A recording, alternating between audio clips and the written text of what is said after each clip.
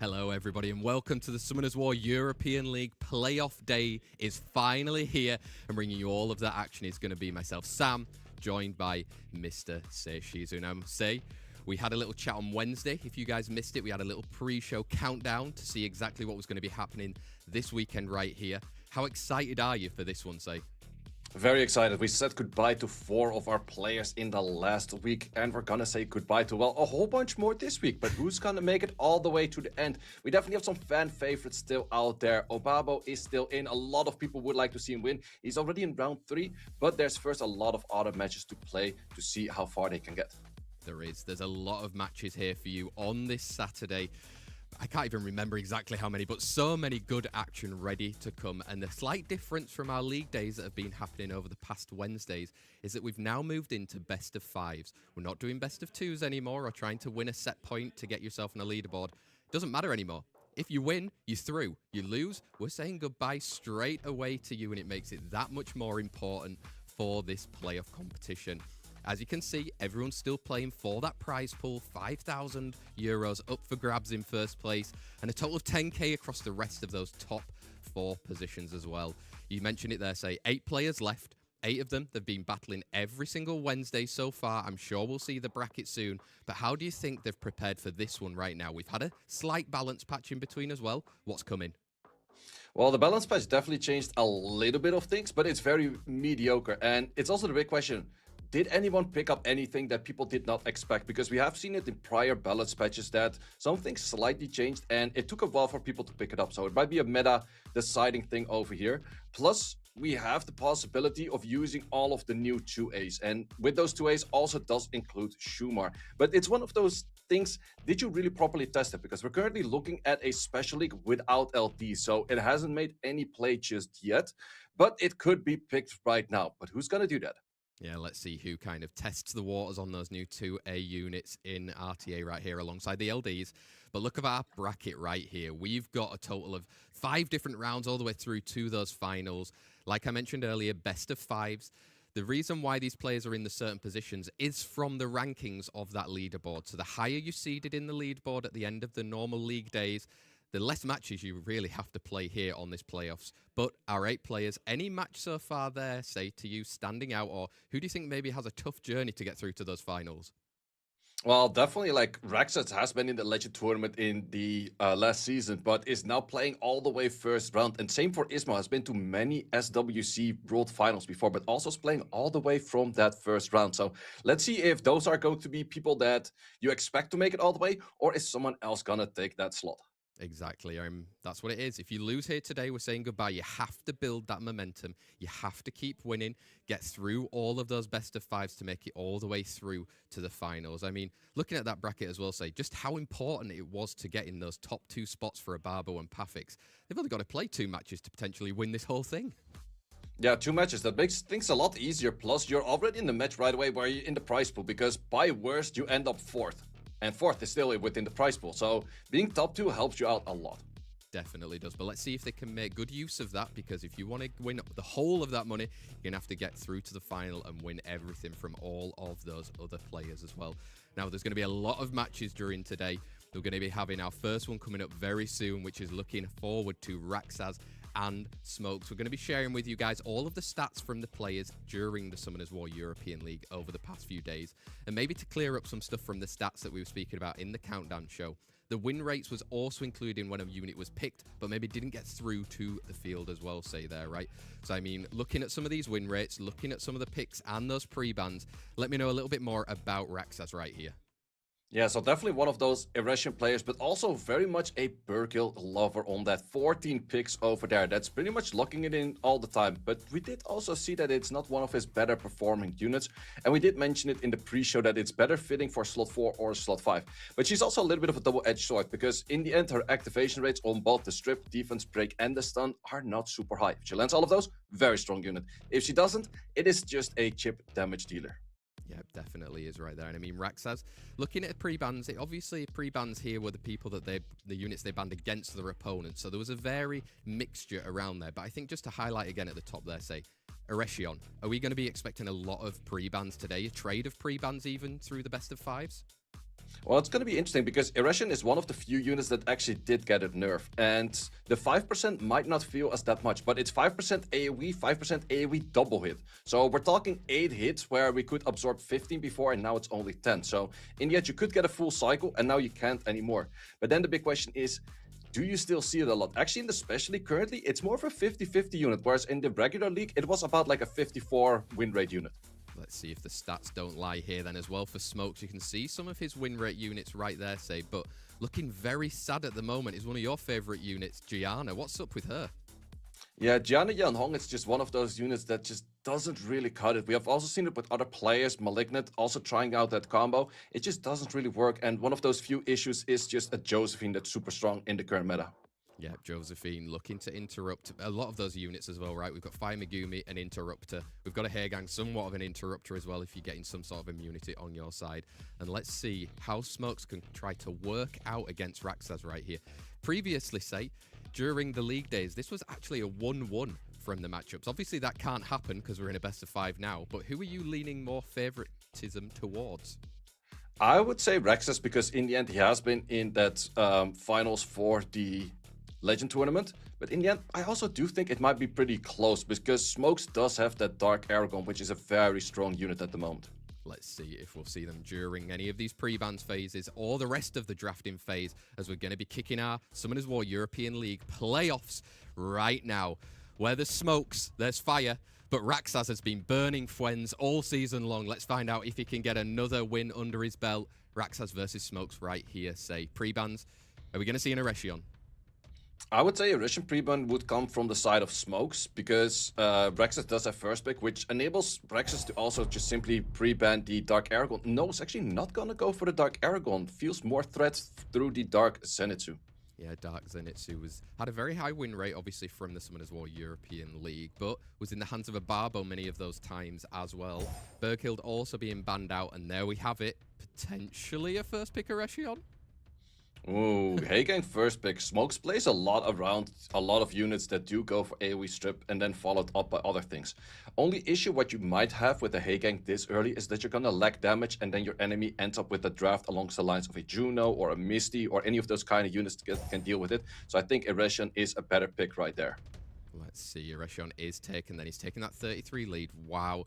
This is a call out for you, say, I'm pretty sure.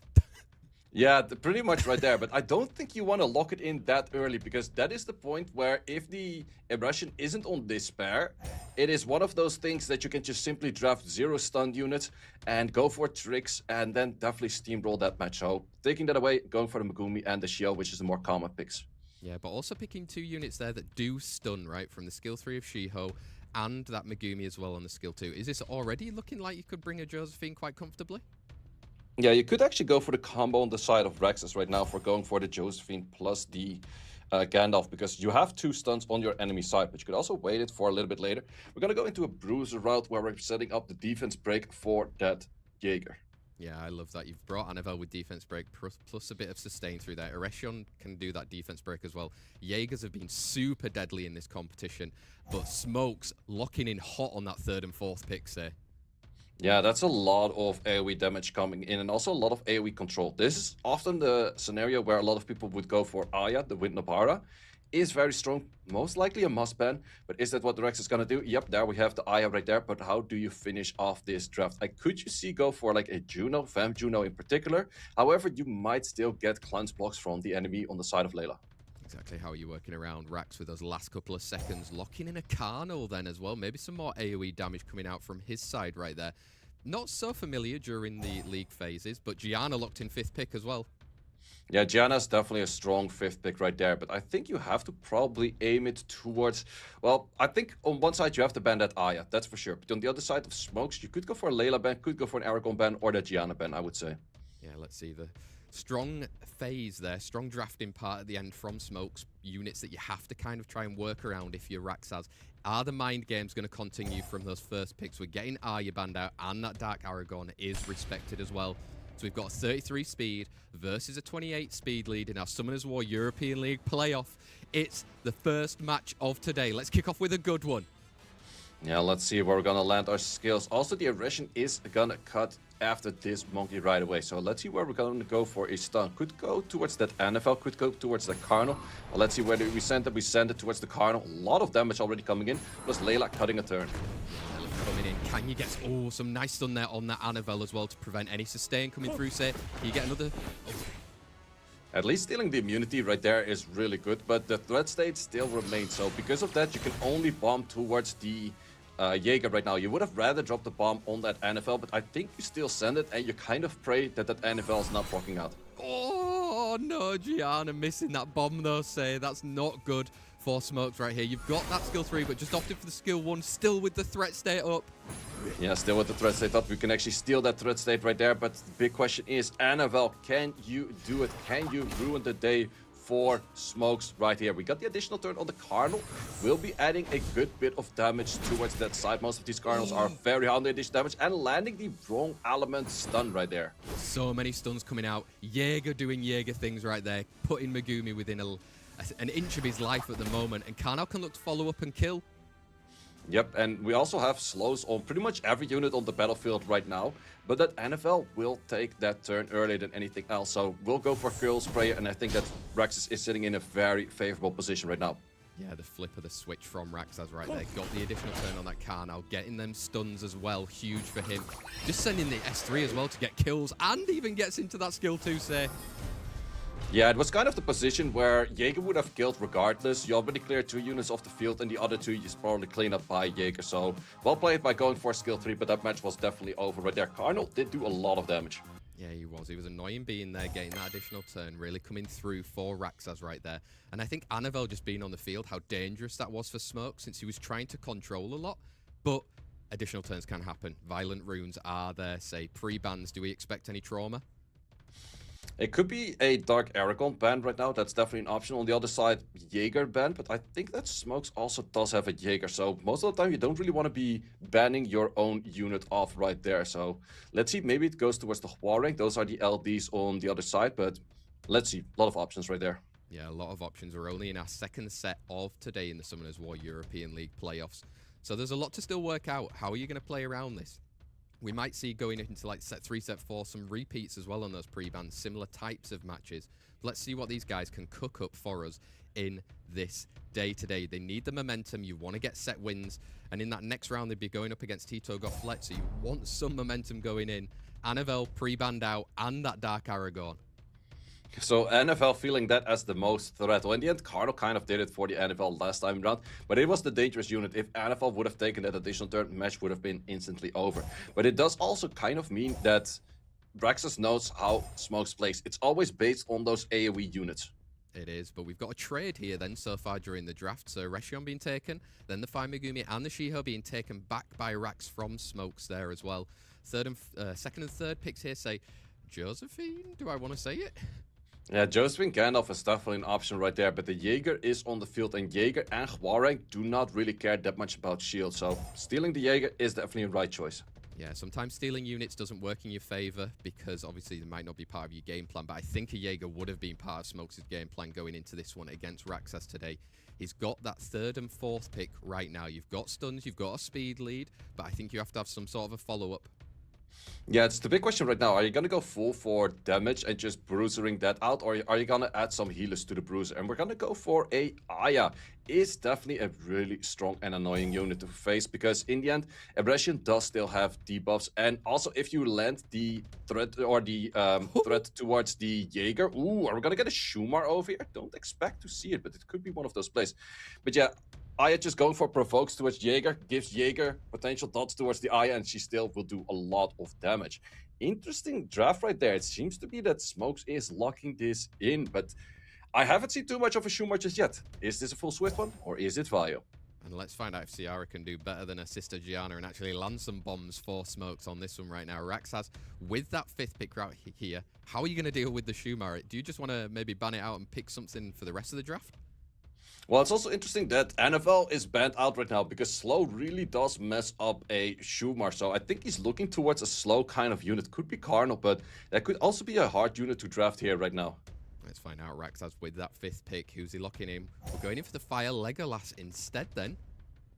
Yeah, big question right now. Are we respecting the Shumar? Did you play against it? Did you try your test? And on the other side, once again, that Aya, that Nombara is always so dangerous to fight against.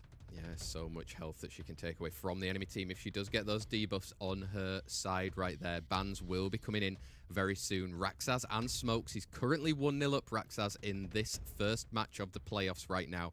But this is where, can you swing it in your favor, Smokes? Can you look to start it? And he's banned out the content, Rax. Shiho also banned out. Speed lead 28 versus a 33. Rexas versus Smokes. I wanted to see some content, say, didn't you?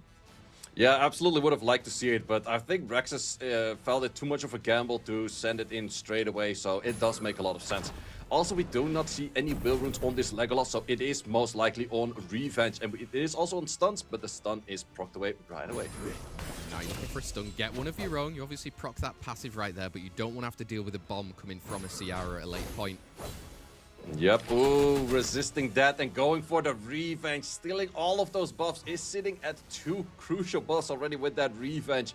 And now we can go for that provoke right there. If we land the provoke on that Jaeger, yep, we land 2 turns on that Jaeger. Jaeger will most likely land a dot on that Nobara and take a lot of damage that way. That looks like a perfect turn right there. I know it's Legolas, but he was almost like Robin Hood stealing from the rich, giving to himself right there. Say, I mean, Hwarang slowly putting damage through, and he's got that dot on the Arya.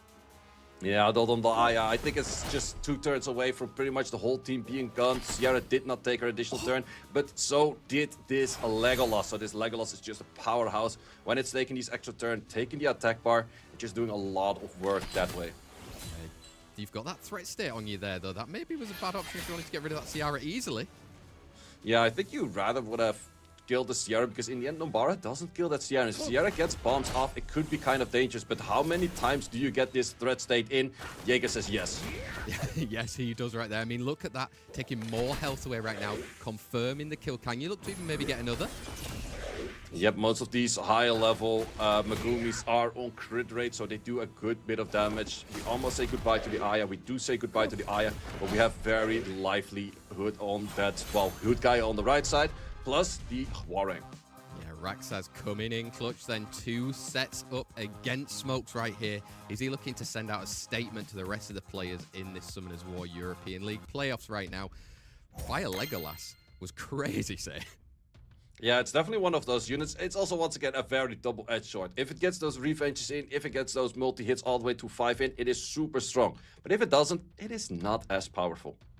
Definitely isn't, but for Rexas, look right there, he was powerful. How are we going to look for pre-bans then coming into our third set right here? We might have a repeat, potentially, of that beginning one, and I'm wondering even if at the start of this draft, say, we've got the same trades, an Erechion going across. Oh, well, we won't, because we've got pre-banned the Dark Zenitsu and the Erechion right there. So maybe we'll see a different speed lead?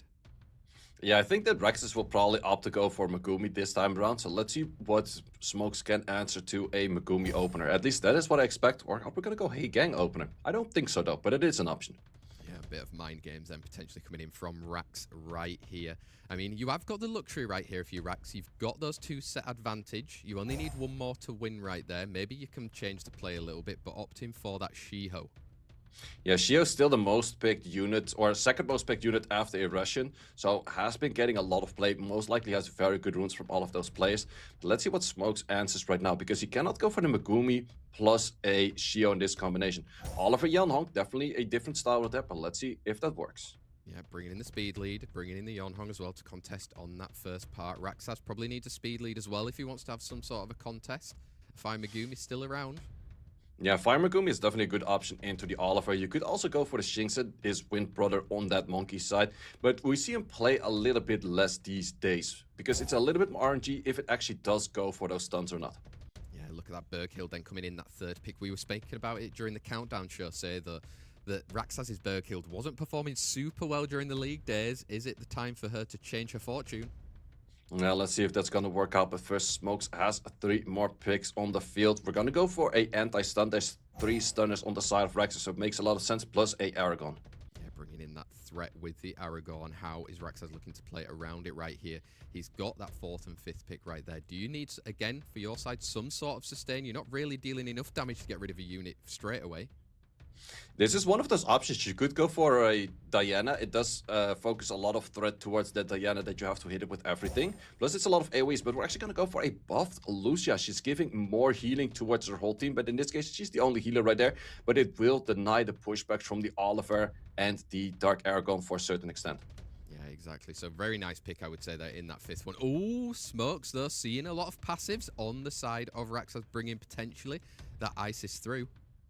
Yeah, I think you have to respect that Isis. On the other side, you probably have to respect that Lucia. So let's see if it's going to get locked in. Last time around, Rexas did not ban it. He felt a, well, pretty strong AoE of Oblivion from it. Let's see if he takes it out this time. Yep, is he going to remember what happened during those league days? I think we even mentioned it during the countdown show as well. But has he got something different in order to work it out in this one? Rexas versus Smokes. Those bans taking a lot of time. Remember, if Smokes loses this, he does exit the tournament. We've got the Lucia ban, we've got the Isis ban, 28 speed versus a 33 right there in our Summoners War European League. It's match set potentially for Rexas. Yep, we have a first turn, go to Yeonhong, boosting with that 33 lead. But where do we send it? Or do we go for a boost to potentially go for a skill to provoke? Potentially, I would say, on this Shiho. Does manage to land right there as well, and she's still got that first skill. You can maybe look even you want to do a bit of damage coming out, because I mean the stun feels a bit of a waste anyway. Yeah, I guess it's just for the stun. Also, everything else was on Will Rune, so couldn't really utilize that just yet. And once again, we're kind of in the same position right here. We are right now. If you get an additional turn, it would have brought that passive back as well right there, but it's not. I mean, Berghild has a bit of a free reign, got the seal on. Got the seal, definitely beneficial right there, but we also have Yeonhong Blade of Fangs coming in. But where do you want to send your real damage? Do you go for a strip right now, following up by that Oliver? And that is exactly what we're going for. Yeah, getting rid of that immunity right there. You've got Oliver, he's got a bit of free reign, I would say. Where do you want to put these cool times? Just going into that Berghild, though. Oh, I understood what he was trying to do. Getting the Berghild attack bar and then cycling towards the reset of potentially the Shiho, but did not get the cycling right there. So therefore will probably not be able to reset it in time. No, you won't. But it's important. Josephine is going to be taking a turn right here. You need a provoke or a stun right there. Goes into the Shiho. Does manage to get it as well. Yeah, does get all of the skills available right there. Can go for another stun. Does not connect the stun just yet, so Megumi can go for another chance of a stun himself. Yep, he's going in for that stun. Does not want that Aragon take turn, but it's resisted that time, say. Resisted right there, but it's still the big question. Is this Berghild fast enough? Because Berghild is cycling a lot of turns. Can we reset a double resistance? That is not what you would like to see from a Oliver. Definitely isn't right there. But Aragon is going to be able to at least take one of these turns right here, say. But I'm not sure if it's too late. Yeah, it's a little bit too late, especially with the defense break, potential counter coming in. No counter coming in. Was able to take out a unit on its own accord. I think that Smokes is not in a too bad position right now, because there's 3 very lively units on the side of Smokes, and Rexas is taking quite a beating on those units on the field right now. He is, and he's got those slows. And Oliver, that's going to help. Now you can start to cycle, get more control through right here. Smokes does look good right now. Yeah, I think it's just simply connecting those kills. You don't have to throw a charge fatality just yet. Connecting the kills and then working on that Jaeger later. Yeah, work on it later. I mean, Jaeger can do crazy things, I guess, but you're going to be dealing with those 3 units, and I think they're working in very good harmony right there.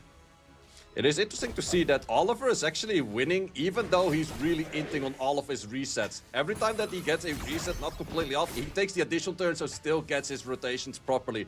And that is the big issue for an Oliver. If he misses his rotations, you're just off skills way too long. But additional turns solve that problem.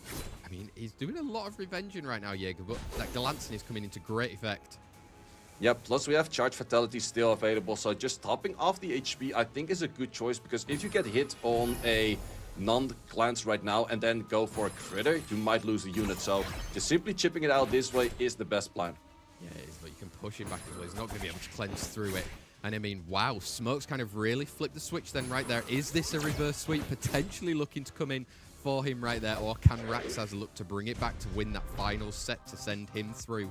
I mean, interesting different style there. First time we've seen Oliver, but he kind of didn't pop off, but it still worked. Yeah, definitely did work. But I think it was mainly the pop-off of the Aragon working in the end. Like his skill going off at the right moment in the end, just CC the whole enemy team. But now again, I think Rexas will be banning out that Aragon.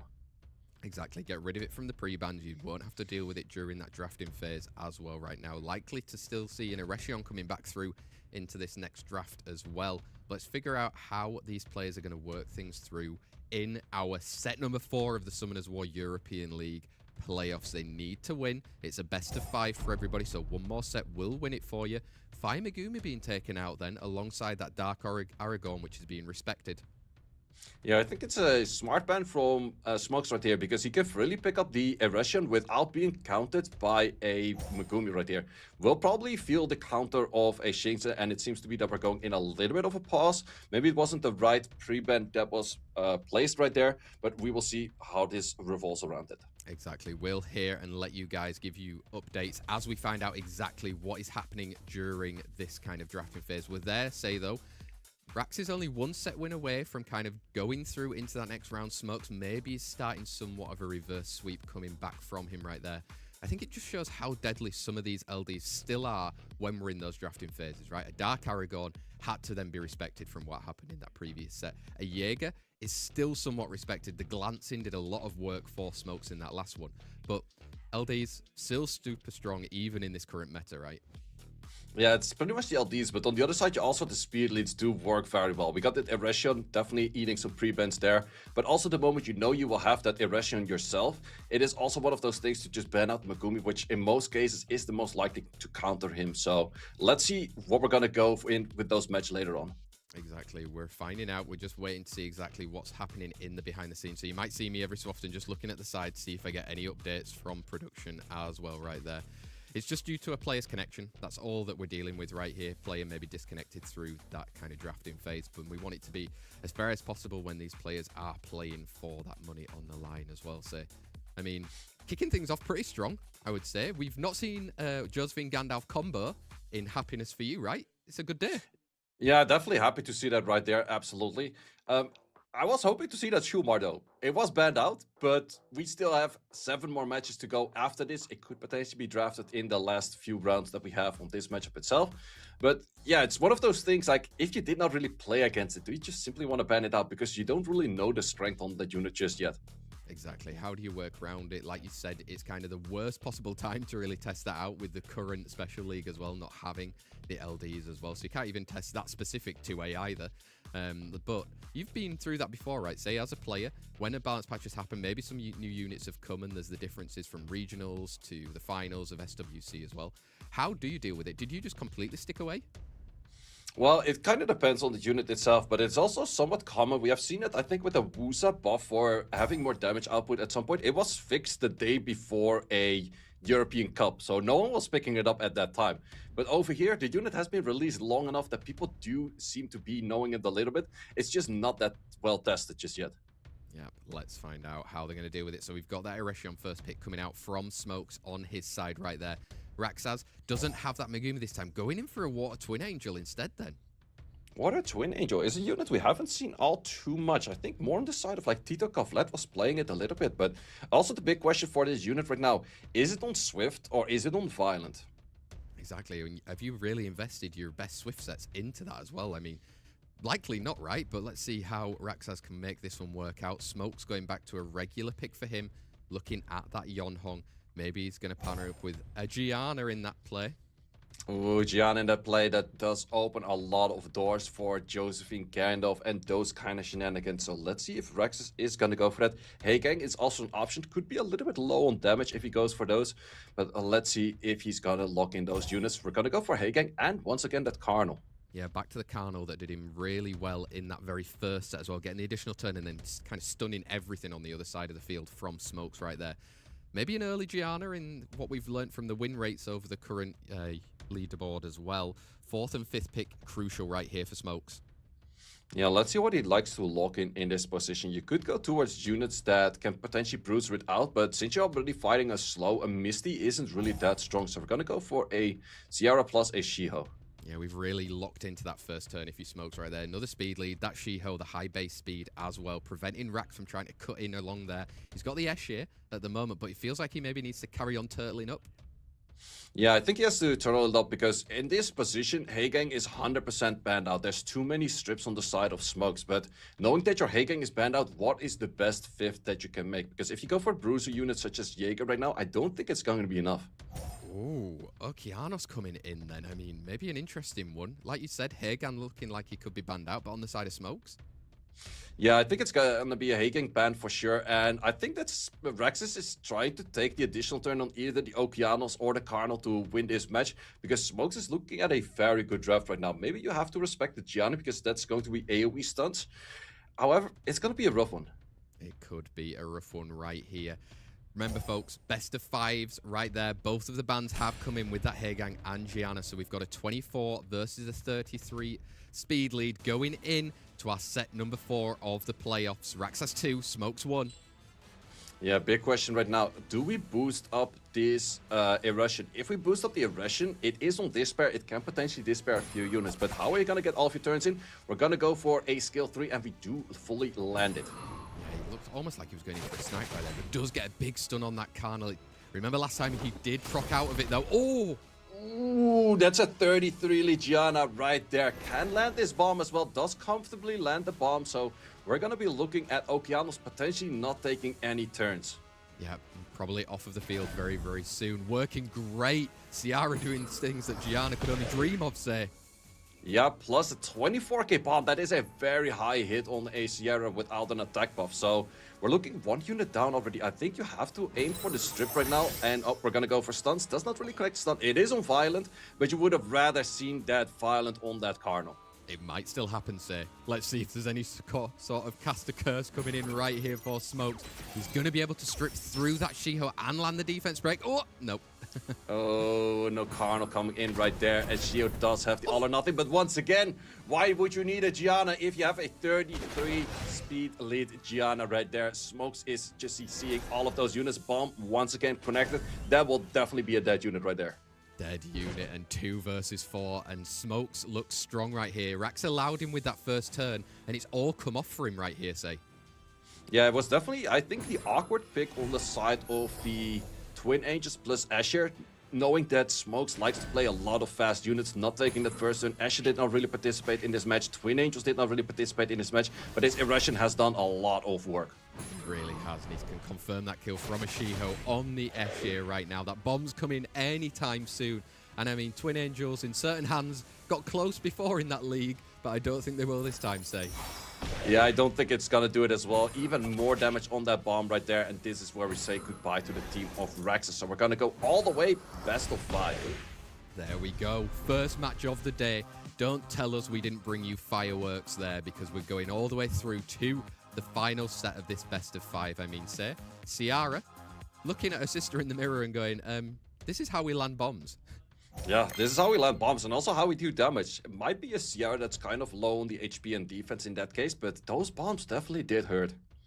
They really did hurt, but also a crazy play from Eretion right there. I mean, Rexas will have this first pick going into it, but if you Smokes, you've got to pre-ban it out, right? Yeah, I think it's Eretion is still the play. Like we don't see it as much on the Special League right now, but I think it's the Eretion plus the LDs what makes Eretion really strong. Yeah, let's see how they can make this work. Remember, could be a reverse sweep coming in from Smokes right here.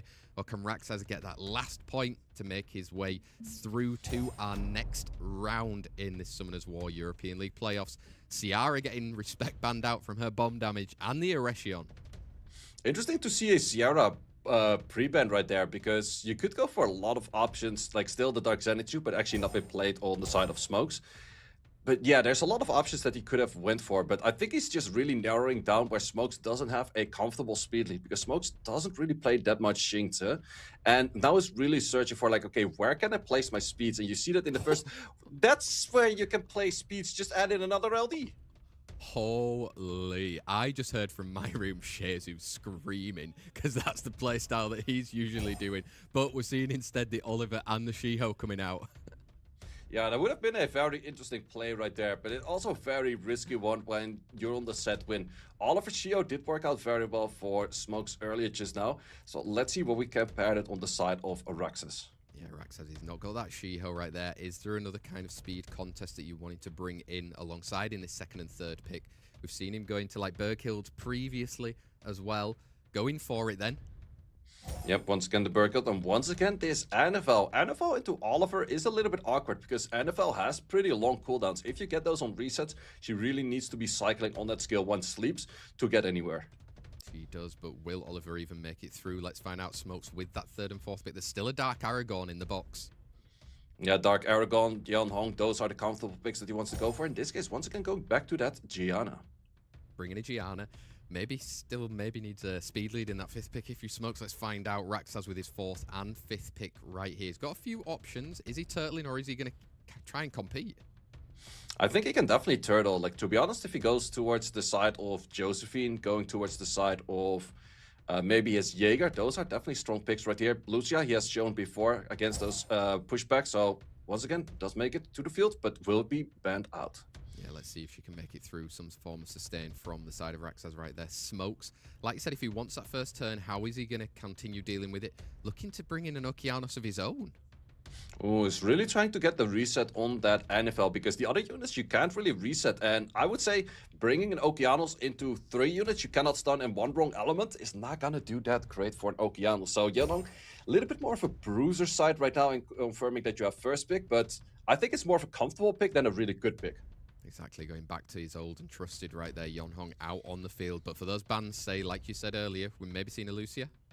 Yeah, Lucia is definitely one of those units that is very annoying to fight for a Oliver. So I do think we take that out. On the other side, probably the resets on the Aragon. Yeah, he couldn't quite get rid of the Aragon before he managed to get that third skill earlier. Does he let it through and see? Both of them correct, say. That's why you're casting with me. Speed leads for both Rexas and Smokes right there. 28 versus a 33 in our match set. Here it is, Rexas versus Smokes. Who goes through? Yeah, how much can we do on this Gianna right now? And this is also the big question. Do you want to waste your Charge Vitality, your skill 3, to heal or to boost up the Gianna? Or are you comfortable enough that you will get your hits elsewhere? And he's not comfortable with that just yet. So it is a wasted skill, but I think it is the right choice.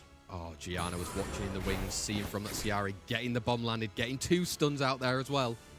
2 stuns out there, but we also have the threat state right now on the Jaeger, and Oliver really wants to make work on resetting that NFL, because that is the big threat on the side of Smokes. It definitely is. I mean, you've got the skill 2, you have to send it through into that Jaeger. No revenge coming out, and Annabelle didn't get an additional turn. Yep, this is the moment where you can send the S3. S3 will not provide you any push of your attack bar itself, but I think you still want to go for the S3 simply by... Ooh, he's going to go for the risky play once again. Try to cycle it off, but that might bite him in the bottom. Might be the later this match goes on right there. Shiho has that skill 3 going into the Megumi that would have been taking a turn, but you've stunned him out right there. He does his things. Yep, Megumi doing Megumi things right there, taking the additional turn, but I'm kind of fearing for this NFL taking a turn while not being reset just yet. Also, the damage is really spread out from the side of Smokes right now. It is. It's maybe spread a little bit too thin right there. Gianna will be able to get a turn through, but again, there's no control really going to be coming through on that Annabelle. Yeah, plus the additional turn on the Berkelt right there. Already an armor break seated on this Gianna. That will be a good bit of chip damage. Definitely will. You've got skill ones popping it around. Again, Yonhong far away from any of those cool times as well. All or nothing. All or nothing, you have to take it on. The NFL does actually fully take it on the 2 units that could have been stumped, but I think in the process we're also going to be saying goodbye to this Gianna. Burkle is taking a lot of extra turns. She is taking so many turns cycling through, and I mean, maybe that dot is even enough to take out the Gianna.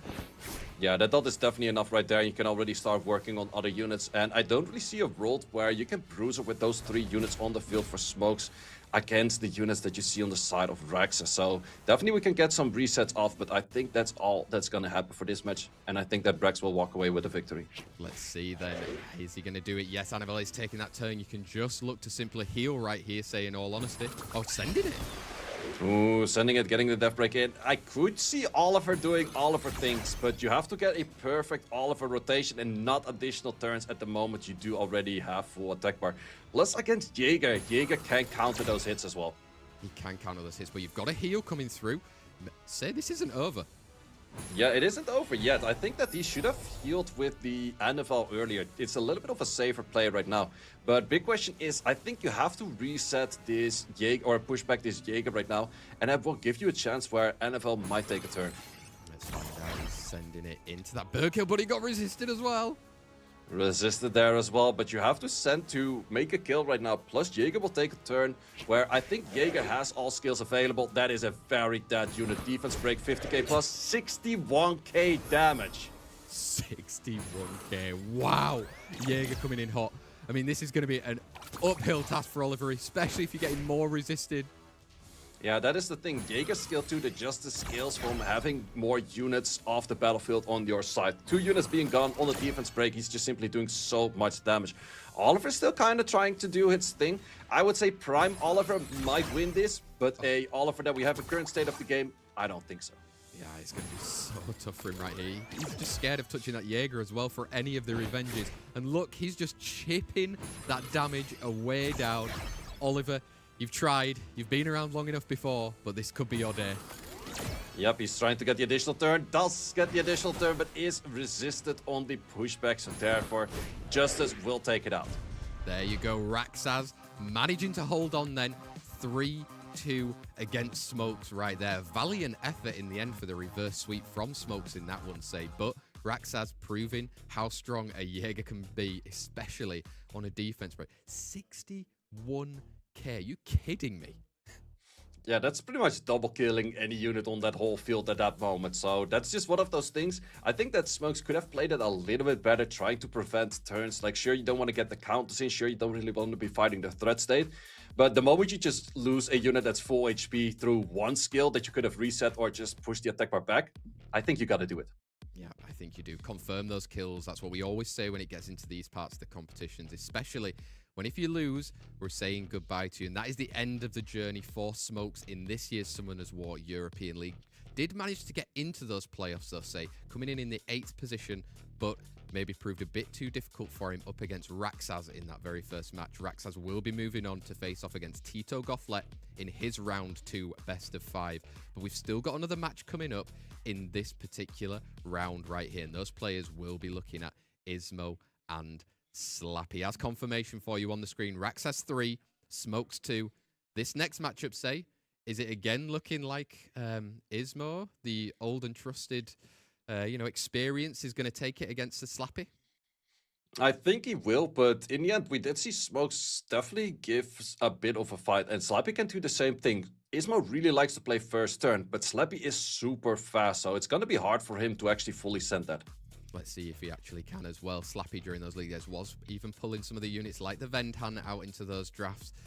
Ismo's box is unfathomably big, to be honest. So what he's got prepped for today, let's find out exactly in our draft phase. We're going to learn a little bit more about the stats of these players from the actual league days as well, and see where the win rates are for some of their most picked units and who they were kind of banning out along the way. Let's jump straight into that, say. First of all, with Slappy. Okay, Layla, we hear you. Yeah, definitely a lot of Layla win right there. And also, if you compare it to the other units, I'm not sure how many times it's picked. It is picked less than 6 times. Otherwise, it would have been on the showcase of the top 5 picked.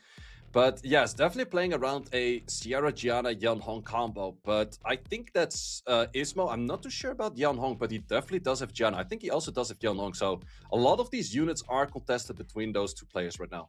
Definitely are. I mean, we saw it didn't quite come off the smokes in that last one right there, and you are sharing the units as well, right? These guys, there is L&Ds across both of the boxes that they're going to have to try and contest with right there.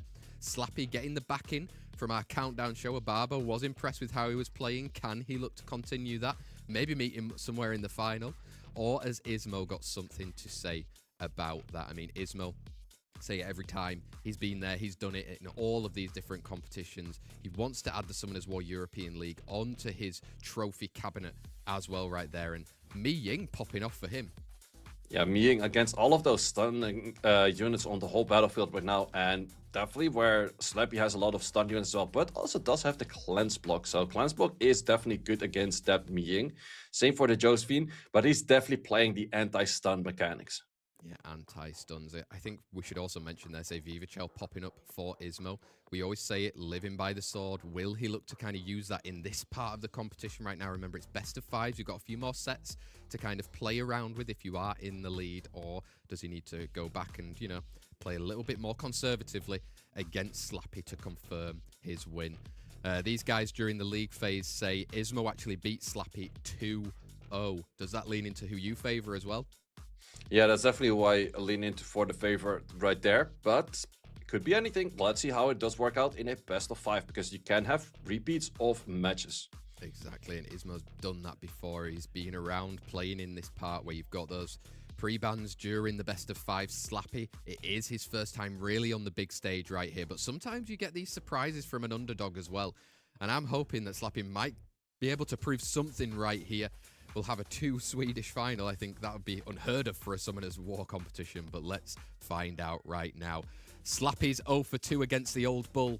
Time to slap back or get utterly milked again. Let's find out. Slappy versus Ismo in our match 2 of the Summoners War European League playoffs, and pre-bans say Eresia? Eresion is definitely an option, or we're gonna dip into those LDs. And yes, it's an Eresion plus an LD on the other side.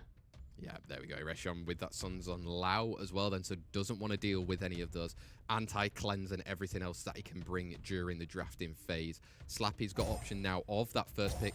Oh, wow! First pick, sure, that's very ballsy right there. Very interesting. But also, Eresion ban when you have first pick is mostly what you don't see. It's mostly you ban Eresion when the enemy is first pick. So, interesting to see right there, but let's see how Ismo can play against that. Wow, I love it. You know what? We want content, just slap it in straight away right there, as his name says.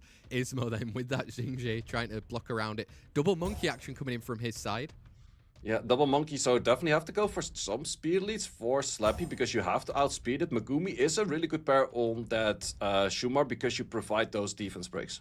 Yeah, you do. Megumi doing a lot of work in the previous match as well that we saw earlier. Ismo, we mentioned it before, say, when people like pick random stuff, it's hard to stay focused and know exactly how you're going to deal with it, right? Ismo seems like he's going back into some sort of a meta. Yep, we're gonna go into the Bruiser style of meta of anti-stuns right there. But there's only one stun unit on the side of Slappy just yet, so not sure if it's the greatest of picks right there. Seems to be a little bit of a timeout pick right there, because it's hovering on 0 seconds for just a bit. Yeah, let's find out. We'll check in with production to see, but seems like Oliver got locked in there as a 33. I mean, let's carry on and see if it was. Yeah, let's see if that's gonna happen right there. We're gonna go for Slappy for more Bruiser units once again. And I think that a Misty and potentially also a unit that's similar to Misty. Yep, very strong Bruiser units to finish that off. But as mentioned, Oliver is mostly one of those units that you lock all the way on the front, is one of those speed leads. So I think it was an auto lock and hit condition, or a connection failure from Ismo right there. Yeah, let's find out once we hear from production, see exactly what happened with that one and what's going to be going through. There was a lag on the player's side during that actual drafting phase, so we're just figuring out exactly how that affects the drafting phase. I mean, we saw Slappy there locking in a Misty and with a Zaratu as well. Zaratu, very strong unit. If he can get his turn off, build that permit immunity and kind of deal the damage. Misty as well, another one. Building damage as kind of the matches go on right there, but Shumase, are you ready for that?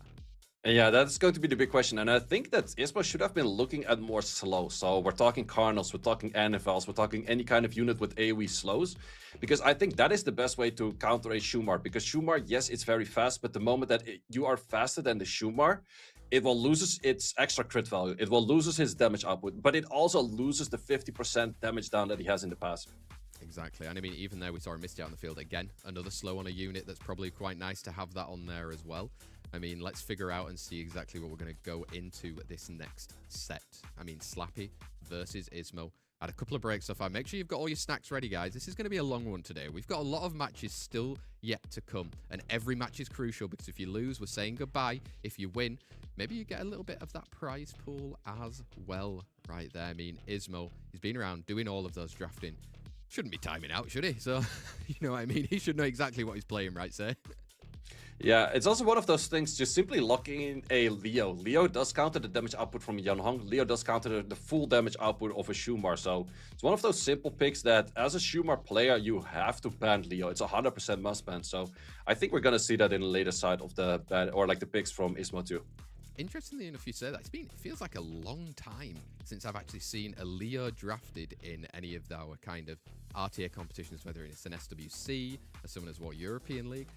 Has he fallen out of favour just in this kind of competition, or is it even on ladder as well that you're experiencing? Well, the thing is, currently we have a lot of defensive style of units, and therefore you see less Sonya, because if you go for a Eresian, Asher, Solvark, none of these three units you can kill comfortably with the Sonya. And the main counter against the Sonya was that Leo. So it's kind of a rotation of like what's new to the meta, what is no longer countered by that, so therefore you don't need the counter on the counter kind of style. Yeah, counter on the counter, which counters the counter.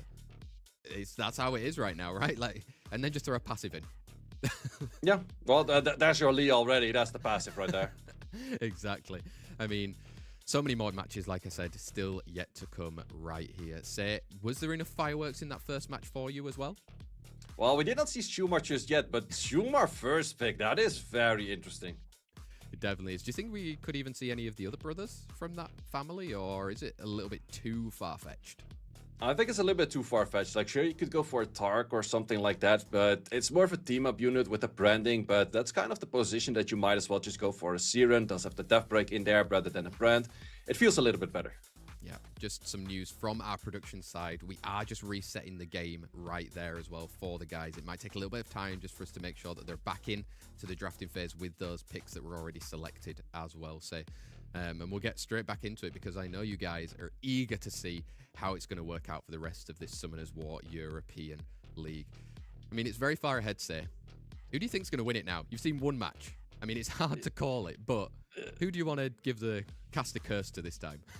Well, we'll just see how far we get over there. We definitely have people in the third round already with Obabo and Pathics, so it's easier to vote for those guys.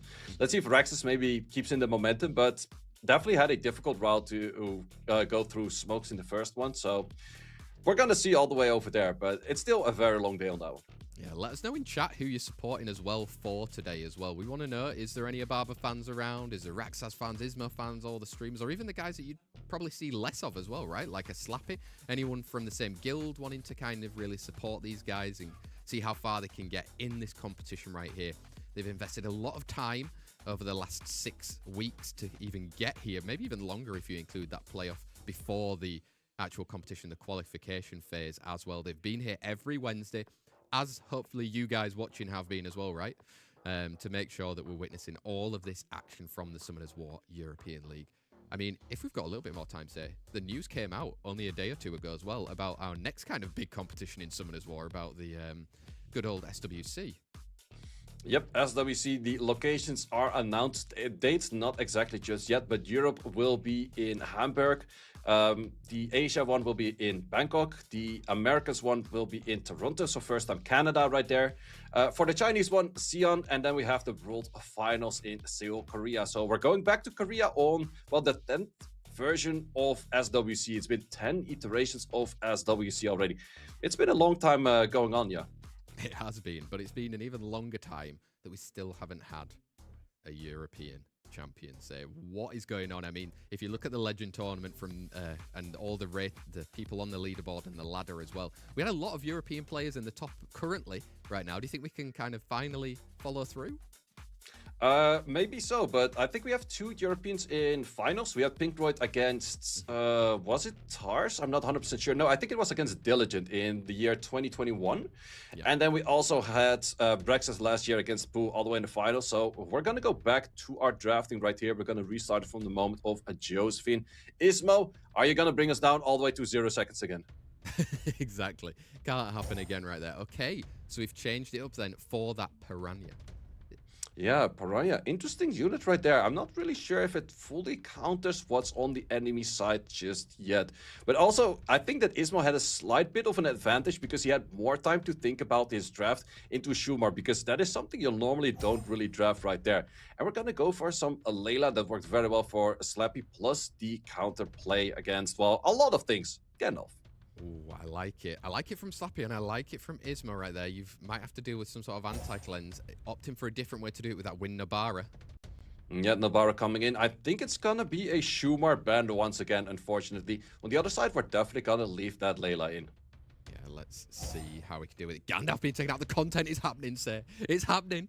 I mean, we've got Win Nabara taken out. Speed leads of a 28 versus a 24 right here in our match 2, set 1 between Slappy and Ismo. Shumar, bring the content. Yeah, let's see if it's swift or is it violent. It is seemingly on violent, and we have a Shio that's faster, but the Yeonhong not fully connecting her skills. Oh, say, could it still be somewhat on? Well, the thing is, the moment it's gonna be rough because yes, you're faster than the other units, but you're outsped by the Shiho, so therefore you don't have the damage reduction on that unit just yet. We're gonna ignore the Shumar thus far, so let's see how much we can do on these ghosts. Oh, you get some of the strip through of that immunity right there. Still big shields though up on the side. He's coming in, say. Not that much damage, and that was because he was being outsped just earlier. But now, ooh, that stun is super crucial right there. Shumar will be doing a lot more damage right now because of having that speed buff. Wow, speed buff coming in. He's landed a defense break as well on that Jingxie right there. Content could be good, but Piranha's got something to say. Got something to say, but we gotta keep in mind that Shumar skill 1 is a vamping skill, so you do get some HP from the enemy and does not really fully land. I think we're gonna see Shumar take over this battlefield right here by not being stunned by the Shiho. Exactly, he's coming in again. That is a lot of damage, and we can confirm it is on violent right there. It does make sense for the speed tuning we saw earlier, but it's just simply taking so many turns and so much damage coming in. Oh my god, that's why you do testing before right there. Everyone in chat, why are you not building it? Yeah, it's a very strong unit, but also I'm surprised that Ismo did not go for the proper counters against that. He should have been looking at an Annabelle or any kind of slows, or looking at a Leo, any kind of those kind of things where you can't simply just ignore the whole unit altogether. But if you disrespect it, it's gonna be super strong. Yeah, disrespect coming out. Josephine trying, but I'll be honest, there's no way Ismo comes back from that. Slappy taking the 1-0 advantage there against Ismo, brought the content, succeeded from it. Okay, Ismo, are we getting a trauma ban? Yeah, we could go for a trauma ban right there, but you do already know that your fast, swift units will outspeed it. So therefore, the Shumar can only do proper damage to it the moment that he has the speed buff. So that is one thing that Ismo can keep in mind as well.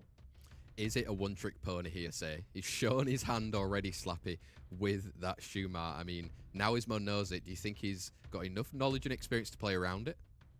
Well, the thing is, as a first pick, yes, I think he has enough knowledge to play around it. But if it is a late pick and you don't have the option to go for a late Leo or late anything kind of slows against it, then it might still be very strong. Let's figure out pre-bans coming in, then Layla being taken out, and that Water Gandalf on the side of Slappy. Ismo will have that first pick and locking in that Erechion straight away. Yeah, 33 lead coming in right there. Asher on the side of Slappy, going back to an Asher plus Oliver. Interesting to see. That could be an option to bring some sort of a speed buff there, say, if you're thinking of a Shumar a little bit later on with the Escher. Second and third pick, though, coming in for Ismo.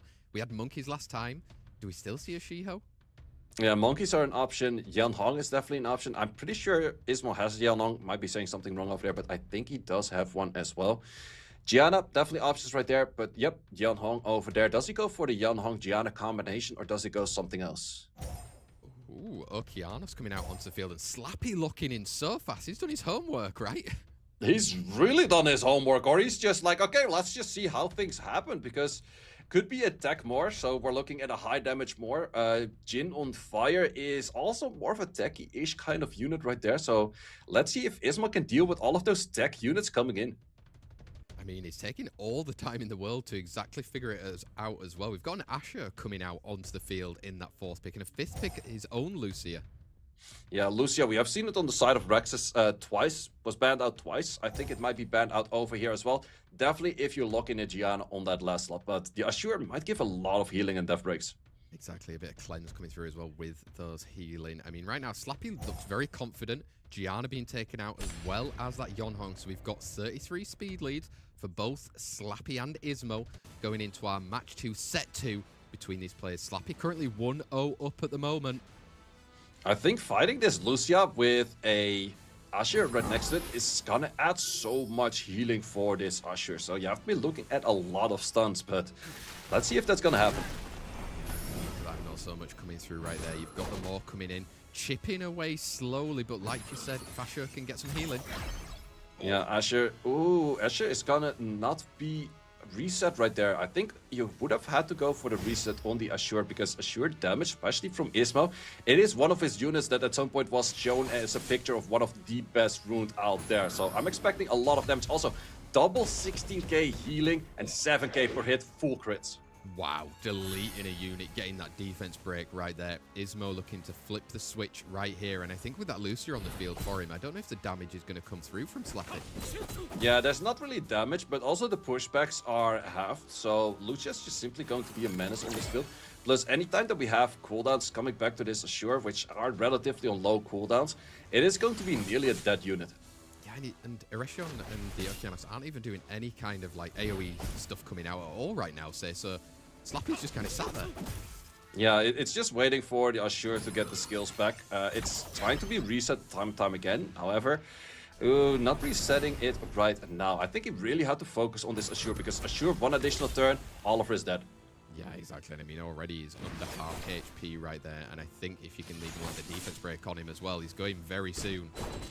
Yep, and also the attack bar absorb is also nerfed because of the Lucia, so a lot of things he's trying is just simply not working out. And once again, we can go for a defense break early hit.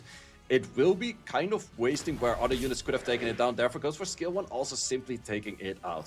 Exactly. He's just kind of chipping away, choosing the unit that he wants to get rid of on the side of Ismo right here. And I think Slappy's confidence in the draft didn't quite pay off.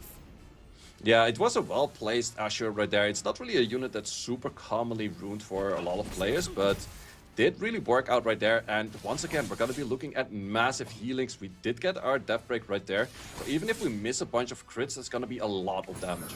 There it is. Look at this, sending it through, getting a 6k, getting that additional turn coming through as well. Ismo coming in clutch with that Asher, I say.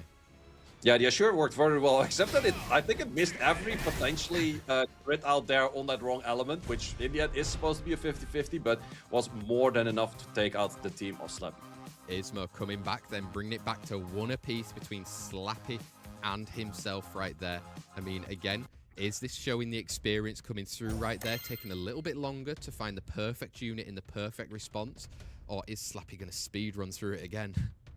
Yeah, let's see what Slappy's gonna bring, because the Tumor, I think it only works once as a first pick, but towards a later pick, it can definitely still potentially work. Plus, he's gonna have his Layla again, which is definitely his trusted unit.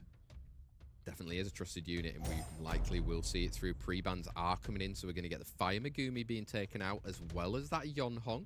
I mean, he doesn't want it. Ismo doesn't want Slappy to have it. You can tell there. First pick for Slappy. Last time it was a Shumar. Could still be that crazy. Yeah, I think he's simply gonna take the Eretion right now. It's a comfortable pick, especially if you ban out the Megumi, because then the hardest counter as an opener against the Eretion is just simply not there. Yeah, Ismo locking in then the Eshe and bringing the Okeanos a little bit early in that second pick right now. Are you already looking to try and deal with some stuns, or looks like it?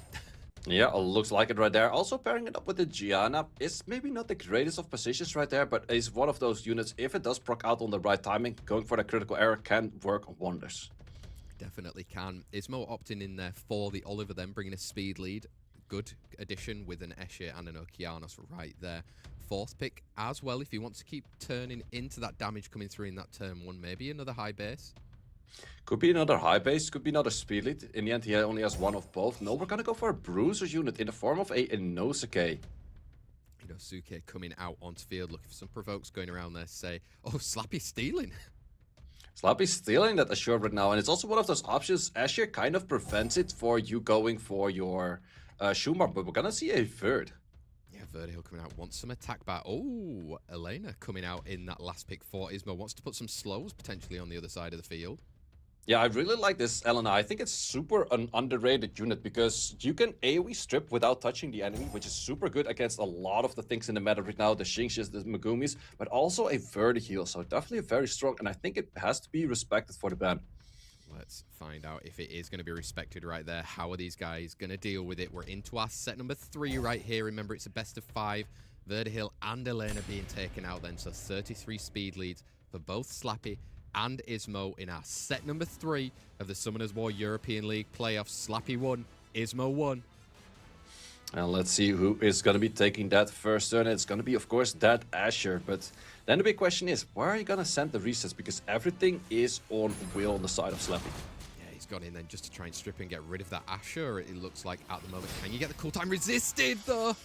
Oh, the double resist. And actually, Gianna is landing against a passive that is very similar to a Nyx passive. So landing the stun, landing the bomb, landing the dot.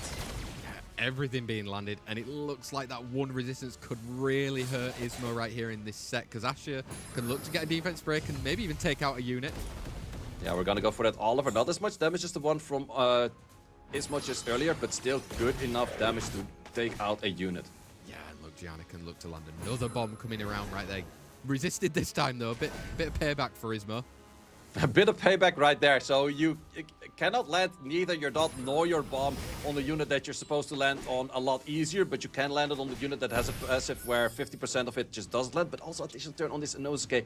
And that is where it can start going off with this Devour, landing most of the provokes right there. Yeah, getting the provokes. We've got field blocks. There's no real sustain anyway on the side of Slappy, but Gianna trying to do a little bit more for Slappy.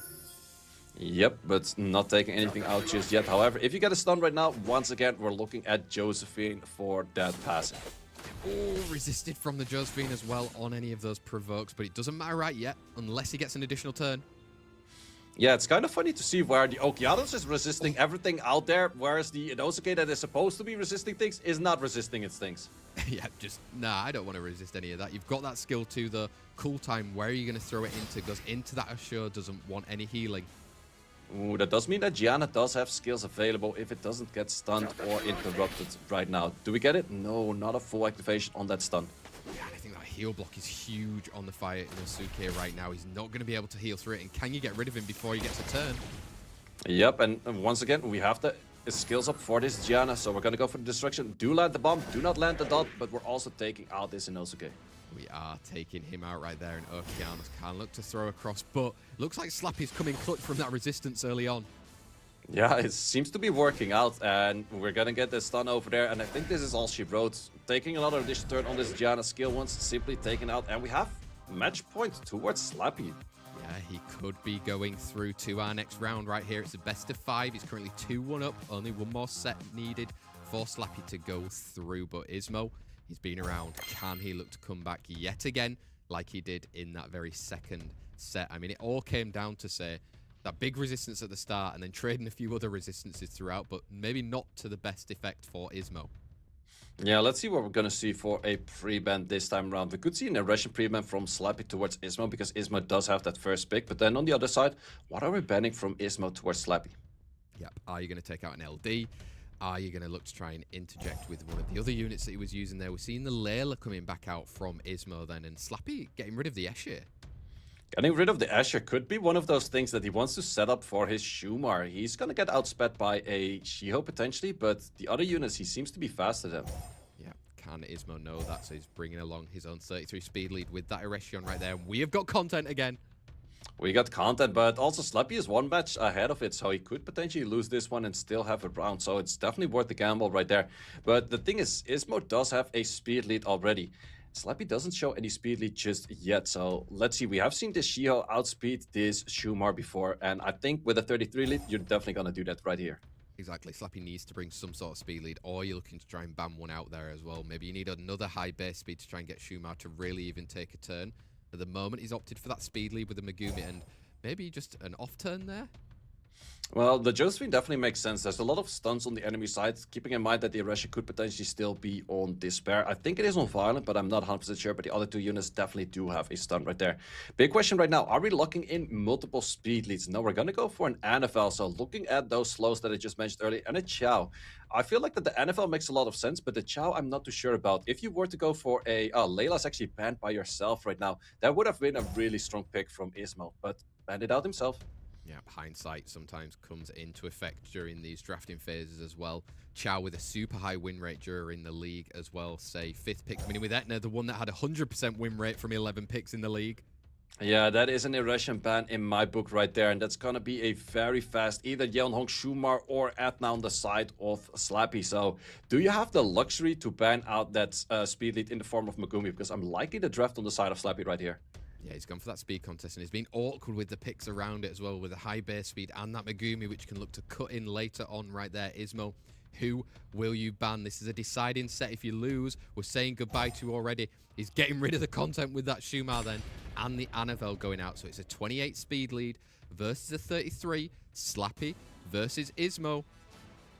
Yeah, let's see how much we can do on this Etna right now, because in the end we only have finite amount of fast runes, and he's not fast enough to outspeed this Shiho on a 33 lead.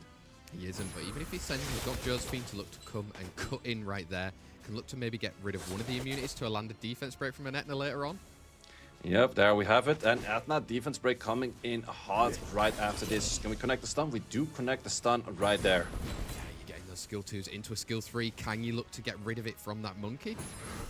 Yeah, we're gonna take the skills from the monkey. It's definitely the best way, but that's a super tanky monkey plus the additional turn on this aggression. It's gonna be a lot of things removed right there. It is, but it's going to allow Megumi to come back in. You can set up the defense, gets the attack break, but is it Chow's time? Yeah, can we send this on the Yeonhong? We will ignore the shields. Potentially good damage, but not good enough just yet. All or nothing, you have to land this. Do, but then you also get kind of your own stun coming back, and now Josephine's in control a little bit. Wow, nobody wants to take a turn. Yeah, no one was taking turns right there. You have to kind of send this wrong element, otherwise your Yeonhong is not there to live, but glancing on that wrong element right there. Ooh, still living. Shield was big enough. There's gonna be a massive charge vitality right there. This could be all she wrote say right now. You've got Etna cycling through slowly, getting some defense breaks around. Oh. The only thing is, Etna's not really on the point of landing the defense break, but that is a massive amount of damage. You have to land this provoke right now. Ooh, are we gonna give Gianna the turn and the bomb? I'm not too sure about that. Oh, I heard that through your mic from the other people. Gianna doing the typical Gianna thing, not really being stung. But on the other side, we have a Josephine doing Josephine things, taking the double turn, and that gives the victory towards Slappy. Damn, I mean, Gianna, she's not been performing very well so far in this playoff day as well, say, but Slappy managing to come through. Great drafting against Ismo, I would say, in that very last set as well, to go all the way through, and even brought content a little bit earlier in that matchup, and Ismo wanted nothing more after Gianna did that to him right there. I mean, still to say, though, how strong that Etna pick was, how strong it kind of worked in combination with the Josephine in the end to really cut through and take it on. Slappy, we're going to be seeing him in round 2 right there, say. A little bit of an upset. Yeah, I definitely do think a lot of people would have, like, if there was like an in-game voting kind of thing, I think a lot of people would vote for like previous winners or previous like high rankers. Probably a lot of people would have voted for Ismo, including myself, but in the end, the drafting for Slappy was super strong, but also really fast, which kind of set Ismo on the back foot, and especially finding that Etna pick right there. In the end, she did not even land that many defense breaks, but the few that she landed could be utilized and taking out the units. Exactly, coming in through that drafting phase. Still super dangerous, and it paid out dividends right there for Slappy as he's gone through to our round 2. Confirmation in front of you on the screens. Our round 2 is going to be Tito Gofflet versus Rexas, Guts versus Slappy in those next best of 5s. Tito Gofflet and Guts, obviously, they were ahead from placing 3rd and 4th in the leaderboards, but can you get on a run? They're going to be a little bit cold, say. Do you think they were watching the matches earlier to find out who they're coming up against? Yeah, they definitely have been watching, and I think also kind of been preparing. And I would say Guts was Tito was most likely preparing against Rexas, but for Guts, he was probably preparing against Ismo, where he's going to be fighting against Slappy right now. But I did mention it before. If I expected anyone to use Schumer, I expected Guts to mostly go for like the weird things that are kind of untested. But it might be a contested pick on both sides right now. I like it. Let's contest the content. That's exactly what we're here for. Our next matchup, though, is going to be Tito Gofflet versus Rexas in our upper bracket round number 2 right there. Tito Gofflet, we're going to show some of his stats as well right there. Say a Berghild Enjoyer along with an Escher and a Fire Megumi, but an odd little Chandra popped in. Yep, he's definitely going more towards the Chandra, and we have seen it kind of win, but I'm still not really super convinced by it. I'd rather still see like the conventional, like typical Irresians, Megumis, maybe a Shinx here or there. But yeah, the Chandra, it was kind of winning for him, but let's see if he's going to be using that today. Plus, we have a Berghild contest because Rexas has that, similar for that Light Huarang. So there's going to be 2 units that are going to be contested on the side of the LDs. Exactly, and when we've got contested LDs, how can you play against it? Usually if you've got it in your box, you know what works against you. Can you do it to your opponent? Can you play those mind games around to make sure that you are going to take your win and join us in round 3 of the Summoners War European League playoffs? During the actual league phase, say, the previous match was a 2-0 for Tito Gofflet. Who do you think wins this one? It's going to be a rough one because Tito Gofflet, like, on leaderboards, he's mostly not playing that insanely high, whereas Rexas does. But for tournament play so far, Tito is doing very well. So this is going to be definitely a difficult match. And I could see it once again go all the way best of 5.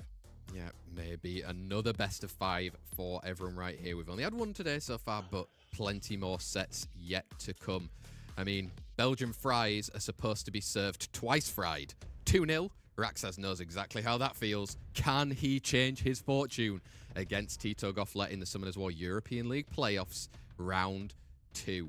3rd versus 5th from that league as well. Say pre-bans, like you said, are we going to see an LD or an Eresion popping up?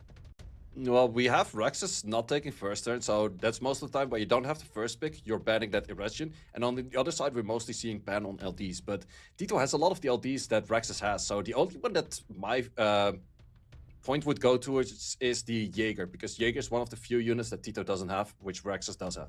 Let's find out. A lot of time then spent on this one. They maybe weren't doing as much homework as we thought. So it's usually the easiest one to do a pre-ban at the start of your very first set right there. Or is it more mind games coming in to proper position? Pre-bans are in. Light Huarang and a Jaeger. Pretty expected.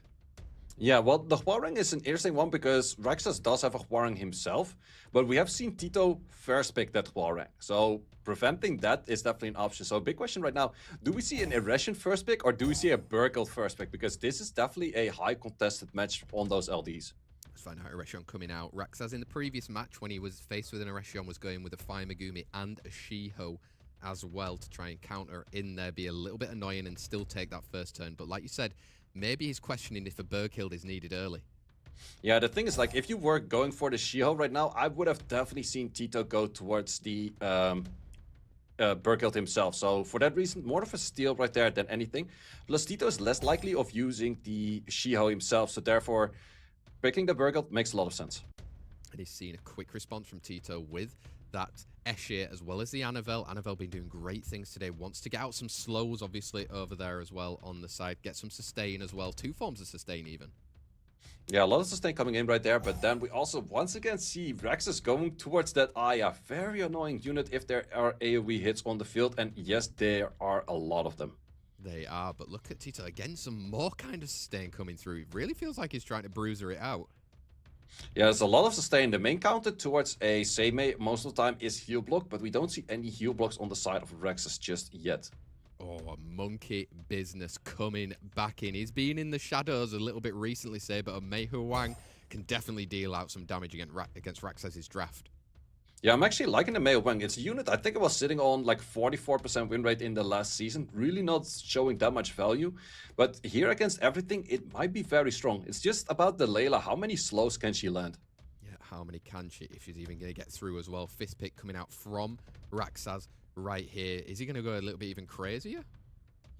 Yeah, there's a few options right here, but yeah, Diana is definitely one of those things I was thinking of as well. If you go for the Diana, it's most likely banned on this male wing, but you have to keep in mind the dots on that Diana will be healing through the same A by a lot. Let's find out. 28 versus a 33 speed lead for Tito Gofflet and Rexas right here. It's our round 2 of the Summoners War European League playoffs, set number 1. Yeah, let's see where the damage is going to come from, because both players actually have very much chip damage outside of this Nobara. The Nobara is full on a lot of damage, so let's see if that's the damage that's going to come through. Let's find out going in. Wow, does get the stun and the stripping, allowing Layla to come in.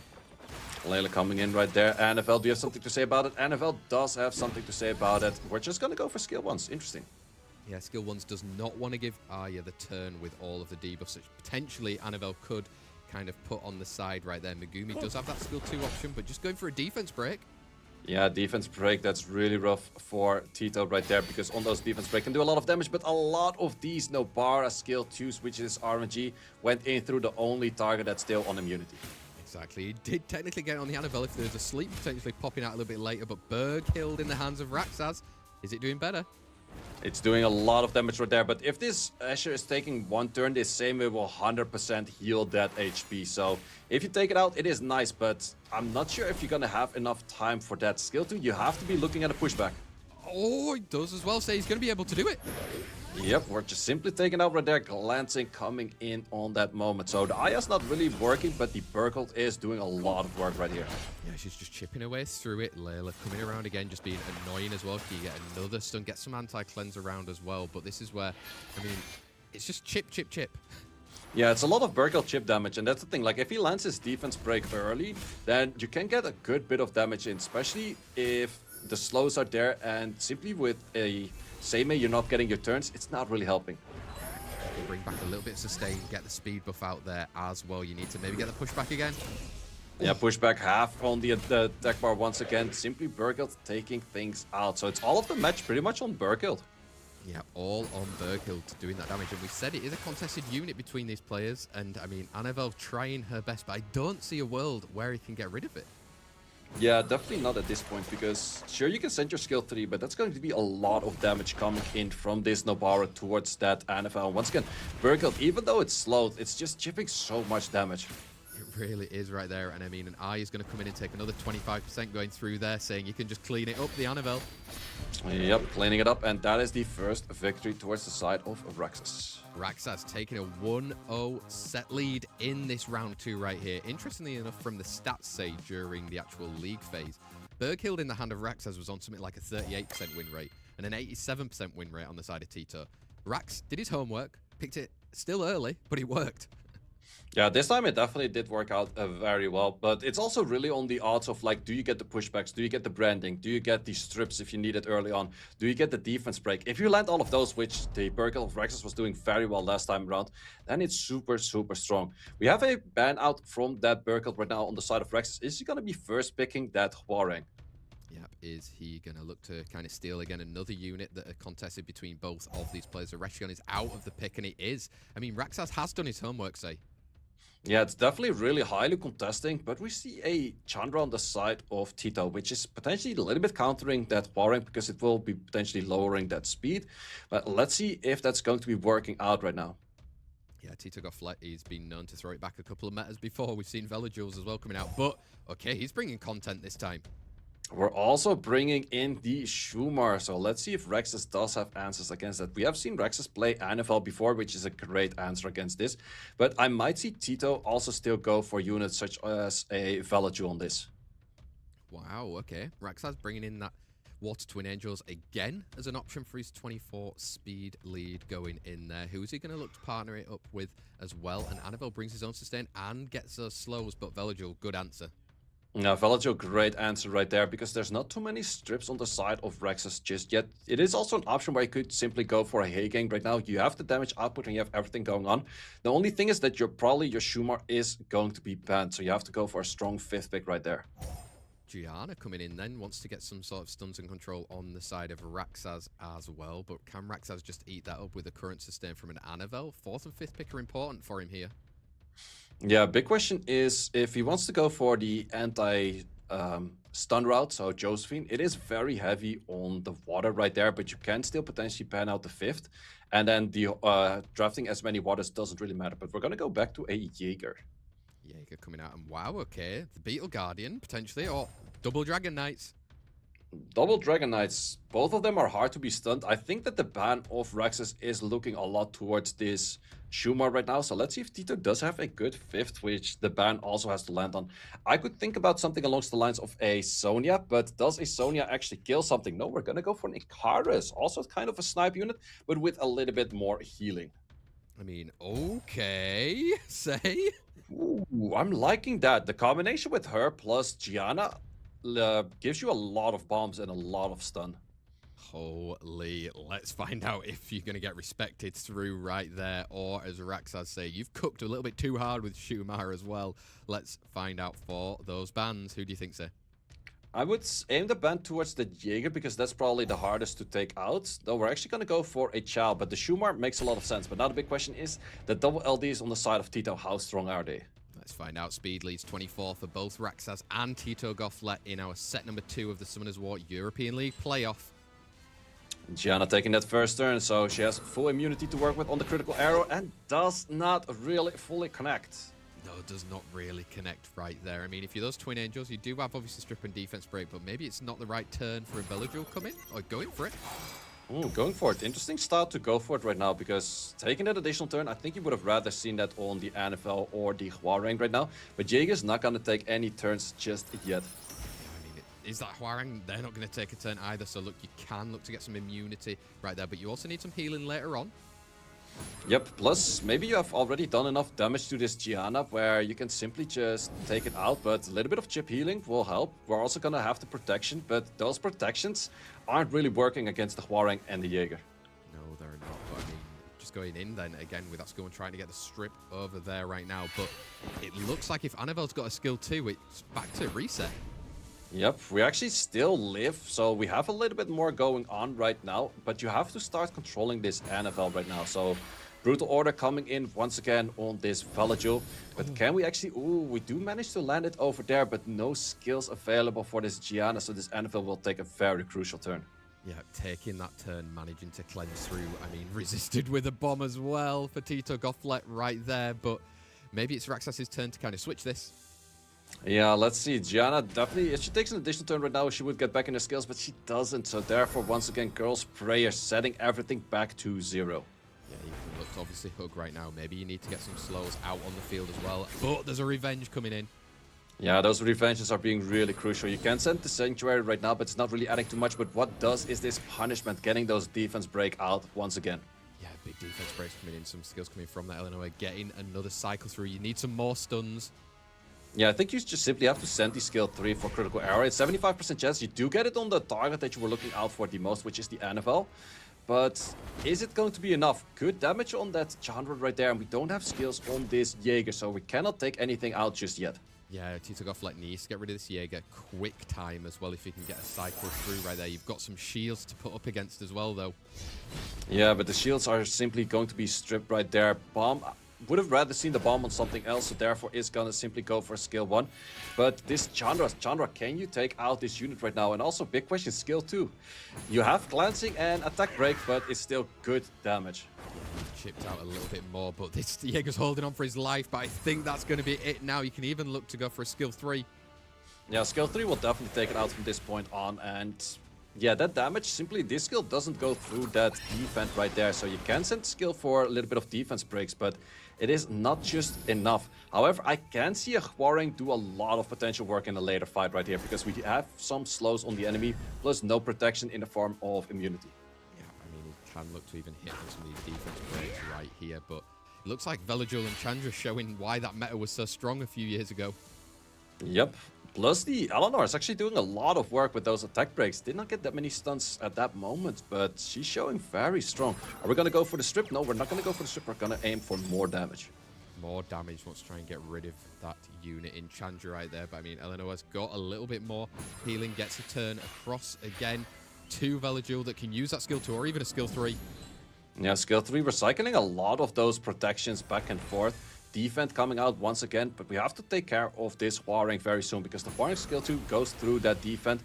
But this is also the moment. Do you want to send your bombs? Because you're going to lower your own buffs for a bit, but I think it is a necessity to do. We do connect the bomb. Critical error. Once again, connecting everything. Additional turn on this NFL, and is taken out by that bomb. Yeah, just pure control coming in then right now from Tito Gofflet, managing to land the bombs when he needed to. And I mean, just kind of a slower play style right there that Rax couldn't quite deal with in the end.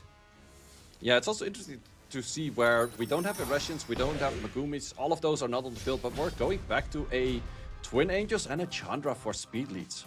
Yeah, throwing it back. We're going for the 24s as well, coming around. One apiece then between Tito Gofflet and Rexas right there in this one. I mean, different playstyle, like we said.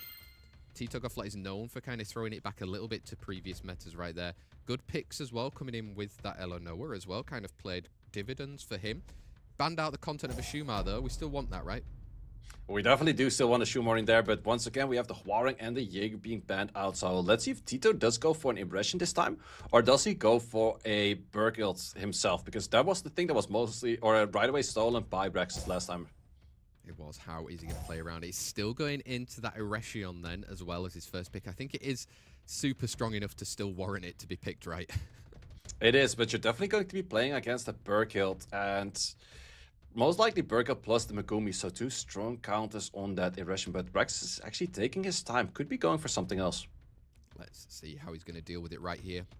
Maybe a repeat of that very first set, which he did actually win in the end as well. Megumi coming in and an earlier Anavel. Interesting early NFL right there, because that could be a Burkilt on the side of Tito, but Tito's actually going to go for, well, I would say in last season, the most common meta comp out there, the Eretion Asher plus Solvark. Yeah, he's gone back into that one right there. Maybe being touched a little bit by the balance patch, but how is Rexas going to deal with that in the third and fourth? There's still a Berghild around if he wants it, but opting for his own high base speed with that Shiho and the Aya. Yeah, Rexas really liking that Aya. Has been picking it a fair bit. I think at least every other match he's been locking in an Aya, and it has been working for him thus far. But once again, we're going to be looking at this Seimei. There was actually a heal block, and the Aya skill 1 is a heal block, but it's one of those skills that is a little bit harder to land, because most of the time you're just focusing more on that skill 2. Yep, you are Simic winning. Josephine then as well coming in to try and get some form of shields up on the side of Tito Gofflet against really the only 2 stuns on the side of Rexas at the moment. That 5th pick, maybe some more pushbacks. Could be more pushbacks, but also could be back to that Layla. Layla worked out pretty well for just adding a lot of debuffs to the enemy team. Sure that the Seimei could heal up from those, but it worked out to get enough damage in. And Rexas also does have a Shumar, but if you're locking in the Shumar right now, you have to ban out that Asher. Yep, and he's gone for it. I mean, we're popping around a little bit with a bit of content, but let's see if he actually makes it through right here. Do you have to just respect it out? I think the Nombara is most likely the most annoying thing for you to fight, but the Shumar is definitely one of those units that doesn't care as much about a Seimei as some of these other units might. Let's figure out and see Tito Gofflet versus Rexas. It's our 3rd set in this best of 5 in the playoffs for the Summoners War European League. Who can look to get that little heads up? Shumar, the content has been banned, but also the Ereshi on the speed lead has been taken out. So we've got an accuracy lead versus a 28 speed lead going into our set number 3 between Tito Gofflet and Rexas. Yeah, let's see. First turn belongs to the Shiho simply by having that speed lead. We can go right away for stunts, but Josephine has something to say about those stunts. She does. She comes in. You can look to try and get a strip and a provoke going out and around at the moment. But where do you really want to land? Do you want to annoy the Megumi, or do you get rid of it off the monkey? Oh! Ooh, resisted over there. So not getting rid of anything just yet. The stun will actually provide a bit of healing, but also the Megumi not landing his own skills right there. Not landing. You can look to even bring in a little bit of sustain if you want. Maybe it's worth the strip even sending. Yeah, so far I think he was expecting the skill 2 from this NFL coming in right there, but big question is how much can this Aya land right now? Yeah, can you look to land, get some provokes in there? I mean, only going on to Josephine, really.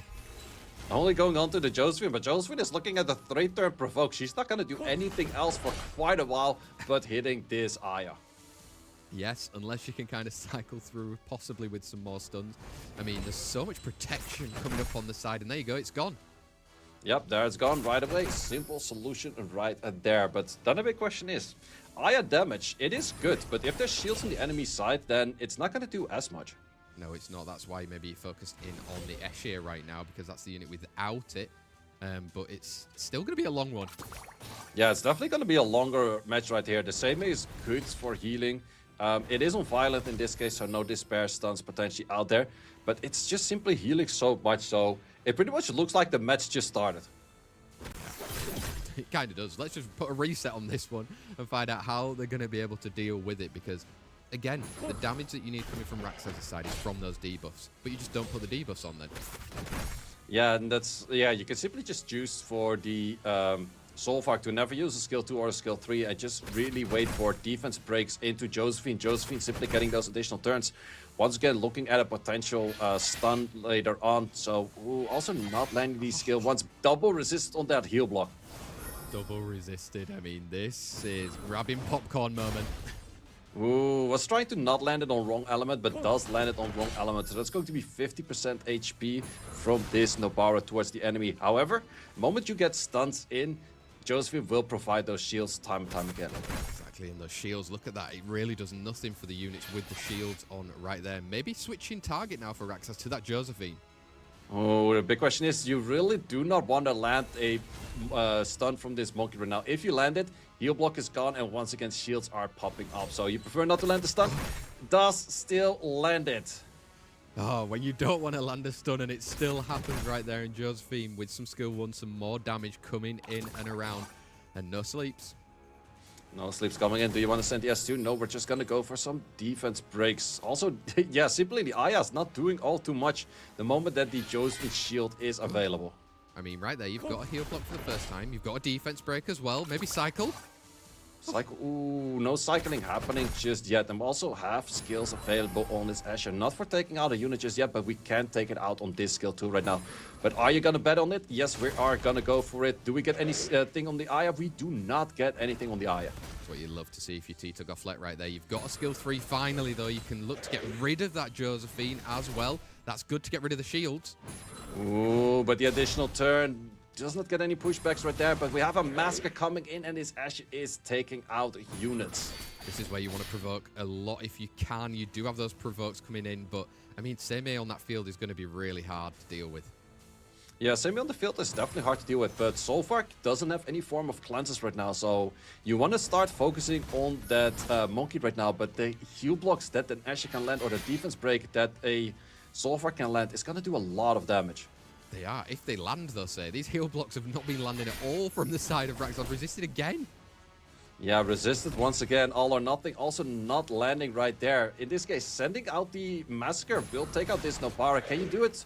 Ooh, not that many crits, but 2k still enough damage right there to take it out. Definitely is. And monkeys can do crazy things, but dealing with these 3 units right there, you're going to need some perfect cycling, say. You need some perfect cycling, but also Massacre will simply strip the immunity and the invisibility. So you have to start working on this Ashe and nearly taking it out. Yeah, nearly taking it out right there. I mean, it's going to come back to an all or nothing situation, but you don't have it right here. Can you stun? Ooh, does get a stun, but this Massacre will simply take it out because of the threats that you had to hit this Solvark, which you actually did not really want to go for. But Semi was also a great counter against the She-Hulk because of the immunity and invisibility only being 1 turn. There you go, reversing it around then, Tito Gofflet, bringing it back from 1 set down to a 2-1 lead going into our set number 4 between Rexas and Tito Gofflet. Pre-bans are instant this time around with an Erechion and a Gianna being taken away. So this is actually the first time that all of the LDs that they share between both of them are available. So let's see if the Hwarang and the Burgeld are going to be heavy contested on that.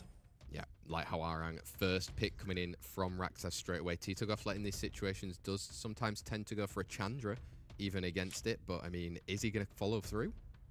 Yeah, let's see if he goes for the Chandra. We have seen, I think, him picking up a Shumar plus a Chandra earlier. So actually, we do also know that both players do have a Shumar rune, but we haven't seen neither of them because it was respected in both ways.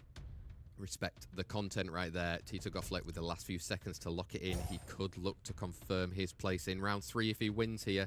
Escher, is that going to get the job done? Yeah, back to the Asher. So it does give all of the LDs available to Rexas, but does not want to lock in a Burgle this early. We're going to go back to a double stun mechanic right there, but also countered by that Josephine.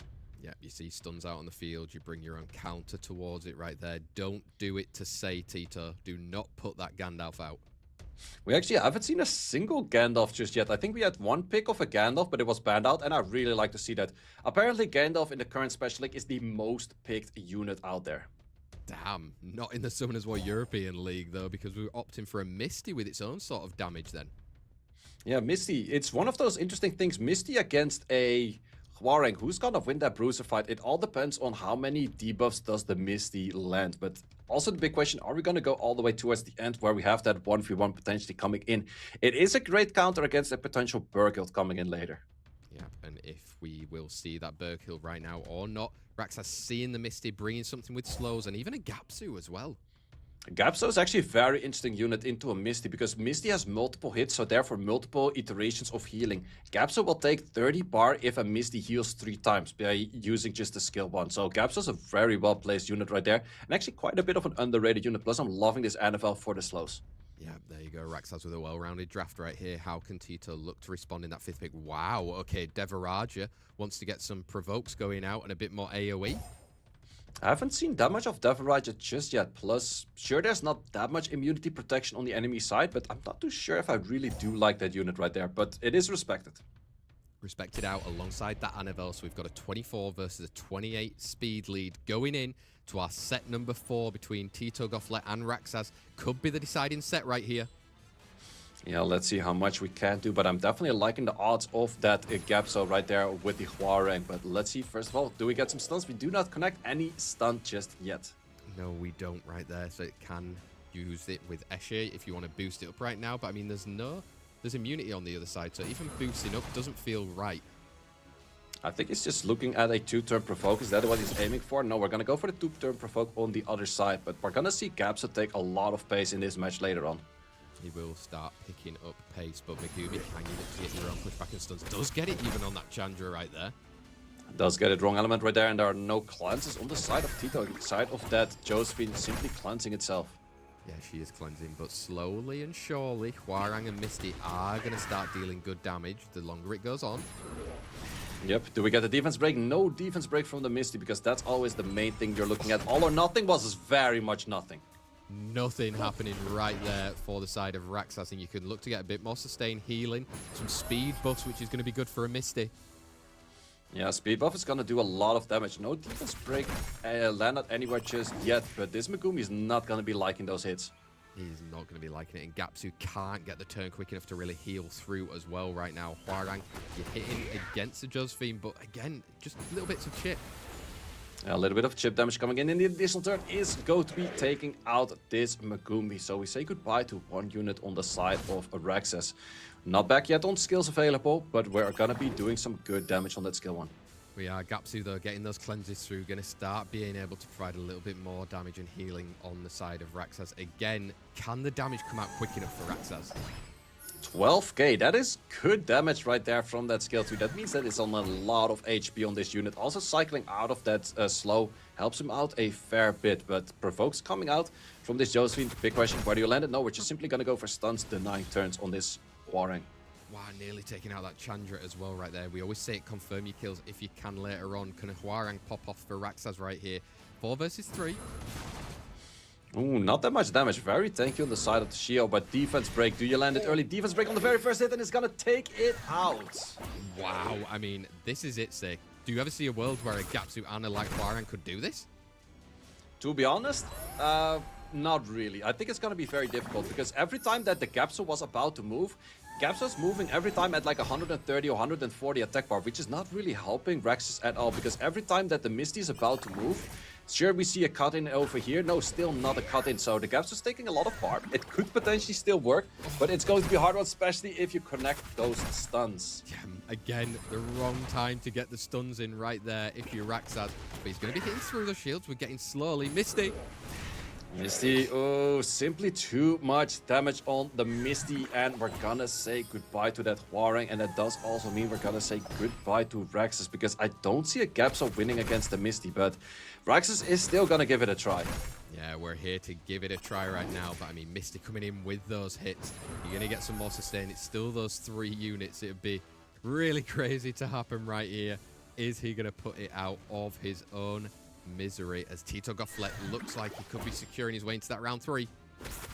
Yeah, so far it's not really working out for Rex. I was expecting the Gapsa to provide more value, but in the end, the Misty was simply just doing too much damage taking out units. Tito Gofflet then, 3-1 against Rexas in the Summoners War European League round 2 of our playoffs right there. He lost that very first set against Rexas, but just kind of went back to the drawing board, really figured it out, and then managed to take out Rexas right there. Some of the LDs that were trading hands seemed to work better in the hand of Tito Gofflet right there. Maybe the surprise package, not on the usual leaderboard ladder, but in these competitions, he really comes to play, right, say? Yeah, it definitely does work out for him. And even the Chandra picks, which feel a little bit unconventional and not really that impactful, but the moment it comes to the match, they're actually working out very well. They are, and that's exactly what you need in this type of competition. It is the knockout phases of the playoffs. So if you lose, we are saying goodbye, and sadly, we are saying goodbye to Rexas in this competition right now. Tito Gofflet is going to go through to our next round, where he will be facing against the winner of our next match that is coming up right here. We're just going to take a quick look at that bracket to see exactly what the journey looks like for each of our players going in the Summoners War European League playoffs. Next match is Guts versus Slappy, who will join Tito Gofflet in that next one, say. Yeah, it's going to be very much an interesting one. And it's actually also interesting to see that pretty much almost everyone does have a Shumar ruined up. We only have seen the one from Slappy being used just yet. But I do know that Tito and Guts talk a lot. So if one of the two ruined up a Shumar, I do expect the other one to also have it ruined up. Exactly. Keep your friends close and your enemies closer. Isn't that the same? But in this way around, it's going to be keep your friends even closer, I guess, as they are into round 3. Slappy versus Guts. He brought the content last time, did Slappy. Somewhat prepared, very much against Ismo. Can he look to do the same crazy concepts against a guy who also brings a lot of craziness into Summoners War in the form of Guts? And Guts is who we're going to take a look at his stats from the Summoners War European League regular season days right now. And I mean, off the top of my head, I can remember Praha, and there she is. Praha in the hands of Guts. What is happening there, say? Yeah, I think it was just simply not that well respected, because Guts doesn't really play the Russian kind of style that much. But I was expecting more people to go for pre-bans on Praha, because as we mentioned before, the moment that you know you don't have a certain unit ruined up and it's working for your enemy, just ban it out. Exactly, get rid of it. You don't want to deal with it right there. I mean, Guts, we know, has a lot of different things that he tests out and kind of still uses to this day. Even the Raccoony popping up and around there as well. The damn Daniel. Are we going to see more of that against Slappy? Or who's cooked hard enough? During the actual league phase, say, Guts did beat Slappy 2-0. Are we going to see again? Or is Slappy rewriting the whole of this playoffs? Well, we're going to see about that. It's definitely the option where we're going to see a bit of a longer fight right here, because we need at least 3 points on the board. We haven't seen any full-on 3-0 stomp just yet, but I don't expect to see that on this match neither. Let's find out between both of these players right in front of us. Guts and Slappy. Guts has been around. He got to those semi-finals of the SWC against the newcomer in the form of Slappy, but sometimes those people you don't know about, it's easier to get through because you know everything about your opponents since they are a streamer. But let's find out. 2-0 in the season. Did Slappy bring a slap to a gut punch fight? Let's find out in this one right here. Guts of Berserk versus Slappy. Pre-bans. Who do we expect? Was Guts watching that previous match? Are we going to see some more Shumars? Are we going to see the Praha coming out again? Let's see what happens here, say. Yep, we have Gianna being contested between both players. We see an Russian ban right there and a Yan Hong ban. So 2 common units that we could see in a matchup like this. But then the big question is, Guts, what is your first pick going to be aiming towards? Let's find out right here. Guts with that first pick is going into the Vanessa. Only had around a 45% win rate during the actual league phase as well there. But Guts, can you make it work? And Slappy, last time he was locking in a lot quicker. Yeah, maybe he's not really expecting that as a unit. We're gonna go for steal on the Gianna right here, but I'm not too sure if you want to steal a Gianna unit that much against a Pader Enjoyer. Yeah, Vader coming through. We know how good that skill 3 can come with some cleanses, dealing with someone like a Gianna, and you're probably going to let it through. And Guts has got the content as well. Yep, this is the man I expected the unit from the most, but Slappy has done the homework, knows that slows do hard counter it, but the big question is, Guts, can you actually get those slows to be on the field? Or like Slappy, can you get those slows on the field? Because there's already protection from the immunity from the Pader, plus this Athena is looking at free reign on this match. Yeah, exactly. She's looking very deadly right there. She had that 100% win rate during the league phase as well. And just a little bit sustained in the form of a Rakuni as well. Guts drafting pretty cleanly. Slappy, have you prepared your homework? Now, let's see. Pader is definitely the unit that you would like to ban out right now. You could go with something along the lines of a third Heil. But big question is, can you get those kind of units on the field right now? Because this Athena is looking at a very favorable position. Definitely is. Using her in that 4th or 5th pick is super deadly. And Okeanos, do you just signal a little ban? Yeah, maybe he's trying to go for resets on the Pader is definitely an option right there. But I think this ban is still going to be landing on this Pader. Yeah, let's see. Can he play around it? We're going Vanessa. We're taking out the speed lead on the side of Guts and Slappy without the Annabelle. So it's a 33 lead against the crit rate lead. Guts versus Slappy right here in our Summoners War European League playoffs. It's the match 2. Set number 1. Is Etna taking that turn? Yeah, that's the big question. Etna does actually take the turn and can go for a cycle, but is the big issue. If you don't land the crits on the Okeanos, then a skill 3 is a more safe bet. But where do you want to send it? Goes for the capture, does go for the Layla, does actually stun the Layla above 50%. Does manage to get it right there. I mean, again, there's a Parter on the other side of the field at the moment. So Gianna's in a little bit of an awkward position. Yep, dropping the bomb. I wouldn't be surprised if he simply does not go for the critical error. Does actually go for the critical error. Is missing that, which is actually very beneficial right there. Because now you can go for skill 2 reset. Does land it on the second hit right there. Plus, lowest HP bar is this Pader at the moment. So Rakuni is not going to be cleansing off the bomb just yet. Exactly, and Oliver right now can even look to get a cool timing. I mean, he got rid of that skill 2 for a little bit more healing, but let's see if he can make effect of it. Yeah, and we saw, ooh, the Schumer resisting the bomb, going in for the skill right there. He does have the speed buff right now, so you do see very low damage coming out on this Schumer, only 900 per hit. Yeah, and I mean, is this the moment you just want to confirm a kill there? Because Rakuni's going to heal through, and you've still got that speed buff on a Schumer. Yeah, this Schumer might take over the match, especially a Schumer paired with a... Like, you're just simply not dealing the damage on it. We can drop another bomb on it. No, we're actually going to be placing the bomb elsewhere. Skill 1 is not taking it out. You needed the dot to take out the Schumer.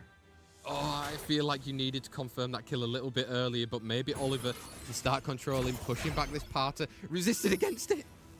Resisting against it, and as mentioned before, Schumer's skill 1 is healing the unit itself, so it does have self-sustain while dishing out a lot of damage while also having the protection. So Rakuni just simply healing another 5k is gonna do a lot of work for this Schumer here.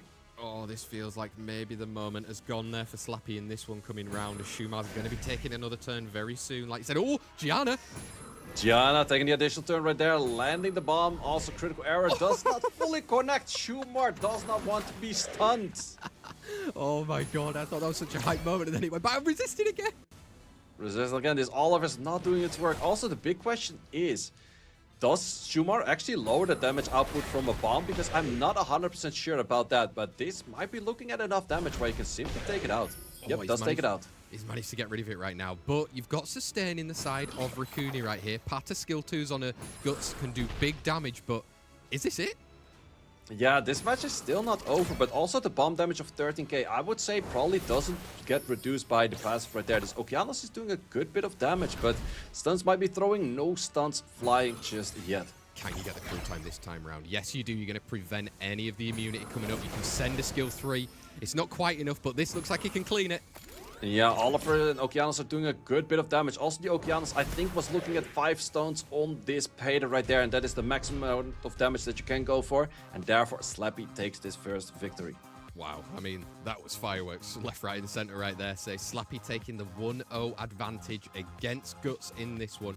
Again, showing how deadly these two A's are right now, eh? Yeah, these two A's definitely show a lot of work, but in the end, did not really work out. Also, I would say, was definitely having a bit of good RNG by resisting those bomb stuns and other stuns. Yeah, for sure. But that's why we're here. That is Summoners War RTA at its finest, folks. Let's find out how they can go into this next set right here. Pre-bans are coming in. Erechion and that Eshir as well being taken away. Yeah, let's see where we're going to go for those pre-bans, because Slappy does have the first pick right now. Is he going to go towards LDs, or is he simply going to be locking in a speed lead? Let's find out. He saw Guts was using a Vanessa, and he's gone for the steal. Interesting steal right there. I don't think I've seen Slappy use any Vanessa just yet, but the steal might be that Guts doesn't have any comfortable speed leads this way, and then can be adding towards a Shumar later, because a Vanessa-Shumar combination is super strong.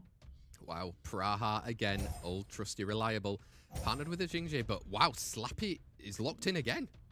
Yeah, locking in that Shumar, locking in a Layla. Strong picks against what's on the field at the moment, but let's see if Guts does have some answers against that.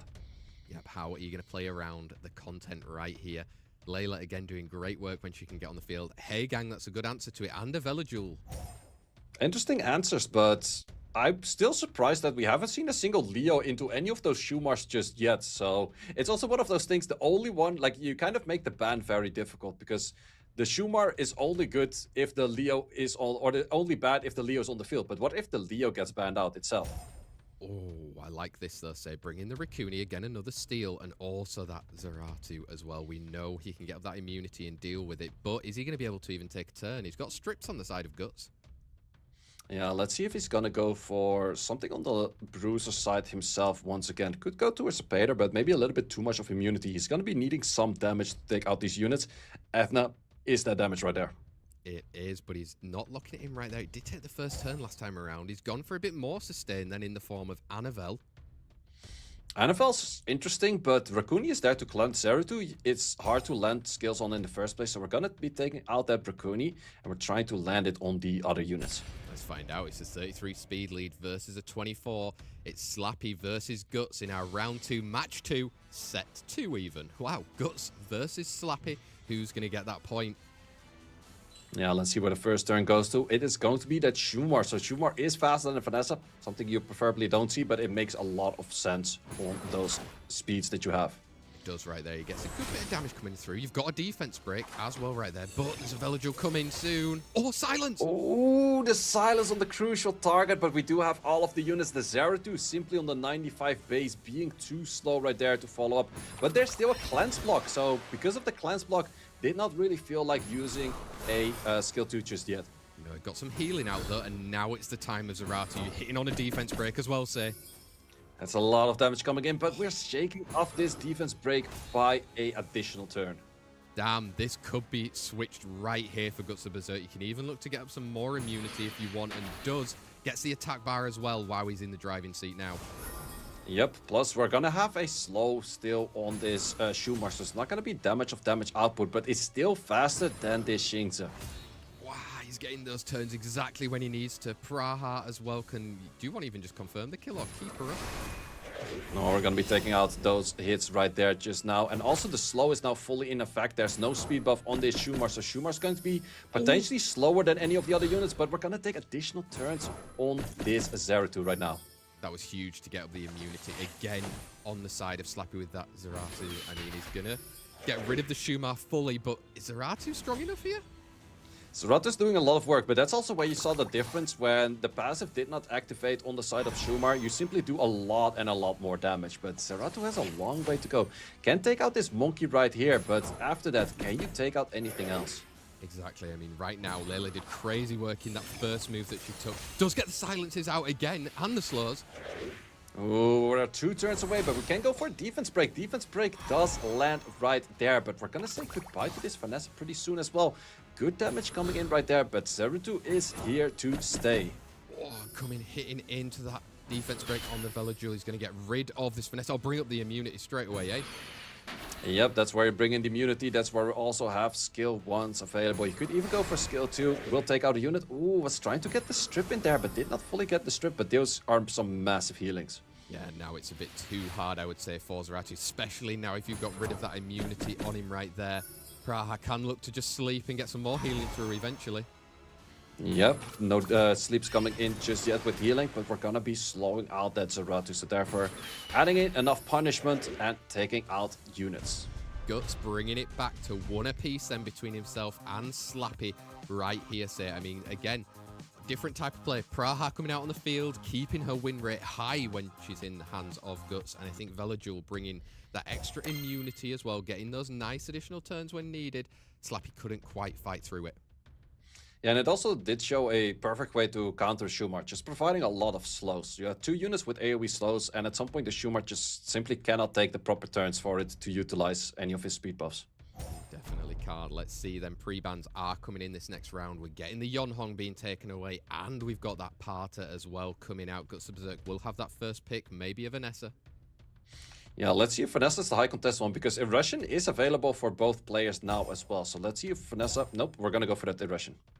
Erechion being taken then. Slappy looking to lock in, going with the Oliver and the Escher instead then.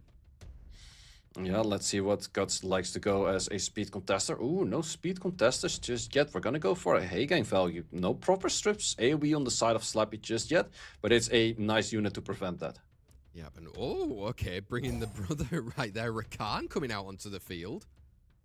Interesting unit right there. We don't see it all too much, but this Shumar kind of has free reign for at least a few turns before the enemy will take up the pace. And big question is this Escher actually faster than a Shumar to provide the speed buff on that first turn? I mean, let's find out. Is the tune in there? It wasn't quite in that last match when Zeratu couldn't get a turn, but Misty coming in as well to maybe bruiser it out. I mean, 2 water units, if you lock that in, it's an instant 5th pick from Slappy on it. Carnal.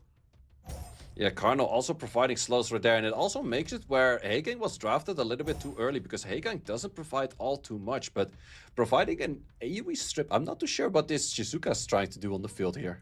Yeah, me neither, and she's been respected out anyway. Alongside the Annabelle, so we've got 33 speed leads for both Guts and Slappy going into our set number 3 of the playoffs here in the Summoners War European League right now. Who's going to take that advantage and get one bit closer? Ooh, the tuning is right, but there's full immunity on the enemy side. But we're actually... Ooh, he was trying to force in the... that's good damage right there. But he was trying to force in the Carnal to move in front of the Shumar right there, but it did not work out just yet. No, it didn't, and now it looks like Gus could look to take over. He's got those strips coming through from the Heigang. He's going to get the heal blocks as well, and Rakan's going to provoke, say... Yeah, Rakan is gonna do massive amounts of damage. Labs coming in, and we're gonna get provokes on all units. I don't think anything is gonna move on the side of Slappy as he would like to anymore. No, I mean, he cut in, he tried to get that Carnal out with some sort of a snipe, but he wasn't quite enough right there. Maybe did need the speed buff eventually. Yeah, in the end, did not really work out for this draft. I think that if he was able to push up the Carno in front of the Shumar and had to waste the skill tree, then he might have had a good match at this, but in the end, did not work out just there. Quick one there then. Guts coming in with a 2-1 advantage against Slappy in our best of 5 in this Summoners War European League right now. Changed it up. I mean, Slappy came with the surprise earlier, say, but right now he needs to kind of do his own surprising again. Yeah, so far we have seen a good bit of Shumar picks, but we also have seen the right counts on Shumar. So it might be one of those units that people already kind of got used to through this tournament so far. Pre-bans coming in then. Erechion and the Vanessa, so 233 speed leads have been taken out in that pre-ban phase. Slappy with the first pick right now. Are you going to be looking into one of the other kind of speed leads that's been popping around, or do you go with your LD? That's where we go for an LD, and that's a steal right there, but that's also where we do expect a Pater to be shown on the side of Guts. Yeah, he's coming in with his own 24 speed lead. We've got the Jingje, going to be annoying to deal with, and Parta being taken in that second spot, looking to deal with that Gianna. Yeah, let's see what we go for on the other side. Ooh, tricks. Haven't seen too much of tricks yet. It's mostly a counter against Water Gandalf these days for the buff block, but interesting to see it over here and into a Pater, because Heigang is still potentially being picked. Yep, Heigang coming out onto the field. Great partnership with Parta in that very first turn. If you do get stripped, the fourth pick right here needs a bit more damage. Maybe something like a Misty later on. Yeah, could be going towards, well, just going for trusted units right there. Irene, also unit. Ooh, back to the Ella Irene combo right there. Is he in chat? Amadeus, are you in chat? Yeah, interesting playstyle actually on both sides, but I think the Irene is not gonna make it to the field. And on the other side, you have the Pater and the Heigang that you have to deal with. Plus, potentially this Robo being faster than anything on the side of Slappy because there's no leads. Wow, I know. Wind Robo really throwing it back right there, say. I mean, coming in, wanting to get some of those strips, get some stuns as well, if he can get into there. We can actually see him. Ooh. Yep, we're gonna have that locked in, and those are exactly the two units that are banned out. But this Heigang and Pater are gonna give a lot of issues for Slappy.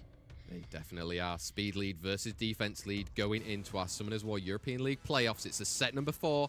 Guts is currently 2-1 up against Slappy right here. Can he make it through to that round 3?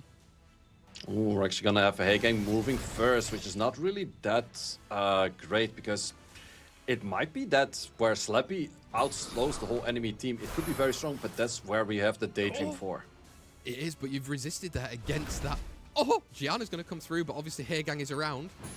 Heigang is around, but you have the Layla coming in right after that as well. So Layla will get turns off, so you have to land a good bit of silences right now from this skill too. Let's find out right here. Does land as well, on the, and the anti-cleanse as well. Yeah, the anti-cleanse, that's what you're looking for, because the moment you stun, you have to get that anti-cleanse in, and Daydream was already used, so cannot be used just yet. Yeah, you're not going to be able to heal too much, and Layla's going to start kind of cycling through. If you can get Ella online with her as well, it's going to be really deadly. Ooh, Bomb's taking it out. So actually, even though you have all of the counters against stuns, just simply too many stuns, and the right turn order made it work for Slappy so far. Yeah, out-slowing right there. Kind of came in clutch, and then that resistance from the Gianna to get in and take a turn. Slappy changing things up right here. Yep, once again, Bomb's coming in, and we're gonna land that bomb. No, we're not gonna land that bomb. Gianna's still doing those Gianna things. Exactly. She's still around, you know. She's tempting us a little bit with popping a few bombs, but getting stunned herself. But I think it's too long for Praha to really get some more sustain coming in. Yeah, the cooldown of Daydream is a little bit too long for that, especially with slow, and we're once again gonna go all the way best of 5. Don't tell us we didn't bring you all the action in chat, folks, because we're going all the way to the round set 5 to see who can get through to our round 3 of the Summoners War European League playoffs. It is Guts versus Slappy, 2 apiece right now. Different playstyle coming in there from Slappy then, say. Does he want some sort of a repeat? He needs that momentum. Yeah, let's see what's gonna go on with this one, because so far, the moment he was going for the Shumar did not really work out. Heigang on the band, so that could be a first pick for Guts if he reads that well on a Gianna, because one of those things as a Gianna owner, you really like to play your matches when there's no Heigang, and Slappy will 100% pick it, so I think Guts has to prioritize the Gianna right now. He's not gonna go for it.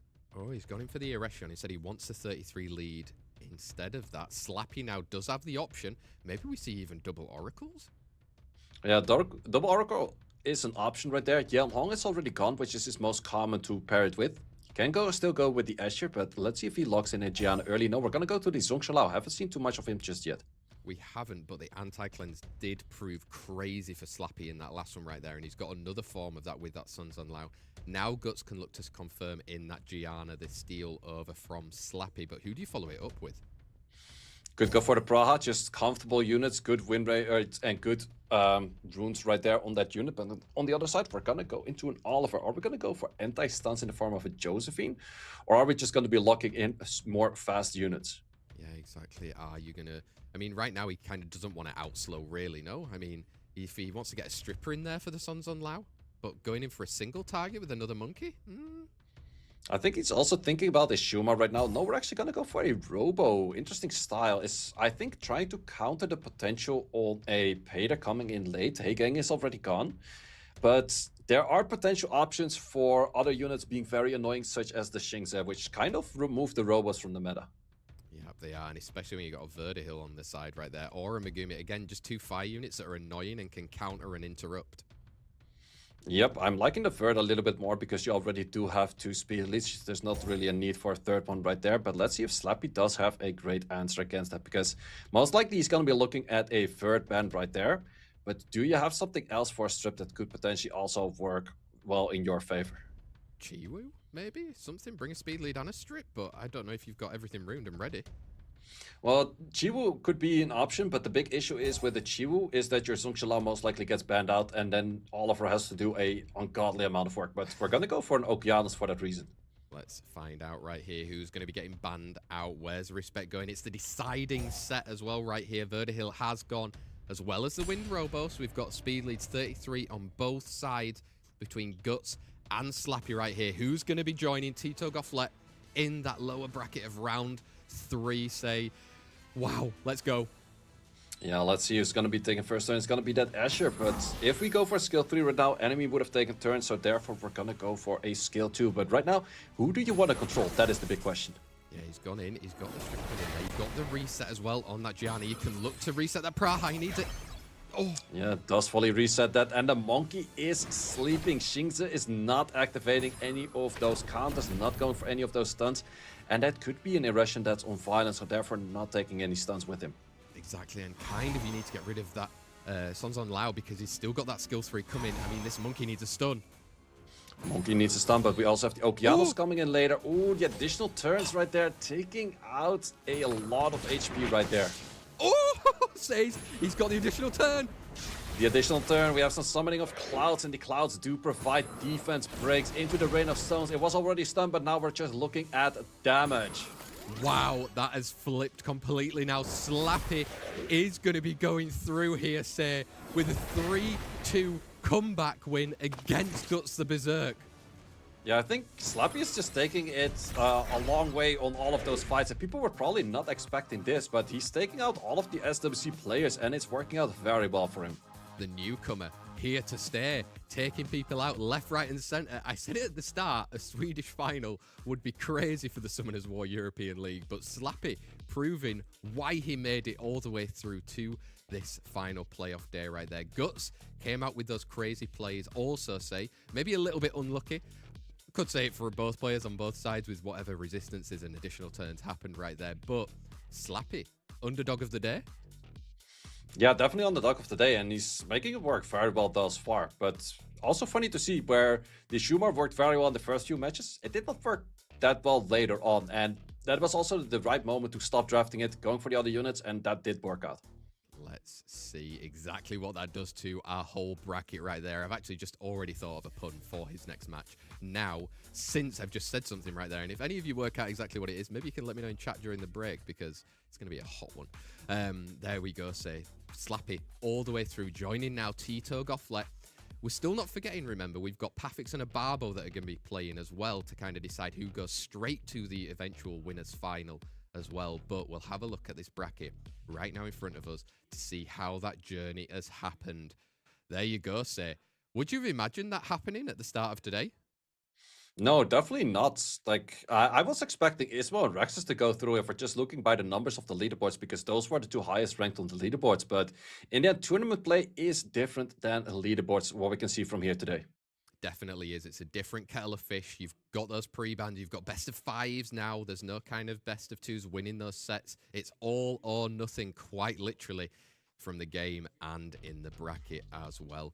We've still got a total of, 4 more matches still yet to come throughout the rest of today. We've already had 4, and because of that, it means we're halfway through.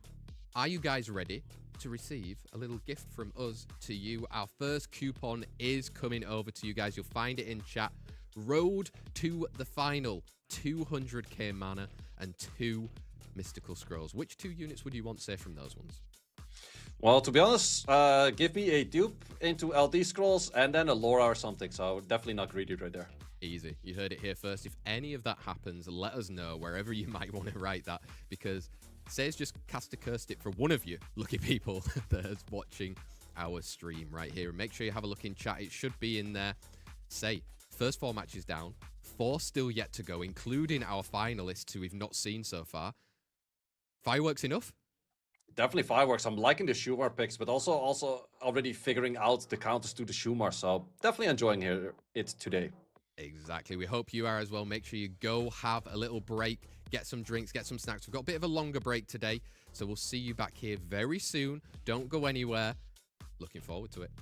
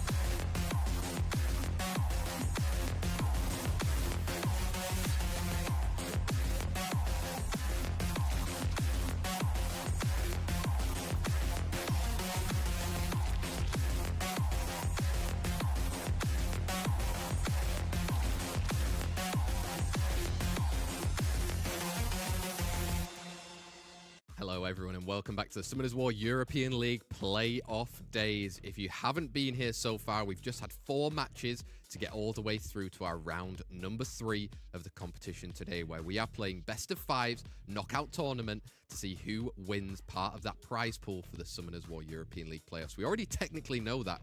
We've got our final 4 players. We went from 12 in the league days down to 8 for this competition, and 4 of them have sadly left, with leaving 4 remaining to see who is going to take home that prize of the Summoners War European League.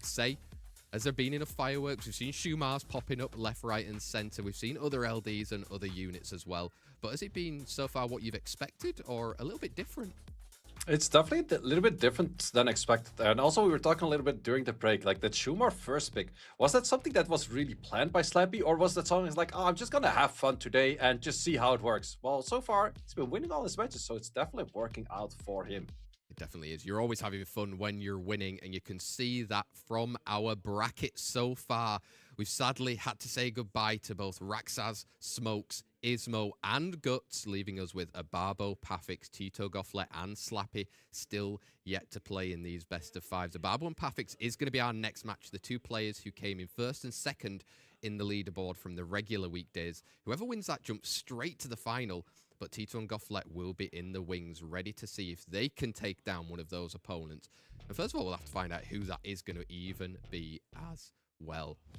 Pathics and Obabo. They were at the top of the leaderboard for a good reason, say. They played some crazy good matches, especially looking at Obabo only dropping 3 sets in the whole of that competition.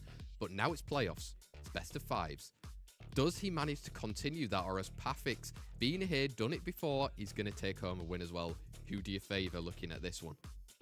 It's going to be a difficult one, because on one side we have Obabo playing the style with the Dark Zenitsu, but we do also have the Zenisek. Well, they're very similar in name, but Zenisek on the side of Pathics, which is also an anti-stun mechanic. So both players are, well, it's definitely still the stun meta, and the units that we see on most picked on the side of Obabo is a lot of those stun units. So the Zenisek on the side of Pathics might be a really crucial unit right here.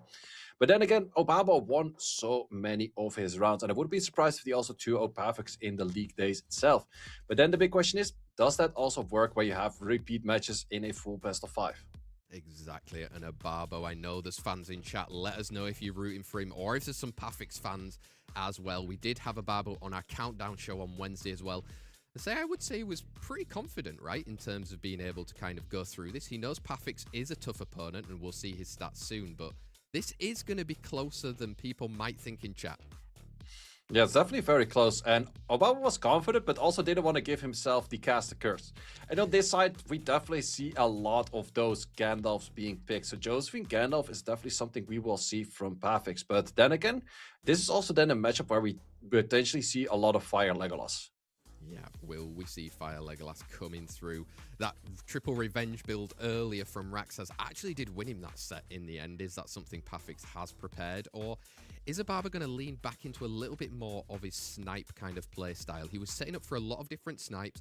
There's always that same conversation we have, say, where are those runes? Sonya, Etna, if you had to pick one right now in this kind of best of 5, where do you think it's best placed?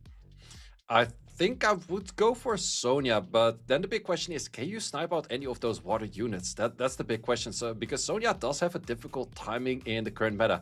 A lot of the common units that are first picked right now aren't Sonya proof. So you have the Megumi, Wrong Element, Shinxa, damage down, and Irration just simply having too much defense. Let's find out. You did mention it earlier as well. Obabo during those league phase did actually get a 2-0 win against Pathics right here. Who are you favouring, say? Let me know. I would say that we're definitely going to go at least for 3-1, potentially for 3-2, but I would have to give it to Obabo. Let's see if you agree with us in chat right here. Let us know, Obabo fans or Pathics fans. The fix is in, and it was 2-0 Obabo. Someone call IKEA? We might not need the instructions because Pathics might just get disassembled in this one. Let's find out if he can bring the action. Obabo against Pathics. Pre-bans as well. They've had a long time to watch what's been happening and figure out their opponent right now as well. Say pre-bans are going to be a Leo and a Sons and Lao. I know what that signals, eh?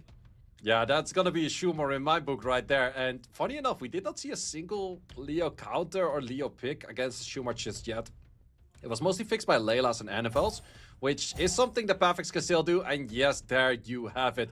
First pick on the Schumar, but I'm expecting Pathics to go for counterplays into that as well. There we go. It's there, the content, folks. But Eretion and potentially a Sekhmet maybe changing that out as well. He wants to kind of also compete and disrupt, or a little bit more of a turtling with that Anavel. Yeah, I think Anavel, Layla are probably the best counts into Schumar itself, so I'm liking that early pick right there. Because right now, Sekhmet sure does have its own value, but there's nothing really to reset just yet that you actually care about. Yeah, but I mean, bringing in some kind of protection right there. He's not fully gone in for that turn one with the Shumase, bringing his Ingje, bringing that Unicorn. Yeah, it's something along the lines where you could say a Bolfric could do some work, but Obabo has mentioned it before. He likes to use the Unicorn and then simply not transform if he plays against a Bolfric. So that's something that could happen right here as well. How is Pathics going to deal with this one? He's brought out the Okeanos and looking for some resets, and a Geldnir as like an improved Bolverk, eh? Yeah, it's definitely a different Bolfric right there, but as mentioned, Obama could still do the same thing by simply not transforming at all, but then he has to go for bruiser units himself. He cannot really go for a Josephine or a Juno, which you normally like to go against an Okeanos, but let's see what kind of units Chow we have, and we also have the Zenitsu on Dark. Yeah, he's bringing a lot of snipe potential coming through there, say, right? Big damage from a Dragon Knight. Had the Dark Zenitsu, but going for a Sekhmet there instead. Wants to get a cool time, maybe on an Anavel later on. Yeah, I think trying to get some more defense breaks and also resetting the Anavel right there. I think those are the two main plays coming out. So let's see what Pathics does have for a final pick in his own repertoire, what he could use against Obabo right here. I mean, he's seen already that Geldnir going to bring a lot of stacks, which will hopefully keep him alive a little bit longer. Layla looking to disrupt as well. Is it a must ban? I think Layla probably has to get the respect ban. On the other side, you could go for a Sekhmet, but I think the Unicorn is probably the most annoying. It is the most annoying, but then does it provide your Geldnir with stuff as well? This is the mind games going into it. Obabo versus Pathics. This is our round 3. Set 1 between both these players. They were ranked first and second. Content has gone. Schumar is out. And is that Layla. So we've got a 24 versus a 33 speed lead going into our set 1 here of the Summoners War European League playoff. Very interesting to see that Pathics was drafting 2 hard counters on those slows. Ooh, but the Sekhmet not connecting right there. That's just the double-edged annoying thing about this unit. It definitely is annoying right there. I mean, you've got those defense breaks and the slows that she did land on those units without the immunity. Eretion can look to come in as well. You've got a Unicorn coming though. Does have the Unicorn coming, so I think he's going to go for skill 2, simply resetting it. Does land it on the second hit, also does not get stunned himself just yet, but Chow will remove all of those defense, or all of these defense breaks and slows later on. Yeah, can you get your own defense break set up for him right now? Resisted there against the Anavel. That's huge for Pathics. That's huge for Pathics. Also, we do still have skills available on this segment coming in later, but so far we're just chipping away from this Anavel. Exactly, and like we said earlier, that Geldnir on the field is good, but only if that Unicorn is putting the buffs up, and Barber probably opting against it at any point. Eretion, can you look to get your own stuns? Yeah, oh, double resisted. A lot of resistance flying back and forth. Sekhmet does have to connect on this Okeanos right now for this reset. Otherwise, Obabo's gonna have a lot of problems. So Sekhmet, skill 3. Can we connect? We do connect right there. You do connect, and it means next time around you can get some defense breaks of your own on that side over there. I mean, Chow, just being on this field, is going to start chipping, say.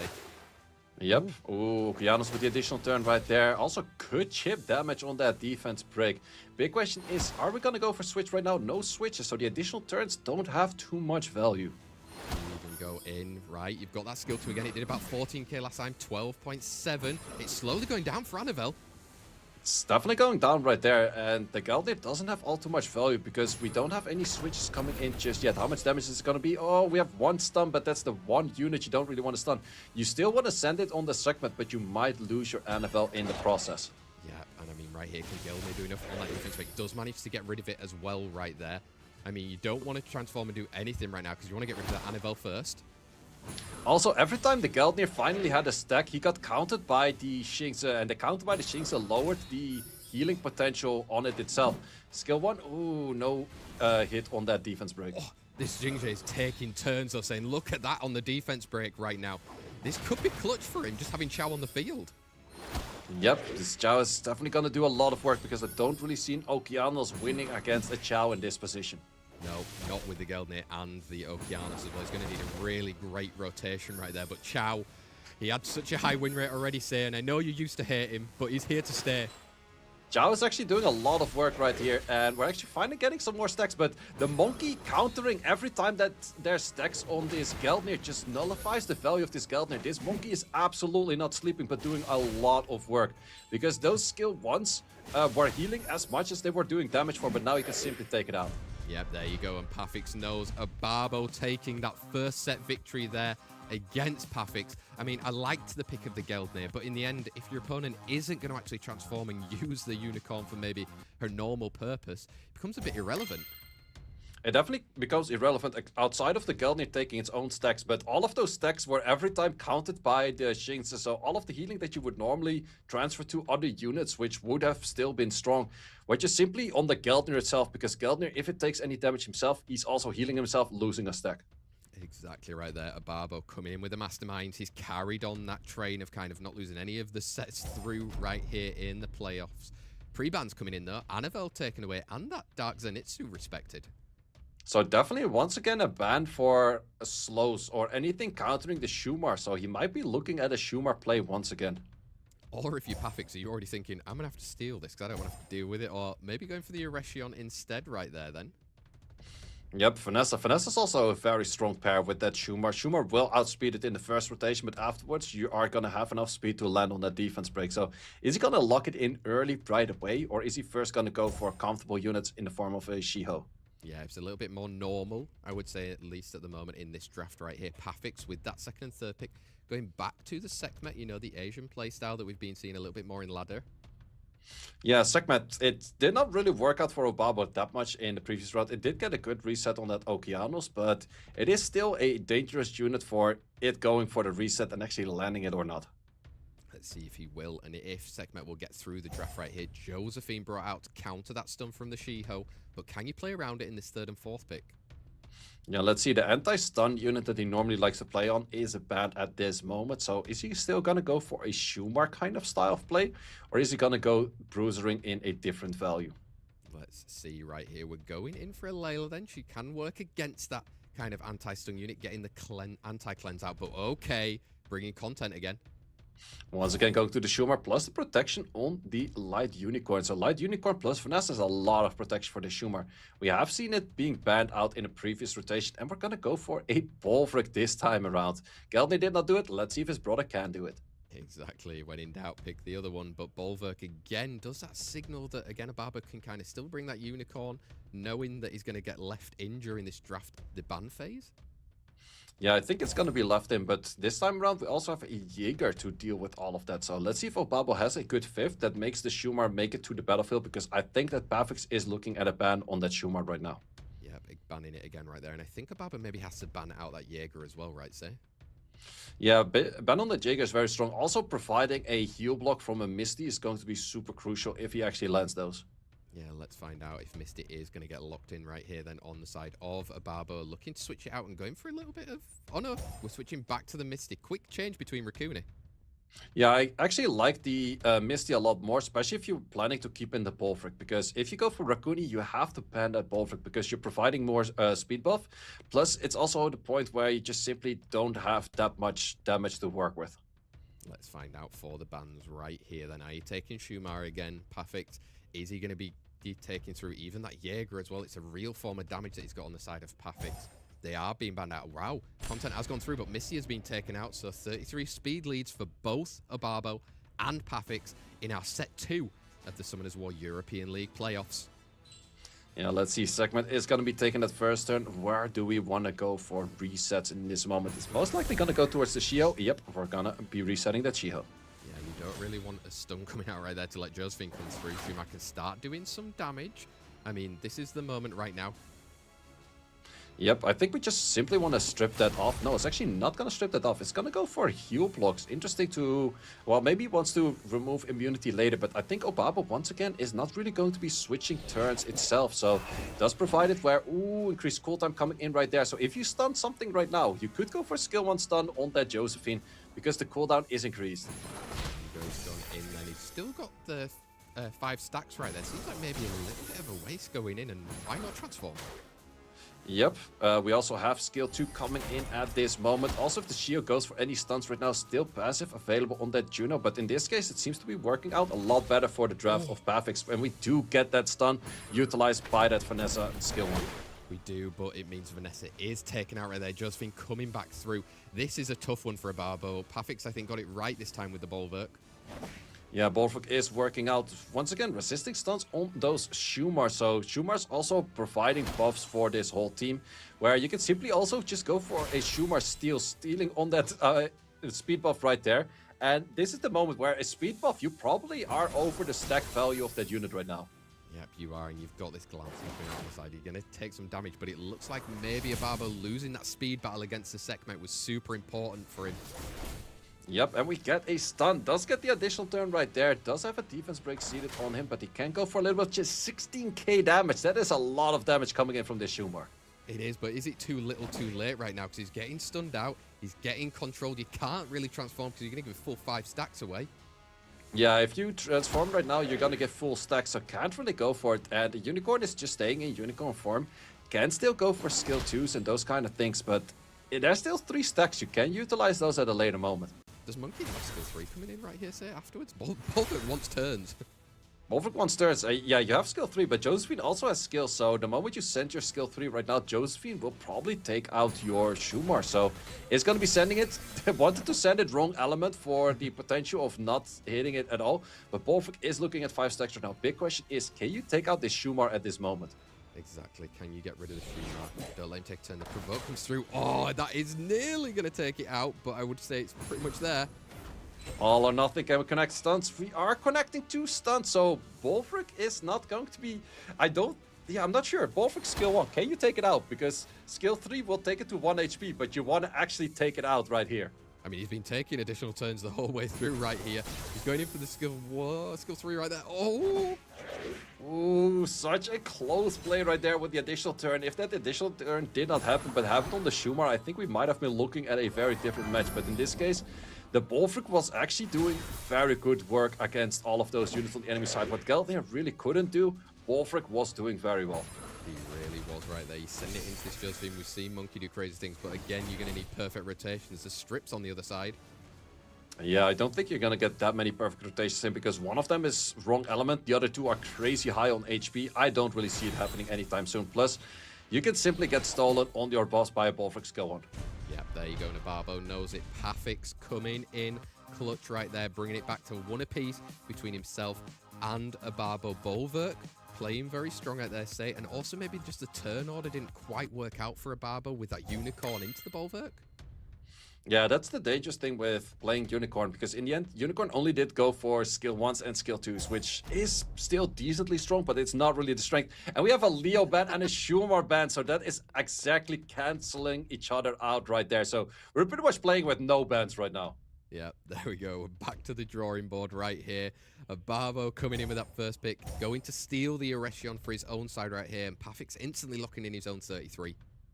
Yeah, 33. Does he go back to the Sekhmet style? It's maybe a little bit heavy on double fire. It's more commonly if you go for Sekhmet paired with a Xingzi or a Megumi. Mostly Xingzi in that case. But let's see what Pathics does want to go for, because the Vanessa is a little bit of a steal, but the moment that Eretion is already picked, Obabo mostly doesn't go double 33, so it's taking it away, but locking it back. Yeah, wanting to use it for his own sake right there. Putting it with an Annabelle as well, trying to get some slows out, some sustain. Son's on Lao as well. You've got the strip already, but can you take a turn early enough? Yeah, Zongsha Lao also does have the Dark Zenitsu available right now, so a lot of the LDs on the side of Obabo are available. But let's see what we're going to be locking in, because we're kind of speed contesting on normal styles. Ooh, back to the tricks. That's already preventing for a Josephine and a Gandalf coming in later, but also well responded with that Aya, the Wind Nobara. Yeah, Aya, and again bringing the Sekhmet, the high base speed, looking to get a cool time on one of those units. Probably the Son's on Lao as well. It'll come down to maybe a resistance flip on that one, say 4th and 5th pick right here for Obabo. Yeah, ooh, that's a very old school style. Obabo has been cooking. Savannah is still a very good unit with the pushbacks and the speed buff for your own team. Can potentially land that pushback on that Nobara, and we're gonna go for 3rd for pacing on this match. Damn, he has been cooking. He didn't want to tell us anything on Wednesday, but there you go. Seeing a Savannah back out on the field. Pathics, how do you look to even respond to that? I mean, his only damage really is coming from that Arya with the debuff damage. Yeah, so the big question is, segment is definitely going to be difficult for Obabo, so Obabo preferably would ban out that segment, and I'm not too sure if a Fire in Inosuke is good enough against all of that, because the Vert will simply be outpacing you, because this is not really a Vert for triple revenge. This is a Vert for just simply giving attack bar to the whole team every time. Yeah, getting turns in. The bans are going to be super important here with 2. We're into set 3, 1 apiece right now between Obabo and Pathics. This is who can take that little advantage going into it right now. I mean, bans, do you have to respect that Vert? Well, maybe you have to respect the Vert on the other side. I would say respect that segment, but let's see if they're going to go for that. No, we're going to be respecting a 33 lead and the Inosuke. There we go. We've taken out. So we've got an accuracy lead and a speed lead on the side of Pathics. Let's go in to our Summoners War European League playoffs. It's set number 3 between Obabo and Pathics. Yeah, let's see. Segment, can you connect your skills, and where would you like to connect it in the first place? I think he's probably going to go for a Sanction Lao because of the anti-clans, and we do connect it. Yeah, and look, you can look to get another strip off right now. Maybe wants to even go into the Savannah to try and get a provoke later on. But... yeah, I think you go for the Savannah. It's also taking the additional turn. It was resisted on the increased cooltime, so it did not land right there. You definitely don't want to be sending out your skill 3 just yet. I think you just simply go for skill 1, and now you're really hoping that you have some of those hits coming in. Not that many as you would have liked to see, but at least we're going to see some of that coming in. We are, and look at the attack bar though of that Arya. She's going to start like ramping up right here. The provokes. Can you look to try to deal more damage and hopefully kill her? But, oh. Ooh, a good bit of damage already coming in, but we might be looking at some glancings. That's the main thing that we're looking for, the Curse of the Beautiful, but this Curse of the Beautiful is almost landing nothing. Yeah, it isn't right there. You can look to do it again. Shove through a little bit more damage. Savannah, you need the pushbacks. Yeah, pushbacks. Can we connect those? We do connect those, and we can take out the Aya. And taking out the Aya does mean that she's also going to be reviving without any debuff. So, plus you remove the provoke. Yeah, you remove that provoke right here. You can look to get some more damage in on the Annabelle as well. He just needs more turns. Oh, it just needs more turns, and this Vert is doing very well for this cycling. Does have to be glancing on him, but if he lands at least 1 crit, taking an additional turn on this no power so far, but is that going to be just enough? Exactly. I mean, can you get these crits coming in? You do get a good few. Savannah coming in, you can look to maybe confirm the kill on the Arya. Ooh, oh, sorry, I meant Annabelle. Yeah, taking out the NFL, I think that's the right take right there. I don't think you can take out the Aya from that position just yet. But Savannah does get improved speed, and she's speed scaling when she is without the beast. So can do potentially a lot of damage on those hits. You're getting more attack bar coming through right there. I mean, I would even just say send it now, no? Yeah, I think you can definitely send it. But you can also go for the slightly less risky play. Take out the Vanessa first and then go for it later. So that's one of those first. Like, often Vert is placed at a triple revenge kind of style. But in this case, the Vert was just there for pacing the match, taking enough turns, making sure the couldn't get enough turns in on their own debuffs, and just making it work from there. Yep, there you go. Obabo cooking right now against Pathics. Is leading 2-1. Is into a deciding set. Set number 4. If he wins this, he could be already going straight through to the finals of the Summoners War European League playoffs. But can Pathics have an answer? He did in that second set as well with a Bolverk right there. Arya didn't quite come in clutch enough. But how are we looking for pre-bans? A Vanessa taken away and a Jaeger. Ooh, so that's also taking the best 33 lead in the form of Irration and not having Obabo on the protection from that Vanessa towards that Schumer that he probably wants to play in this round. So I'm liking the style of Pathics right there, and then we see a very fast answer from what we also do see on the leaderboards, a Xingze plus a Sekhmet. Yeah, almost feels like a steal though against Pathics, as he's been relying on that Sekhmet as well, getting the cool times going. How does Pathics look to respond then here in this second and third pick, knowing that he doesn't have his Jaeger back pick as well? Do you also need your own high base speed? Are you outspeeding with a Shiho even, or turtling up with an Annabelle? Yeah, Annabelle's definitely used a lot, and that's the first Legolas play we have seen thus far. Actually, one of the few. We have seen a little bit more, but it's not really particularly countering anything of stealing buffs just yet, but can always be a strong unit. Yeah, is it a prevention there to not see the Light Unicorn coming out maybe from Obabo's side? He's got the Zenitsu, that Zenitsu coming out some more.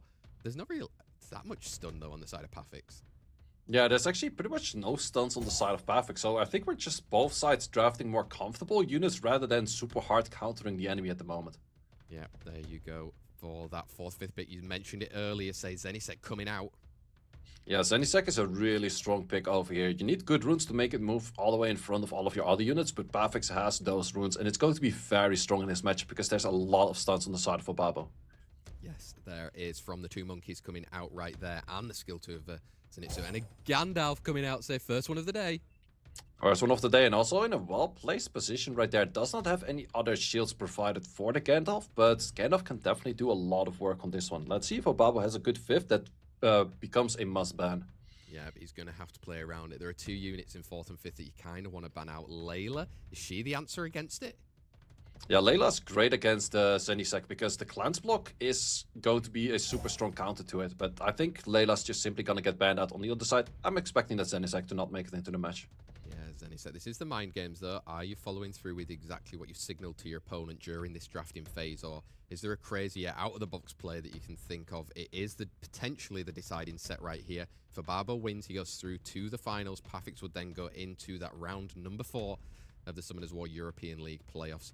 Taking all the time to fully decide, but it's going to be Gandalf and Zenitsu in the end taken away. So it's a 24 speed lead versus a 33 in our Summoners War European League playoffs set 4.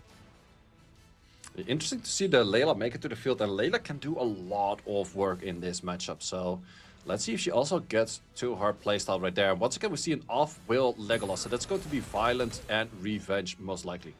Comes in, gets the stuns though from that Shiko. Layla, can you do it? You've got resisted against that Annabelle, but Sekhmet needs to follow up on it. Yeah, Sekhmet can land this stun right here, or land the reset right here. I think match is pretty much over right there. I really would say that you had to ban out that Layla because it's just too strong against the Zenisek. Send a sleep. This is the only option, eh? Oh. Ooh, can't get it right there, but yeah, the anti-clans are not working. Are we gonna try wrong element defense break? That is what we tried, but this monkey's taking extra turns, but taking all of those as glanced. Yeah, Barbo usually gets all when it comes to all or nothing. Again, gets that Annabelle, and can he get rid of that Legolas in time? Yeah, that's a big question. Defense break landing on that unit right there. And once again, we're gonna go for some ghosts, and Pathics is simply not taking any turns. Yeah, he's not getting the additional either from that Annabelle right there. Monkey can look to clean up this Erechion. And wow, I mean, it's crazy from Obabo. It looks like it's good. Yeah, this is definitely a very well drafted. I think once again, Layla is pretty much a must ban over here. But maybe Pathics was expecting his Zenisek to not make it to the field and therefore he banned differently.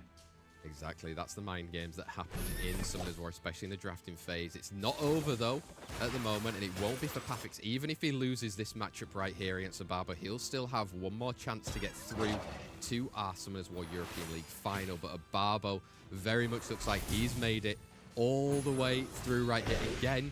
Only losing out one set. It was kind of untypical during the league phases, but it looks like he is going to get the job done here, and it is confirmation. Obabo 3, Pathics 1 right there. He said he was cooking on Wednesday, say. He was cooking a bit with the Schumacher and those Leo pre-bans as well, but he's looking strong.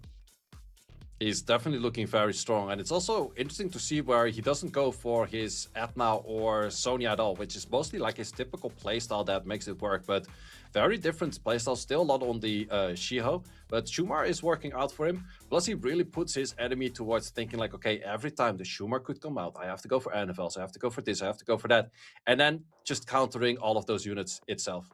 Exactly, and that's why he has made it all the way through to the final. Let us know in chat if you're supporting him still all the way through. Pathics, like I said, still has one more chance to try and get through and have a repeat or a mixed bag of repeats against Obabo in that final, because we have the current winners coming through from that lower side of the bracket who ended up getting a little bit lower in the seeding from the league phase in the forms of Tito Gofflet and Slappy coming up soon. So they've already been playing today. They're a little bit warmer in terms of kind of match preparation. They've likely watched what each other has been doing along the way also.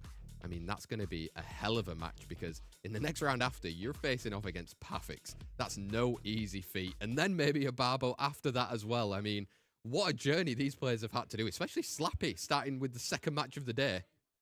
Yeah, Slappy came all the way from the lowest position in this matchups today, But let's see if he can make it further, because now he has to play against Tito Gofflet, which is also one of those players that has been showing some Schumer, but also does share a Gianna between both of the players over here. Definitely does. Who's going to kind of use those units to their advantage as we go through the rest of our competition? 3 more matches still left to be played today.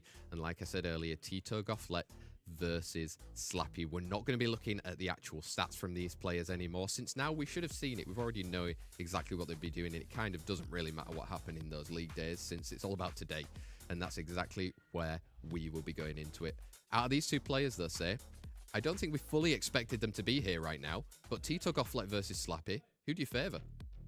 Well, it's gonna be the question if the Hwoarang and the Burkilt for Tito work very well, or if Slappy just comes up with crazy things like the Song Shalao and that make it work for him. So this match for me is very hard to predict.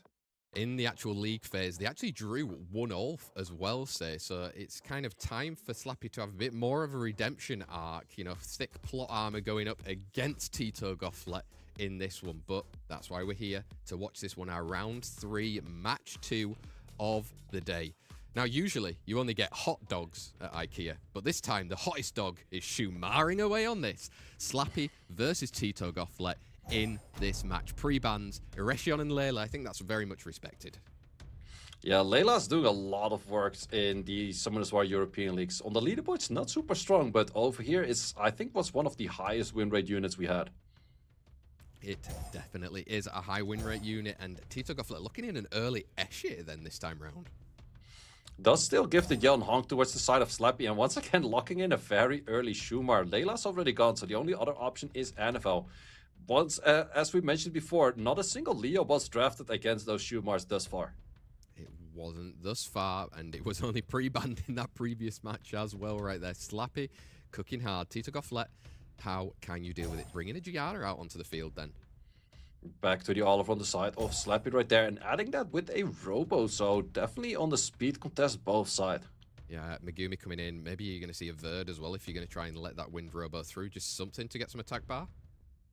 Yeah, you could also go for a Xingzi right now. No, we're going to go for a Lucia once again. Fighting a lot of pushbacks on the side of Slappy, so I'm liking that Lucia, but you might lose your speed lead over this. Yeah, if you lose that speed lead, do you still guarantee you've got first turn? How good are your Swifts? How long have you been in Giants? Taking it away, and we're going to go for a Nosuke. Yeah, Fire Inosuke coming in, wants to get some provokes. See the 2 wind units on the side of Slappy right there. I feel like he might even ban between the Shumar and whatever this pick is here. Yeah, I think that's the main damage output from Slappy. The Shumar plus the 5th pick also has to be damaged. Otherwise, it's just a very simple Shumar ban. And then I don't really see Slappy having a great draft. So let's see what he goes for. Jinx, it does have a fair bit of damage, but he has 3 very fast units, but only 1 speed lead. Yeah, let's see where they're going to be putting their bans. Like you said, only 1 speed lead on each side. There is some high base speeds going around, though, as well. So it's going to be maybe a matter of can you outpace without a pace? Yeah, the speed leads are definitely value for the ban on both sides. And especially if your enemy doesn't ban your speed lead, but you did ban the speed lead, that is where you get most crucial value. However, if you simply ban out that Escher, Slappy is most likely to take first turn. So Megumi out. Shumar is out as well. So we've got a speed lead on the side of Slappy, on the side of Tito Gofflet. We've got a defense lead popping around as well. It's our Summoners War European League playoffs, round 3, match 2, set number 1 between Tito Gofflet and Slappy. Now let's see how much this Robo can do at a later moment. The Robo's not outspeeding this Escher just yet. He's gonna send the S2 and he's not gonna get it, which does mean that this Escher can potentially get skills up. Do we go for stuns? We do get our stun. We do, and it's actually tuned, though, say. Robo coming in. Now Oliver can look to control. Wow, this is throwing it back. Yeah, this is definitely a very older style playstyle. This is what we saw like 3-4 seasons ago. Robos and Olivers, and then a lot of Oliver's things going in. But the big question is, we have some giant punch coming in. Can we connect those stunts in the right order? Because if we go for that unit, we most likely do not get it. I mean, it almost feels like I'm watching a Scribble Bibble match right here. Say, Slappy coming in. He's got that skill 3. Can look to use the skill 3. Didn't, but he's now going to trust an all or nothing. All or nothing is what we're going for, and we definitely have to start looking at resets. Can we get the reset? Ooh, did not get the reset. It's reset for 1 turn. It is most likely on Violent, but is this NFL reset itself just yet? Definitely go for the kill over here, and we do take it out, and the NFL is looking resetted. Oh, do you get sleep? Oh, no, no sleep for Annabelle, no extra turn. Monkey can start soon cycling as well, they're saying. Even popping a stun in for good measure. Yep, and this is the moment you cycle back to the monkey, and we're gonna go for some more alter ego, taking out a lot of life on those units. Yeah, and skill 2 can come and clean it up right there. Do you even want to just send it onto the Escher, confirm a kill? Yes, Annabelle can get controlled now as well, and a fire and a Suke. It's going to be tough. Yeah, it's definitely going to be tough because sure, he does have some healing every turn he takes, but he doesn't have that much damage output in most cases, especially not against a Shiho coming in. No, it's not, and you just keep attacking into that Annabelle whenever you're not provoked. Need a sleep here, or in a turn. Ooh, was resisted. If he did not get that resist, he would have been having a girl's prayer in right there. But did not manage to get it, and we're gonna have an all or nothing coming in right there, landing the stuns. Yeah, landing that stun, and right now the skill 3 can look to really clean up, and Slappy confirms a 1-0 lead against Tito Gofflet right here. Say, maybe the underdog of this whole competition is really proving why he's around, and Tito Gofflet needs to figure something out in these next sets. Yeah, let's see what he's going to be able to figure out, because it's funny to see where we have a lot of counter picks on these Shumars time and time again, but then still the Shumar is banned. We've even seen it with 2 slow units on the field, still banning that Shumar. Yeah, I mean, you've got to respect it right there. Okay, different pre-bans coming in, then Yonhong does not want to deal with it on the side of Tito, and that light Hwarang as well from the side of Slappy. It gives him that first pick that he's got right now, maybe an into an Erechion. Yeah, let's see if he does favor the Erechion right here. Yep, favoring the Erechion. So on the other side, do we go back to the Chandra style? Let's find out. Chandra, Velajul, we've seen it before, but he did like to partner it with the light Hwarang, say. Yeah, that is definitely true. So we're gonna see a Vanessa playstyle right here. I do like a Chandra for the value into a Shumar, but Escher also kind of prevents the Shumar from coming out because you're just simply too fast on that speed buff. But no, we're still gonna see it, and we're pairing it up with one of the counters against it. Yeah, I mean, you've already covered all bases then. If you're bringing the Annabelle, you're not going to deal with any slows from her particularly. Third and fourth pick right here for Tito Gofflet then. I mean, Gianna is going to look to bring out as well. It's still a contested unit, so maybe needs it now. I think I would have rather seen a Layla than a Gianna in this case, but the only issue is that I could see Slappy going for a Nobara towards later drafts, but I think the Gianna into an NFL is always a little bit risky of you actually landing that critical error against it.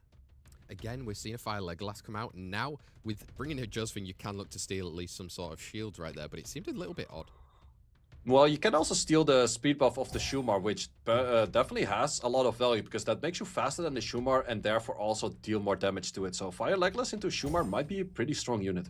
Let's find out. Piranha being picked in that 5th pick right there. Say, do you have to look to ban it out? You might go for the ban over there. On the other side, I would say that Josephine is a nice ban, but yeah, we're going to go for Shio. Shio and Piranha are out, so we've got a 28 speed lead versus a 33 here in our Summoners War European League playoffs. It's Tito Gofflet versus Slappy. Who can get that extra point? Well, let's see who's going to be taking the first turn. Is of course that Escher. Well, actually Shumar was pretty fast coming in after. We're going to go for some critical error. Do we connect all stunts? We do connect those. Yep, all stuns. You want to see that if you Tito Gofflet. You can look to try and get some sort of a provoke coming in right now, but who do you really want to go on to? Oh. Ooh, trying to get the provoke on the Megumi. Did not land it. And once again, a counter from this Legolas. These Legolases most of the time are just on one revenge set before taking additional turns. One apiece back and forth. Yeah. Oh, big turn. You can get some defense breaks and slows. Oh. Yep, landing all of those right here. So you can go for the stun on the Shumar. Probably have to be looking towards that, but you are slow right now, so you're not going to be dealing all too much damage against it.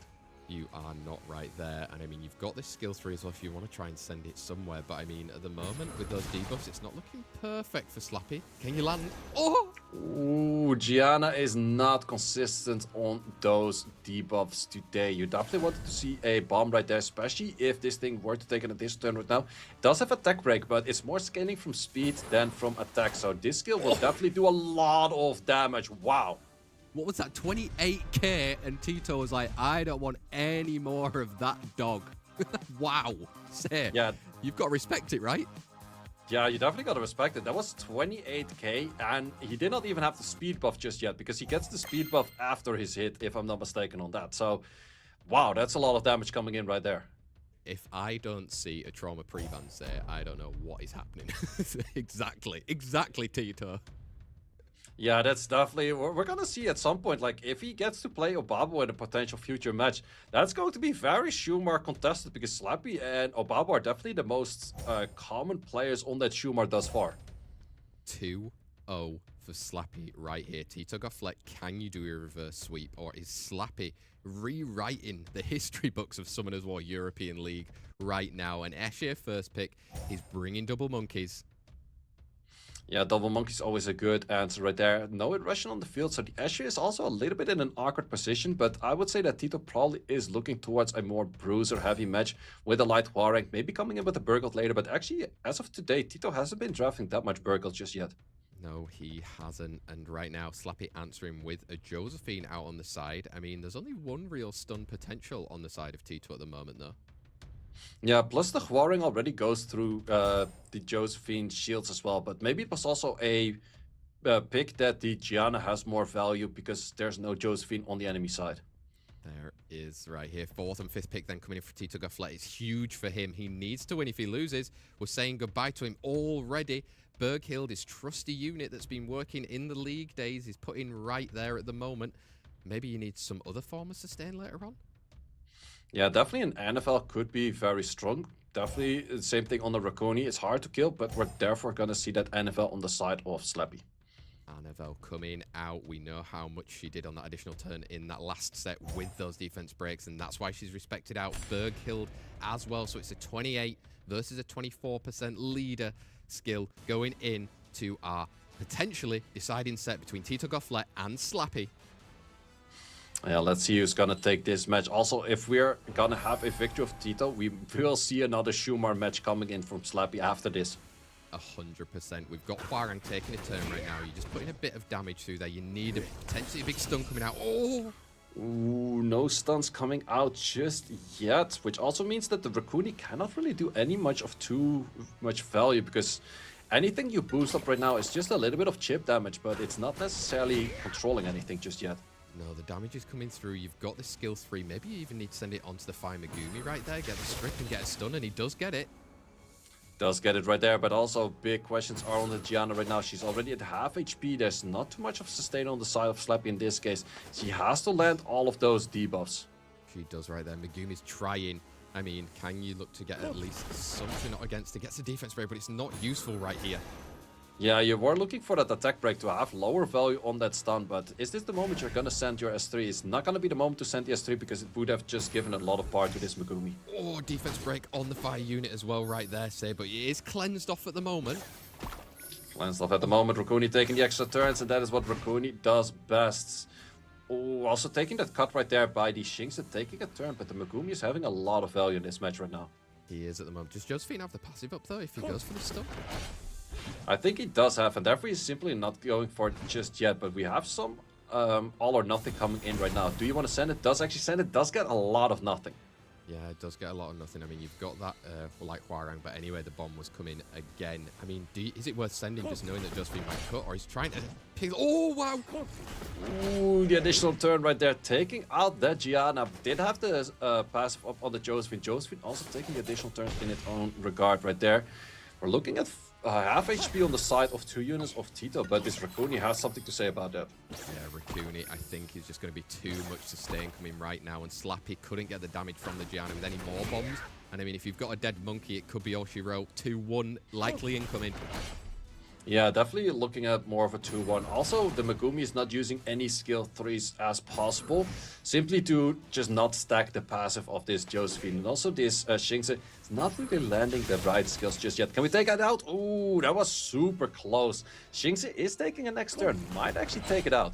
Yeah, and I mean, if you can get rid of him... Oh!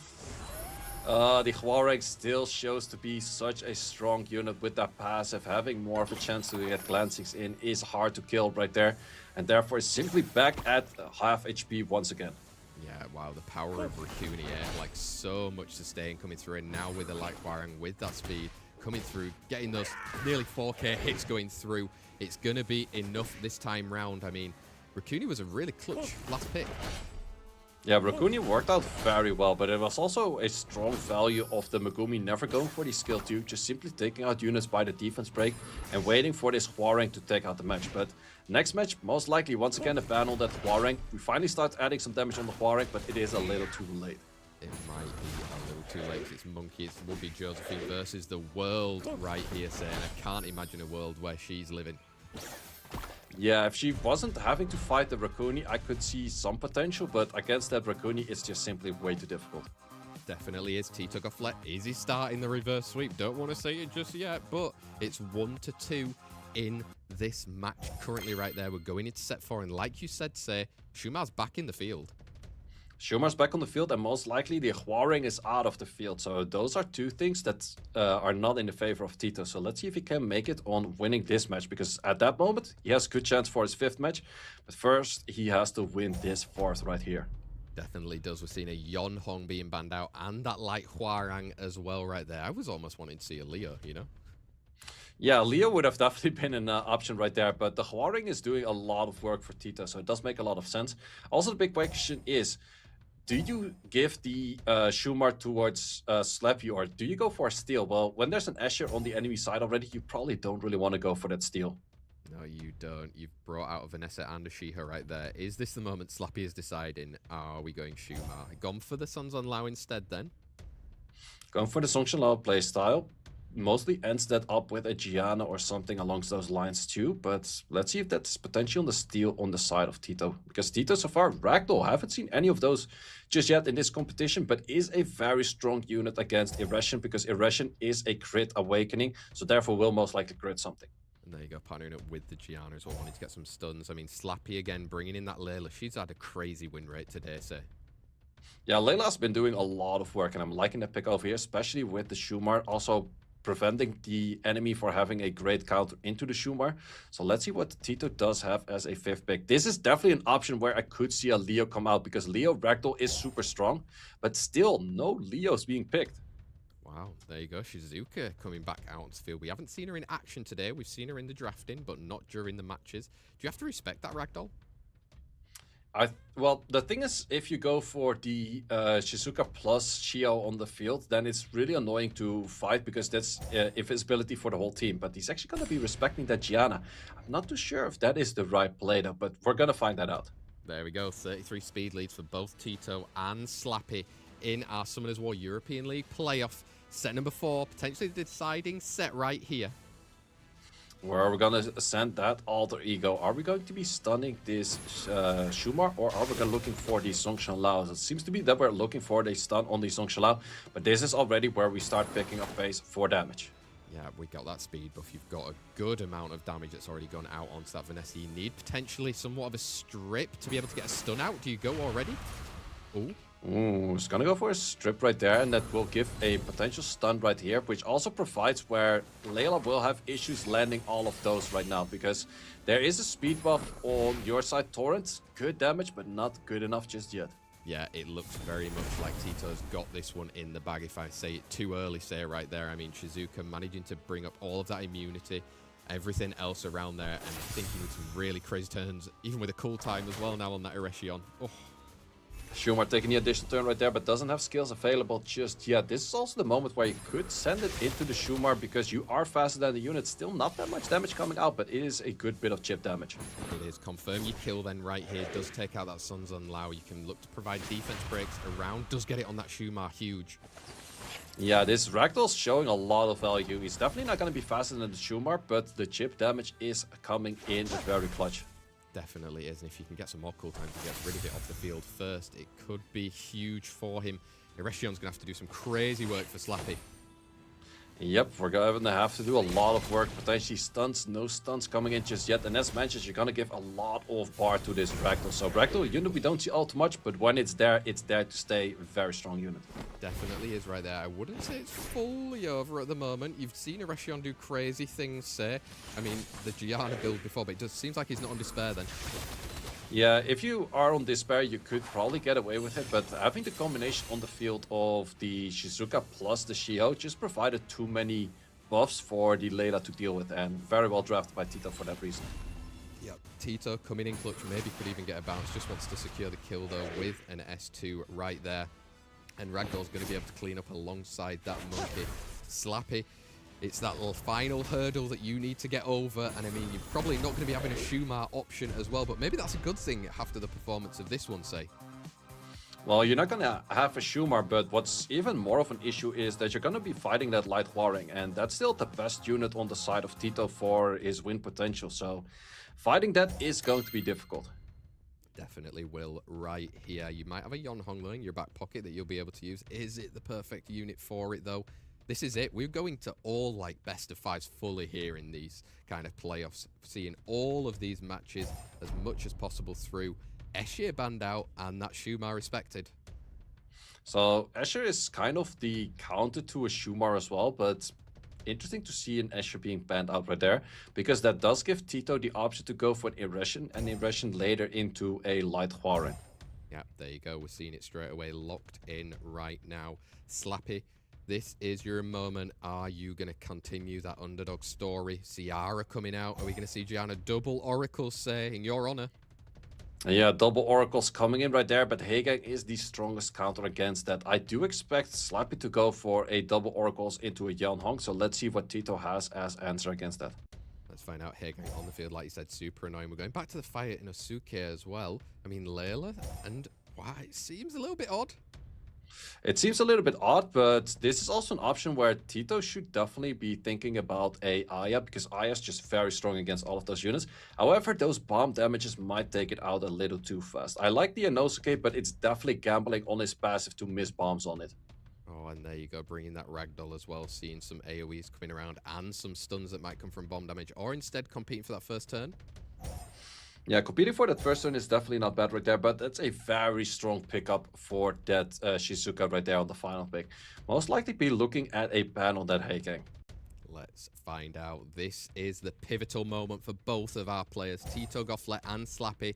Bans of the fire Inosuke and of that Shizuka, so it's a 33 versus a 24 speed lead going in to our round 3 match 2 final set, baby. Tito Gofflet versus Slappy. You know, let's see where we're going to be locking in that damage. Ooh, there is no immunity on this Shio. I would be boosting up that Sierra and just going for a nasty bomb coming in. Is deciding against it and on the tricky play and does not actually get promoted for it. No, right there. You don't get the stun though either on that Gianna. You need a stuns here. Oh, say, is that the moment? That could definitely be a moment right there. I think you have to go for the skill too. And this is where we will see the notification of the nerf of the aggression, because at this moment, if you were to send the S2, you're not going to get as much bar as you used to. Yeah, you are not. And I mean, Ciara is still popping off around there, and Layla to follow after. They're going to do a lot. They're going to have to do a lot of work for Slappy, because a Josephine passive would get procced if you stun. If you stun it. He's gonna get a bomb. I think you should not let it explode, because this will potentially stun you. And okay, yeah, that did work out right there. You can send up Assault and Ghost, and this is the moment where Josephine at least doesn't have the passive, but I can still see a Josephine and a Chio win this match from here. I mean, right now, Yonhong, if you can get, or you can get healing in there, say, but there's a heal block. That heal block is huge right there. The only thing we can do is on the Layla. Layla does not have any skills available that much, but it is good for the chip damage. But once again, Sierra, additional turn, does get the additional turn, so we're gonna have a bomb available. Bomb is on there. That means you need no more stuns, whilst that passive could be up on the side of Josephine right here. Can Slappy do it? I would say confirm your kill if you're Tito, no? Yeah, I would definitely confirm the kill, because the big thing is, what if you get a stun on any of the units? So I think that Tito was kind of helping Slappy right there, because it is very dangerous to leave that bomb on a unit where potentially something moving on Despair later. But the additional turn is taking out the unit from Tito itself. Still got some alter ego coming in, so we're trading a 2-for-2 right now. Yeah, but I mean, at the moment, it's going to be about stuns here. Like, can you stun off element right here? It's water versus wind. Things should happen a certain way, say, but it's Summoner's War. Yep, that's definitely true right there. Also, in this case, I don't think you want to send the S2 just yet. You want to just simply send the S1, but you did not connect the stun. It was glanced right there, and the bomb did just miss additional turn. You will get the bomb back, and we do get enough attack bar to probably lap this mock right here. Skill 2 does land the silence. Wow, Slappy could be coming in super hot right here. I'm saying it even louder so the French cast could hear me. Yep, well, we're looking at another bomb. We still have to land this bomb. Do we connect the bomb? If we do, yep, match is over. Promising time for a 24.5k bomb, as Slappy takes it all the way best of 5, winning it. Slappy managing to continue that underdog story. There was a little bit of a scare in the middle there when Tito could have done that reverse sweep say, but he's joined himself now into 2 more matches to go. He's played practically every match possible, all the way up there, having to play around that Shumar. Tito Gofflet really kind of learning and playing into it in that 3rd and 4th set where he looked super strong, and to be honest, even looked strong in that last set until the moments kind of changed and switched between right there. But Slappy, wow. I said it at the start of the day, somewhat jokingly, an all-Swedish final? Say? It is possible. It is possible. If we're going to see it, I still has to go through Pathics first, which is going to be a difficult one. But Pathics did already fight a bit of a Shumar. He's used to it. But let's see if it actually does work against Slappy as well. Let's find out. We're going to be bringing up the current bracket as it seems. We've got 2 more matches left to play today as well, where we're seeing the 3 of them, Pathics, Obabo, and Slappy, competing for that final victory in the Summoners War European League. A culmination of almost 7 weeks of action coming down into it right now. Pathics versus Slappy, that next one, say. Wow, look at the journey. A 3-1, a 3-2, a 3-2. He's not made it easy on himself. No, definitely not. And it's also interesting to see, but we don't have a single 3-0 just yet. No 3-0s. We want more action, say, more fireworks, right? I mean, we've had our value for money right here in terms of all of our players bringing that action in front of you. If we would have said this at the start of the day, maybe it would have been different from what we're seeing right now, but Slappy is going to be taking part in that very next match. There's not long between those matches as well, though, say. So in terms of like reruning, you're kind of dealing with what you're playing right now from your box. I think Pathics was watching quite intensely. Yeah, I definitely do expect that. And once again, we do have Pathics playing into a lot of stunts, but then in the form of Gianna. So I would say the Zenny stack has a lot of value, but that Layla is probably one of those things on Pathics' minds to ban out, because he had a very difficult matchup against the Layla before with Obabo. There we go. Actually, you know what's crazy, say? In the league matches, Slappy won 2-0 against Pathics. Who are you favouring here now? Ooh, that's a rough one. I might actually have to give it to Slappy for that one. Yeah, momentum might prove beneficial here from the rest of today right now. At this point, Pathic needs less of a toolkit and more of a first aid kit, or just a simple slap. Maybe not from his own biceps, though. Pathics versus Slappy in our round 4 right here. 2nd versus the 6th, technically from the seeding right there. And pre-bans have already come in, say. Yeah, let's see what we're going to go for first pick when the Aggression and the Sierra are not on the field. We could go to a Vanessa kind of playstyle. Nope, we're going to go for a Xingzi. Xingzi coming out right. We're all going wind everywhere at the moment. Super strong element in the current meta, I would say. Yeah, definitely very strong meta. So let's see what Slappy wants to go for on his own speed leads, because a lot of the speed leads that are normally used are gone. Nope, we're going to just go back to Shumar. The dude is bringing the content. I'll give him that one right there. A Yonhong coming out with that Shumar. Pathics, are you going to play your own play style, or are you going to fall into a trap that others have? Yeah, definitely going for an NFL plus a Layla in this case would be very strong. I would like to see both of them, because you already have the strong pairs on it. And it just really denies the Shumar for a lot of value. But no, we're going to go to a Jaeger. Yep, Jaeger coming in with that skill 2 damage can be crazy on the rune sets that these guys are rocking in the Summoners War European League. 3rd and 4th pick right here. Potentially going back to that Layla. I mean, she's been really strong the whole day. Yeah, I was going to say Layla definitely has to come out on the side of Slappy right now, and it's a great pick. And we're also going to go for Shizuka. I'm not too sure about the Shizuka. I would have maybe rather seen a Zhongchen Lao in that position, but maybe that was also a little bit too much of the same thing. So a bit of protection is nice, but now we're going to be fighting against a Nobara. Yeah, we're going to be eating up all those debuffs if Layla does come through. And I mean, Shizuka, the only real buff she's kind of stealing would be a threat state, but a threat on all is a threat on no one. Yeah, that's why the Shizuka kind of feels off over here, because sure, the moment the Shio is in there, it makes a lot of sense. But when Pathics still has 2 picks, and I really like the 4 and 5 of Pathics right here, the Shizuka kind of has like nullified value in this whole matchup. Yeah, maybe a little bit too early. Usually in the 5th pick, we've seen her a little bit more earlier. Do you want to have something that can deal with the passives at this air? I mean, or just snipe? Ooh, aiming for the snipes. I think we're gonna see a Federico respect and a Nobara respect, so it's still on the eyes of the Shumar. How much can the Shumar do in this matchup? Yeah, he needs a speed buff. He needs the damage coming through right there. Juno being taken out instead, so thinks he can deal with the Nabara. And that Federica as well being taken out. So we've got a speed lead versus a defense lead in our Summoners War European League playoff round number 4. Pathics versus Slappy. Let's go.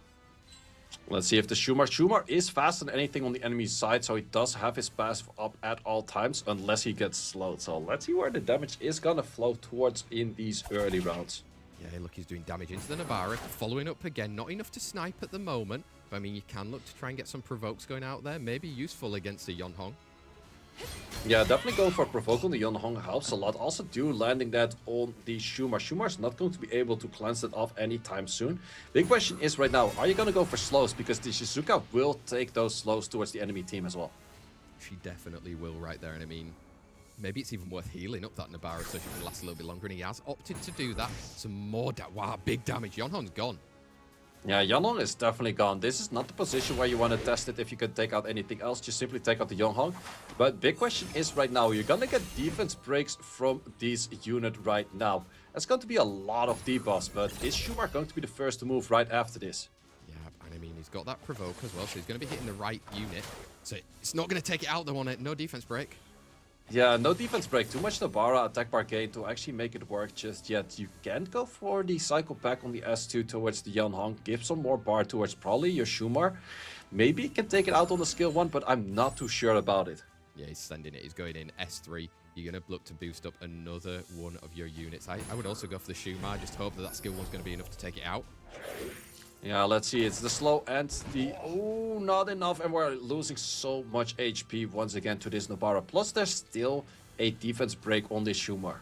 Yeah, there is right there. I mean, more damage coming through that Shizuka. Annabelle, I think, has skill 2 anyway as well.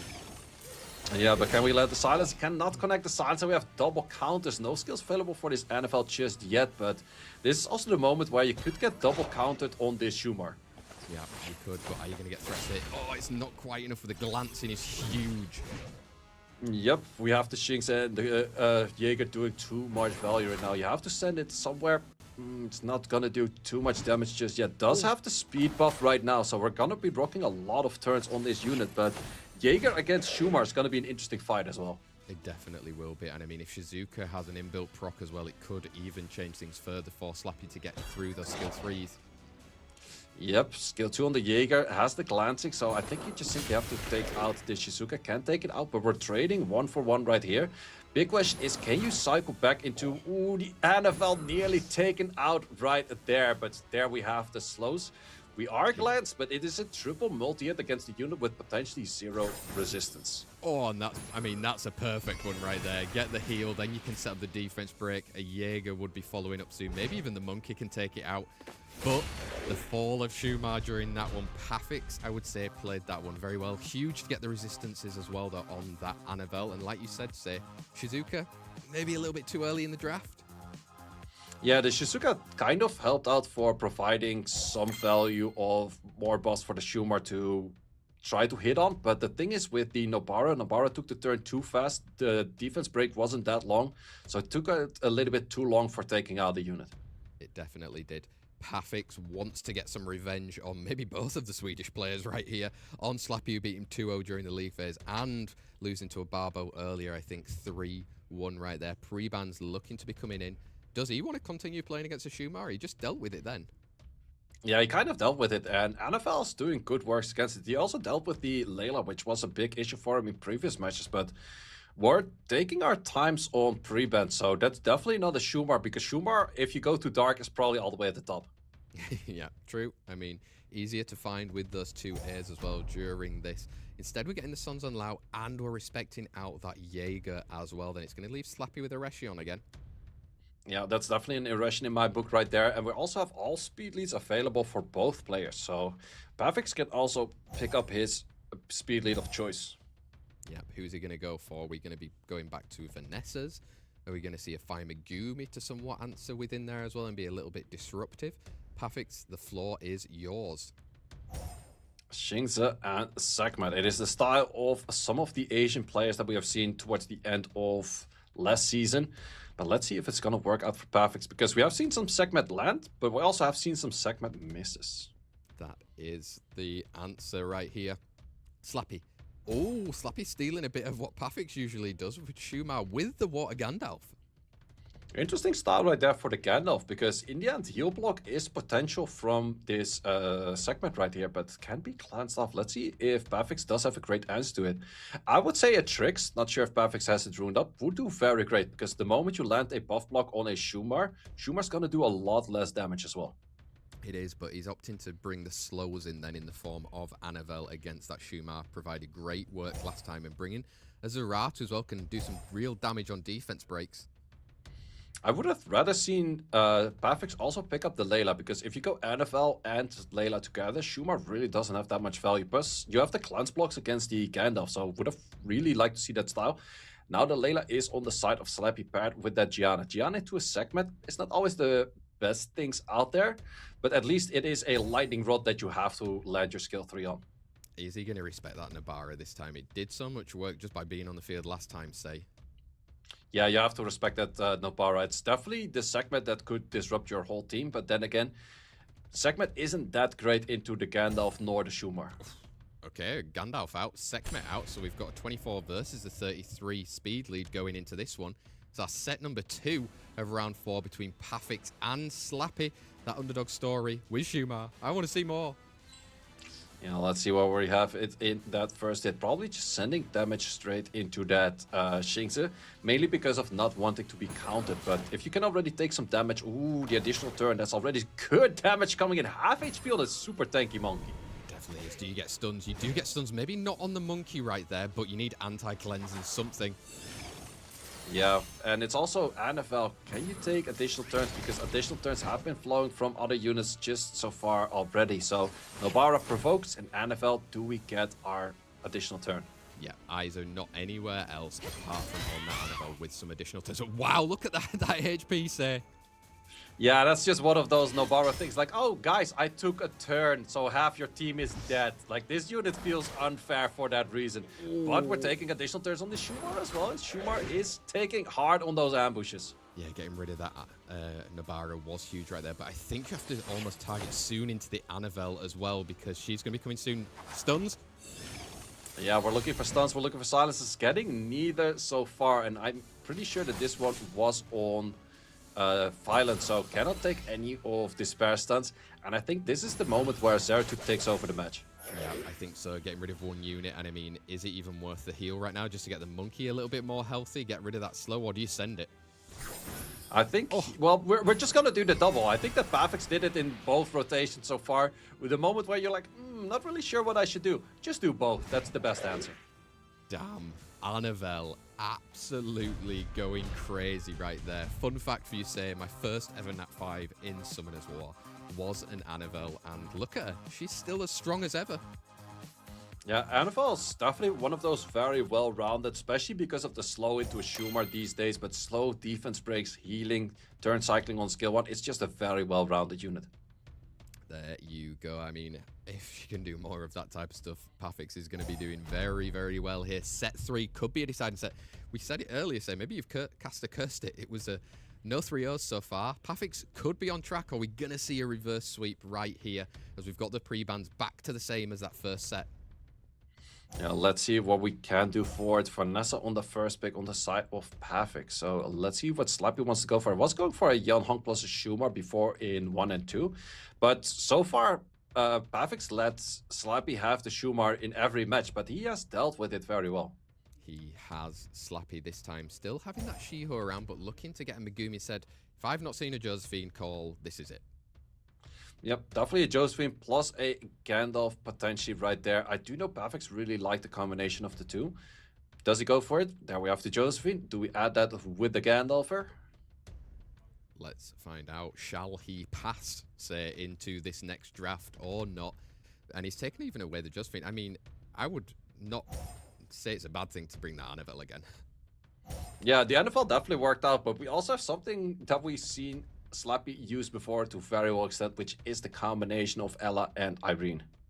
There we go, Ella, Irene. Somebody in chat should be shouting right now because Chow is coming for a little bit of action. Yeah, Chow, do we go for the double of them, Chow plus Jaeger? It is very strong in this lineup because you can simply take out that Shiho very easily. Oh, double Dragon Knights. So dangerous and deadly, especially in the hands of Pathics right here. Slappy, how are you working around this?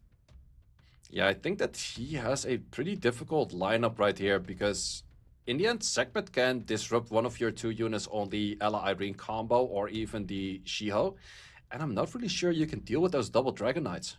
Nope, double Dragon Knights have been super deadly. They've been around 60-70% win rates. And going back to the Shumar, is it finally going to be the time for a reverse sweep, or is Pathics too strong here in the draft? Jaeger and Ella banned out, so we're going to have speed leads of 33 versus a 28. Going into our Summoners War European League playoff, it's the set 3, the deciding set potentially. Yeah, let's see what we can do on this. Segment definitely still has to land, but the big question is, do you go for the Shiho land or do you go for the Irene? Does go for the Shiho right there. Does get it. Can you get that stun? You do on the Vanessa. Going to tumble damage in there to get rid of that skill 3 later, or going for the Chow early. That's very early to go for the Chow. Also, the Chow, if that was an 80k hit, sure, you healed up a little bit after that. That feels like a lot of HP on the Chow. Big question right now, Irene, can you put the Annabelle in the back? We fully put it in the back and we land all of it. Yeah, now you can look like he's trying to get rid of the Chow then early enough. Shumar, can he do it with that speed buff? Also gives the protection towards the, or gives the taunt towards the Shumar, so likes this Shumar to be hit right there. But not sure if that is the right way. It does have, oh, the additional turns on Shumar gives so much damage value. If you were to kill it right now, you do give an attack buff to the Chow. That could be deadly, especially if you get a defense break right now. Ah, no defense break, so that's going to be huge. Maybe you even just want to get rid of that attack buff on there. Yeah, you definitely have to send it to get rid of the attack buff. Does steal the attack buff right there, but I think on the defense break, oh, it's just the speed. The speed value of the Shumar just lowers the damage output by that much because this unit has no defensive stats, but still looks so difficult to take down. Yeah, you need turns coming in soon, though, if you're on the side of Slappy, because look at how unhealthy his team is right here. Some stuns and pushbacks are going to be big. Yeah, can we get those? We are Glance, and we are looking at a glancing hit right there. Shumar is not looking at speed buff right now, so we're having a little bit more value on those. Segments, skill 3, where do you land it, and do you land it? Yeah, going for that Shiho, and Annabelle has everything. Are we going to see it again? Skill 2 into a skill 3, say? Yeah, you definitely want to go for skill 2 first, I would say, but does still land most of it, even though by being glanced. So that's high value for Pathics right here, because from this position, Chow will be able to take down the Shumar. Yep, the underdog story is all she wrote for Slappy right there. Pathics proving why he was the second seed in our playoffs from some crazy matches in the Summoners War European League. He was definitely watching that previous match as well. He's just taken down one of his Swedish opponents. There's one more waiting for him again in the final, so we will be having a repeat of our kind of first final, let's call it, going into an Obabo versus Pathics matchup right there. Say, Slappy, commend him for the effort today, right? Going all the way from the very first round through to our fourth round as well. Showing why Shumar might be here to stay after the Special League, right? Yeah, I definitely do think Shumar is a unit that's going to be picked up a lot, and therefore Annabelles and Layla are also going to get a lot more play, because those are the right counters, I would say so. Definitely, we've seen it already working. Get those slows in, get the damage coming through. I mean, if you've got a Chow around and you're hitting on those defense breaks, it's definitely going to help you as well. But this is why we've been here. We've been here for the past 7 weeks, and we are now going to be focusing in onto our final match of this year's edition of the Summoners War European League. It's going to be Obabo. It's going to be Pathics. Say, this should be fireworks. We saw a 3-1 last time, but do you think it'll be a repeat, or is it finally the time to see one of these guys really shine? Well, I would say Pathics now has a little bit more experience against Shumar, and that's the thing he had more issues against with Obabo. So maybe just the progression of this tournament day might give a little bit more of a value to Pathics of knowing how to deal with that. Big difference is that Obabo uses very different LDs together with the Shumar than Slappy was doing. Yep, he definitely was. And Pathics didn't have that solution the very first time that they played over in round 3.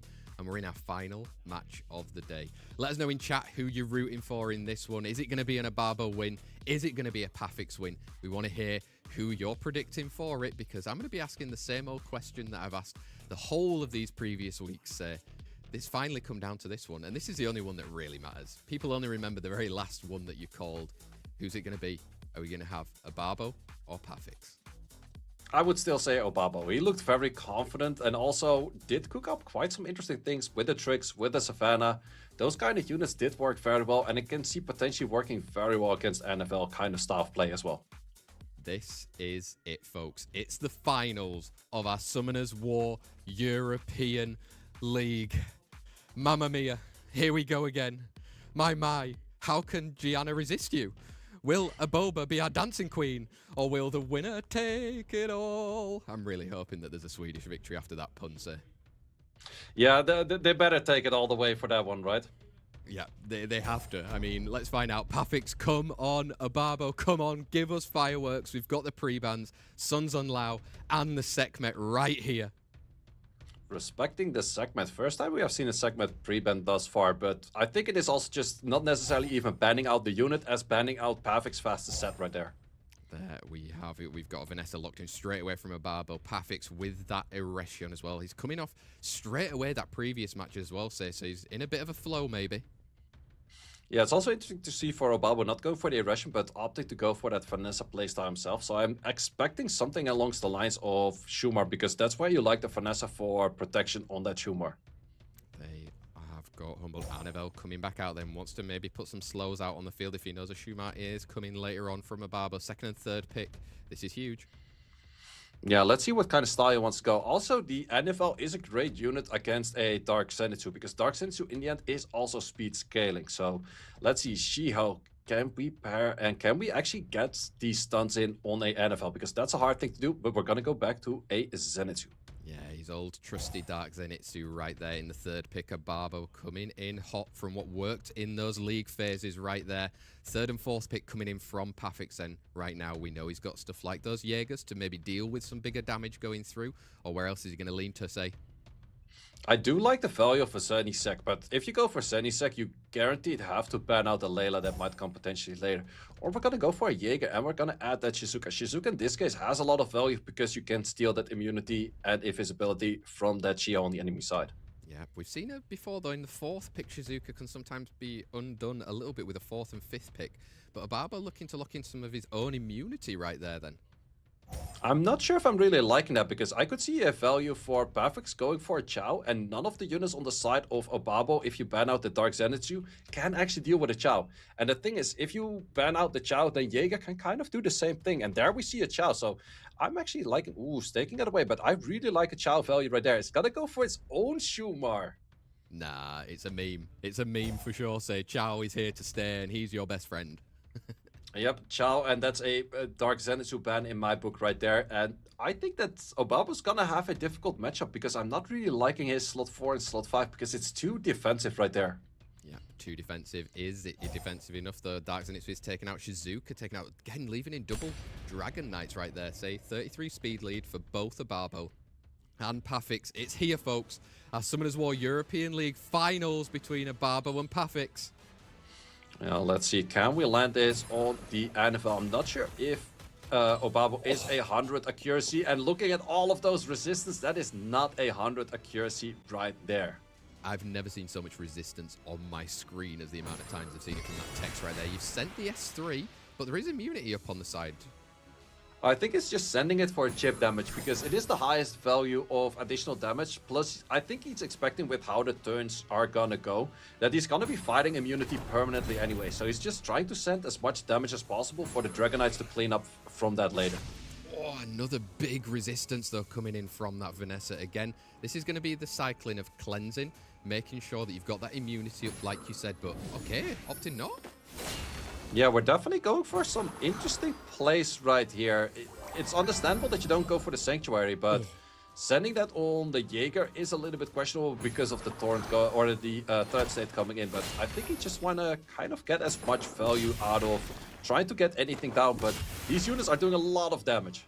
Yeah, there's so much damage from those skill 2s on the Dragon Knights. I mean, we've seen it before, all or nothing right now. Maybe try and get some stuns. Ooh, this guy did actually get the stun on the NFL, which is a hard thing to do. Can go for some skill 2s, does get the stun right there, but Valajul still has a Sanctuary up. Does still get for that Jaeger every single time. You can look to get a cleanse, get a little bit of attack bar coming up, again, some more healing. But once that monkey's gone down, it's not going to be that good. Yeah, I think he's just trying to take as much HP from the Jaeger as possible, so for a later fight he can kind of take it down, but so far the anti-crits are working, and we're chipping away some HP of this unit right here. Can we take out a Jaeger with the few turns that are coming later? I mean, it's so close right there, but maybe the Valajul can. Yeah, Valajul will definitely take it out. Does go for a little bit of healing. Also, NFL doesn't have any skills available. A heal at a time where you could have went for the Jaeger would have been nice. But so far, we still also have the Vanessa passive up, so Chow still has an uphill battle of actually taking anything out just yet. It definitely does. Maybe you want to even just send a skill 1 into an Annabelle right now. If you're going for the skill 2 anyway, I mean, Chow's not going to care. Yeah, Chow's not going to care. We're going to have an attack buff on this right there, but this is the attack buff that you also don't really care about at this moment because you don't have skill 3. But this Shiho that is not a 100% accuracy is landing those stuns very consistently. Yeah, it does manage to get it. He needs to really kind of cycle through and try get a turn. A little bit of healing is going to be very nice for a Shiho. But then also the big question, can NFL do the same thing? Because if NFL procs out, does get a crit wrong element, but also no turns on NFL just yet. No, and now you get some more healing, more cleansing. I mean, right now, Monkey... Oh! Oh, the anti-crit does not matter, and that was the main damage output from the side of Obabo. So now it's going to be really difficult to get anything in. Sure, you can cycle a lot, and you probably get some revive in at some point. But the big question is Chow just simply not going to do that much damage right after that? Exactly. I mean, he's still going to provide damage. And I mean, that Annabelle, you need to get the cooltime even. Oh, it was resisted.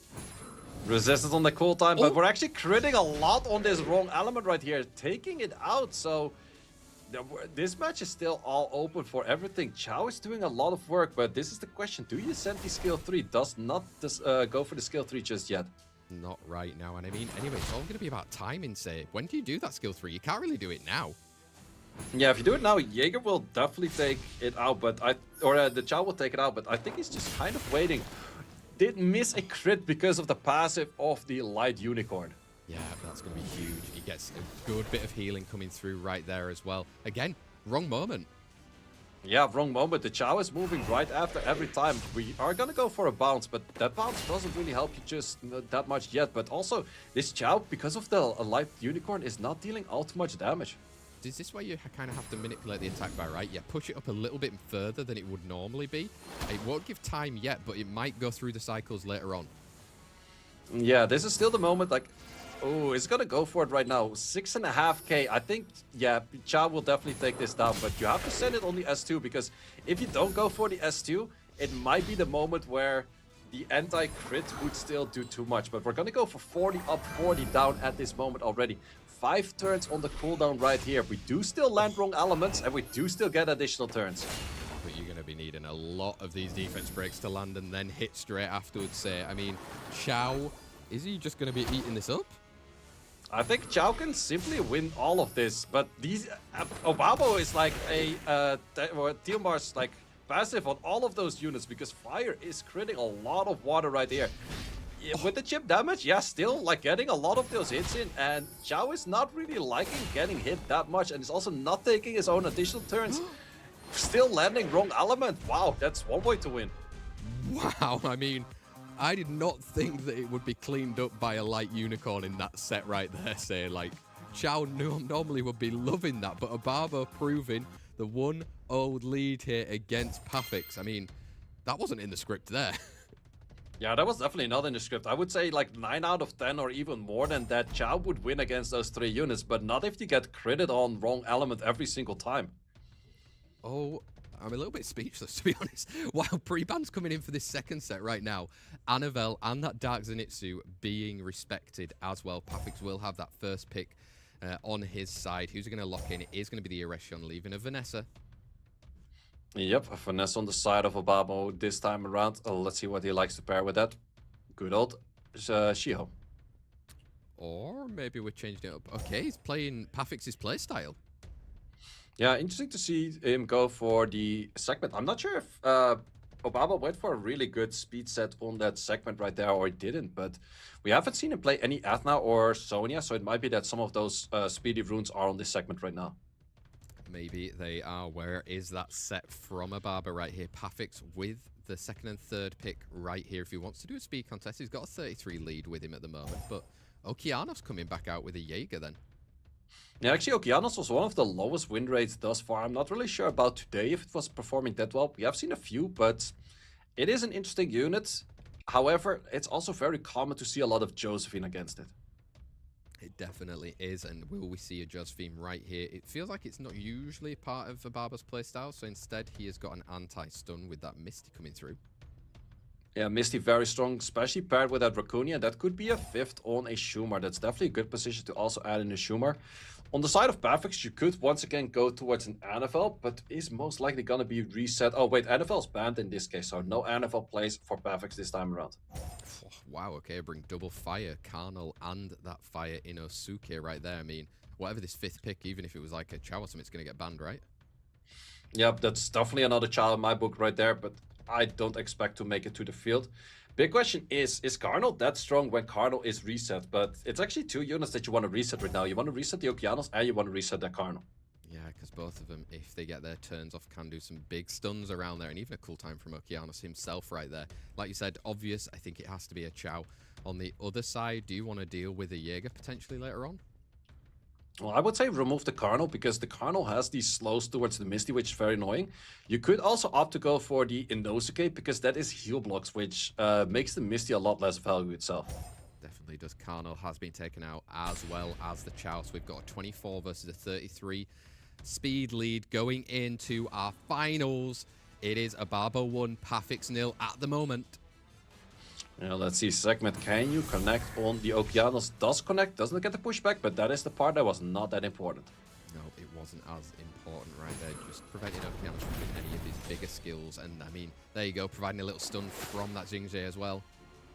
Yeah, but not stripping the segment right there also makes it where the Devour right now, you could send the skill, but you will not provoke this segment right here, which you would have liked to do, because segment skill 2 can potentially have a lot of value. It definitely can, I mean, even there, you got the stun back on that fire in Inosuke as well. You need to get rid of this Misty quick, right?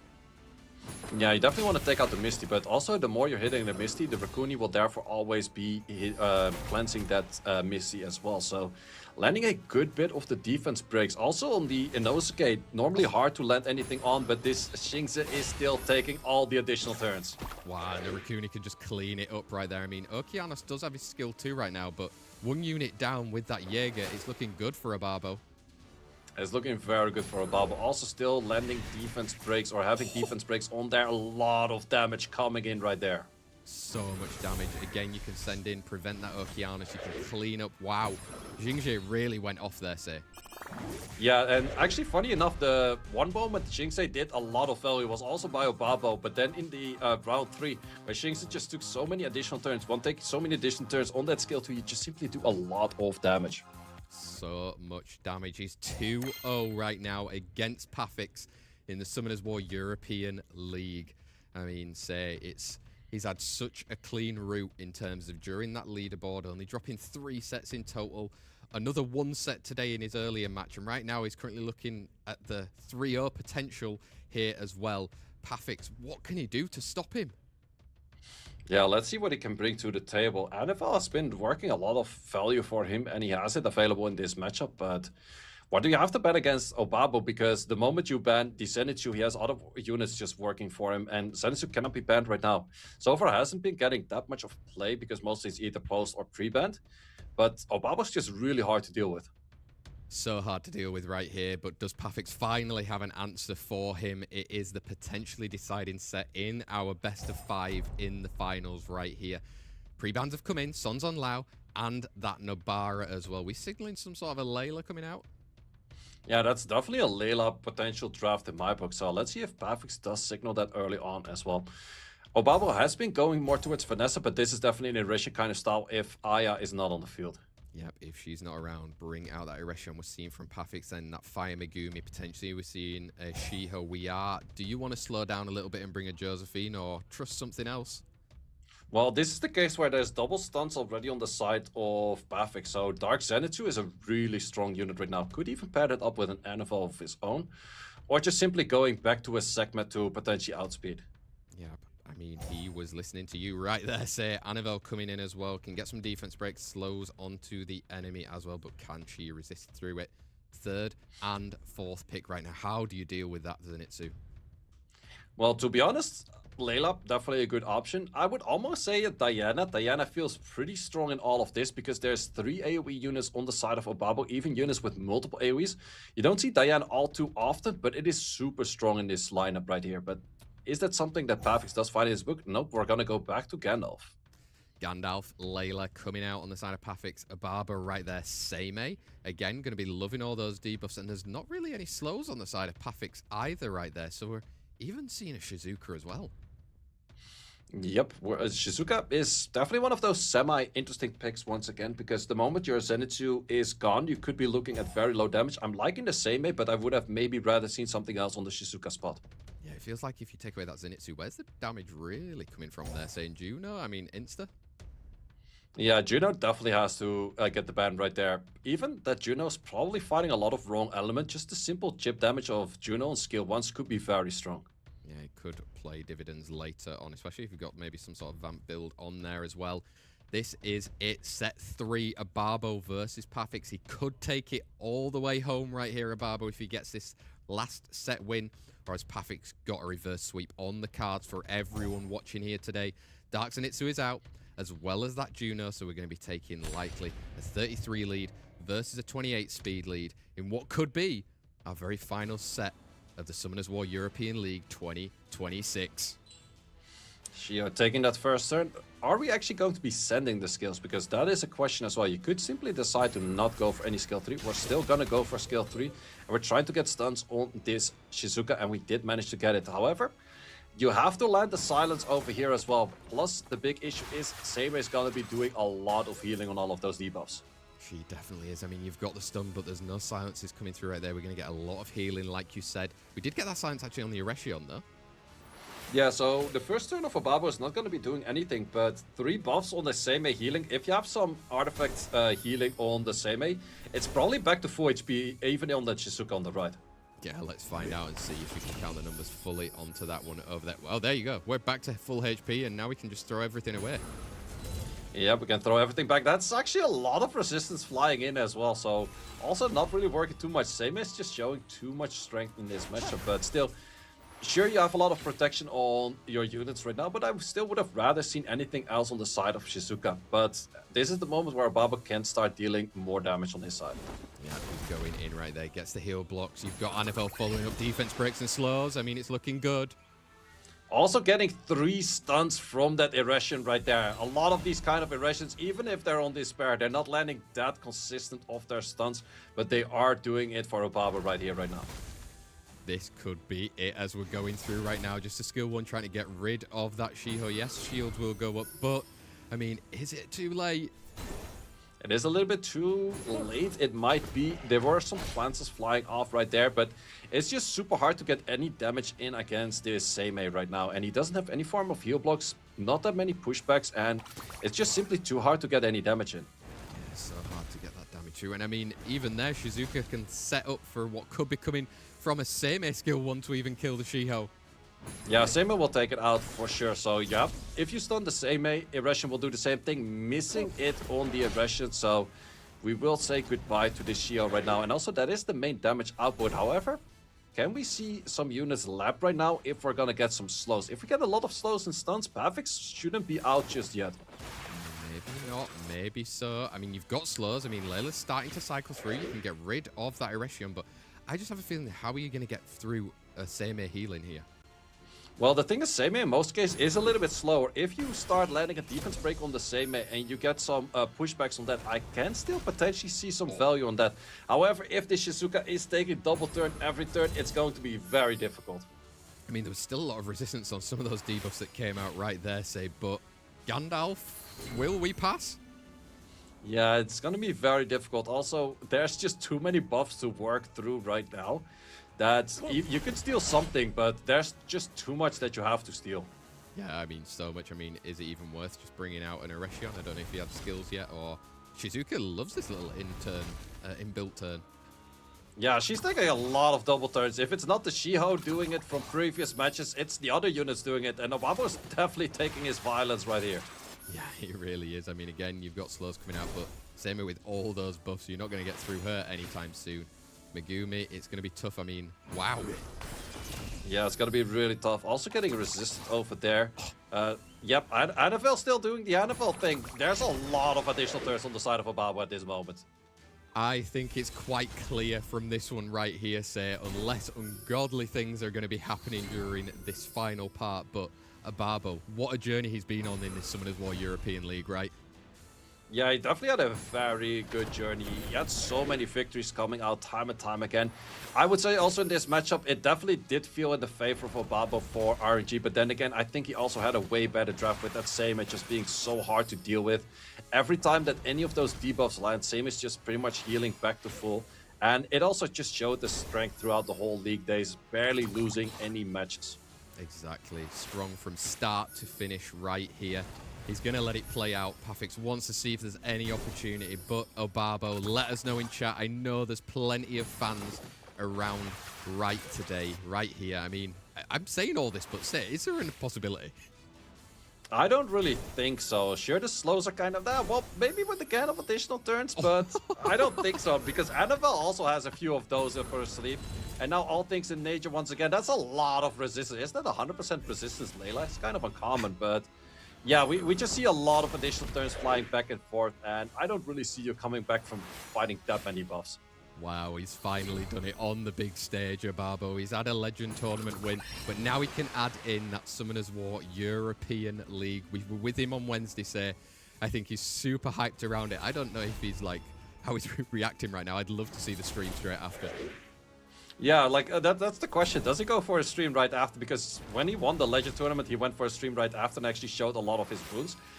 Not sure if he's gonna do that right now, but this match is also dragging out a little bit too long for my liking right now. Things just start dying already. Gandalf, what a unit on the field right there on the enemy side.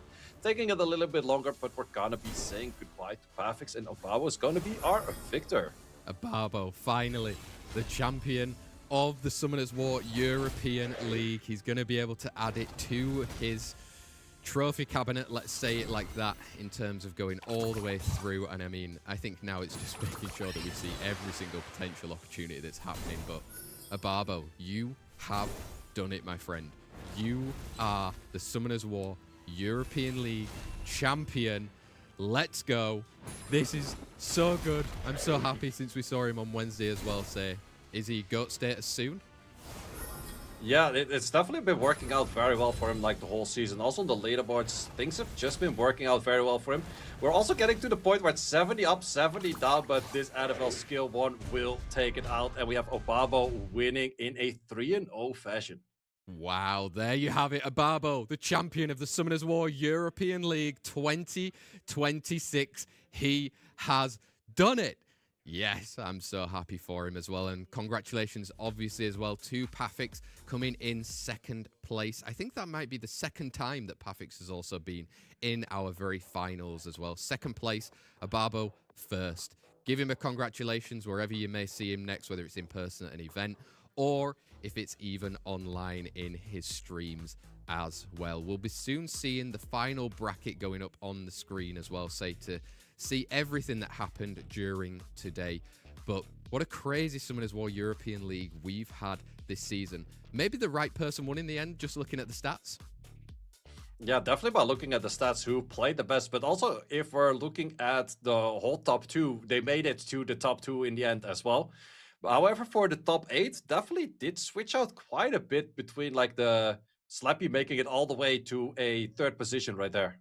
Yeah, all the way to third right there. Thank you once again to all of the players that participated in the whole of the Summoners War European League.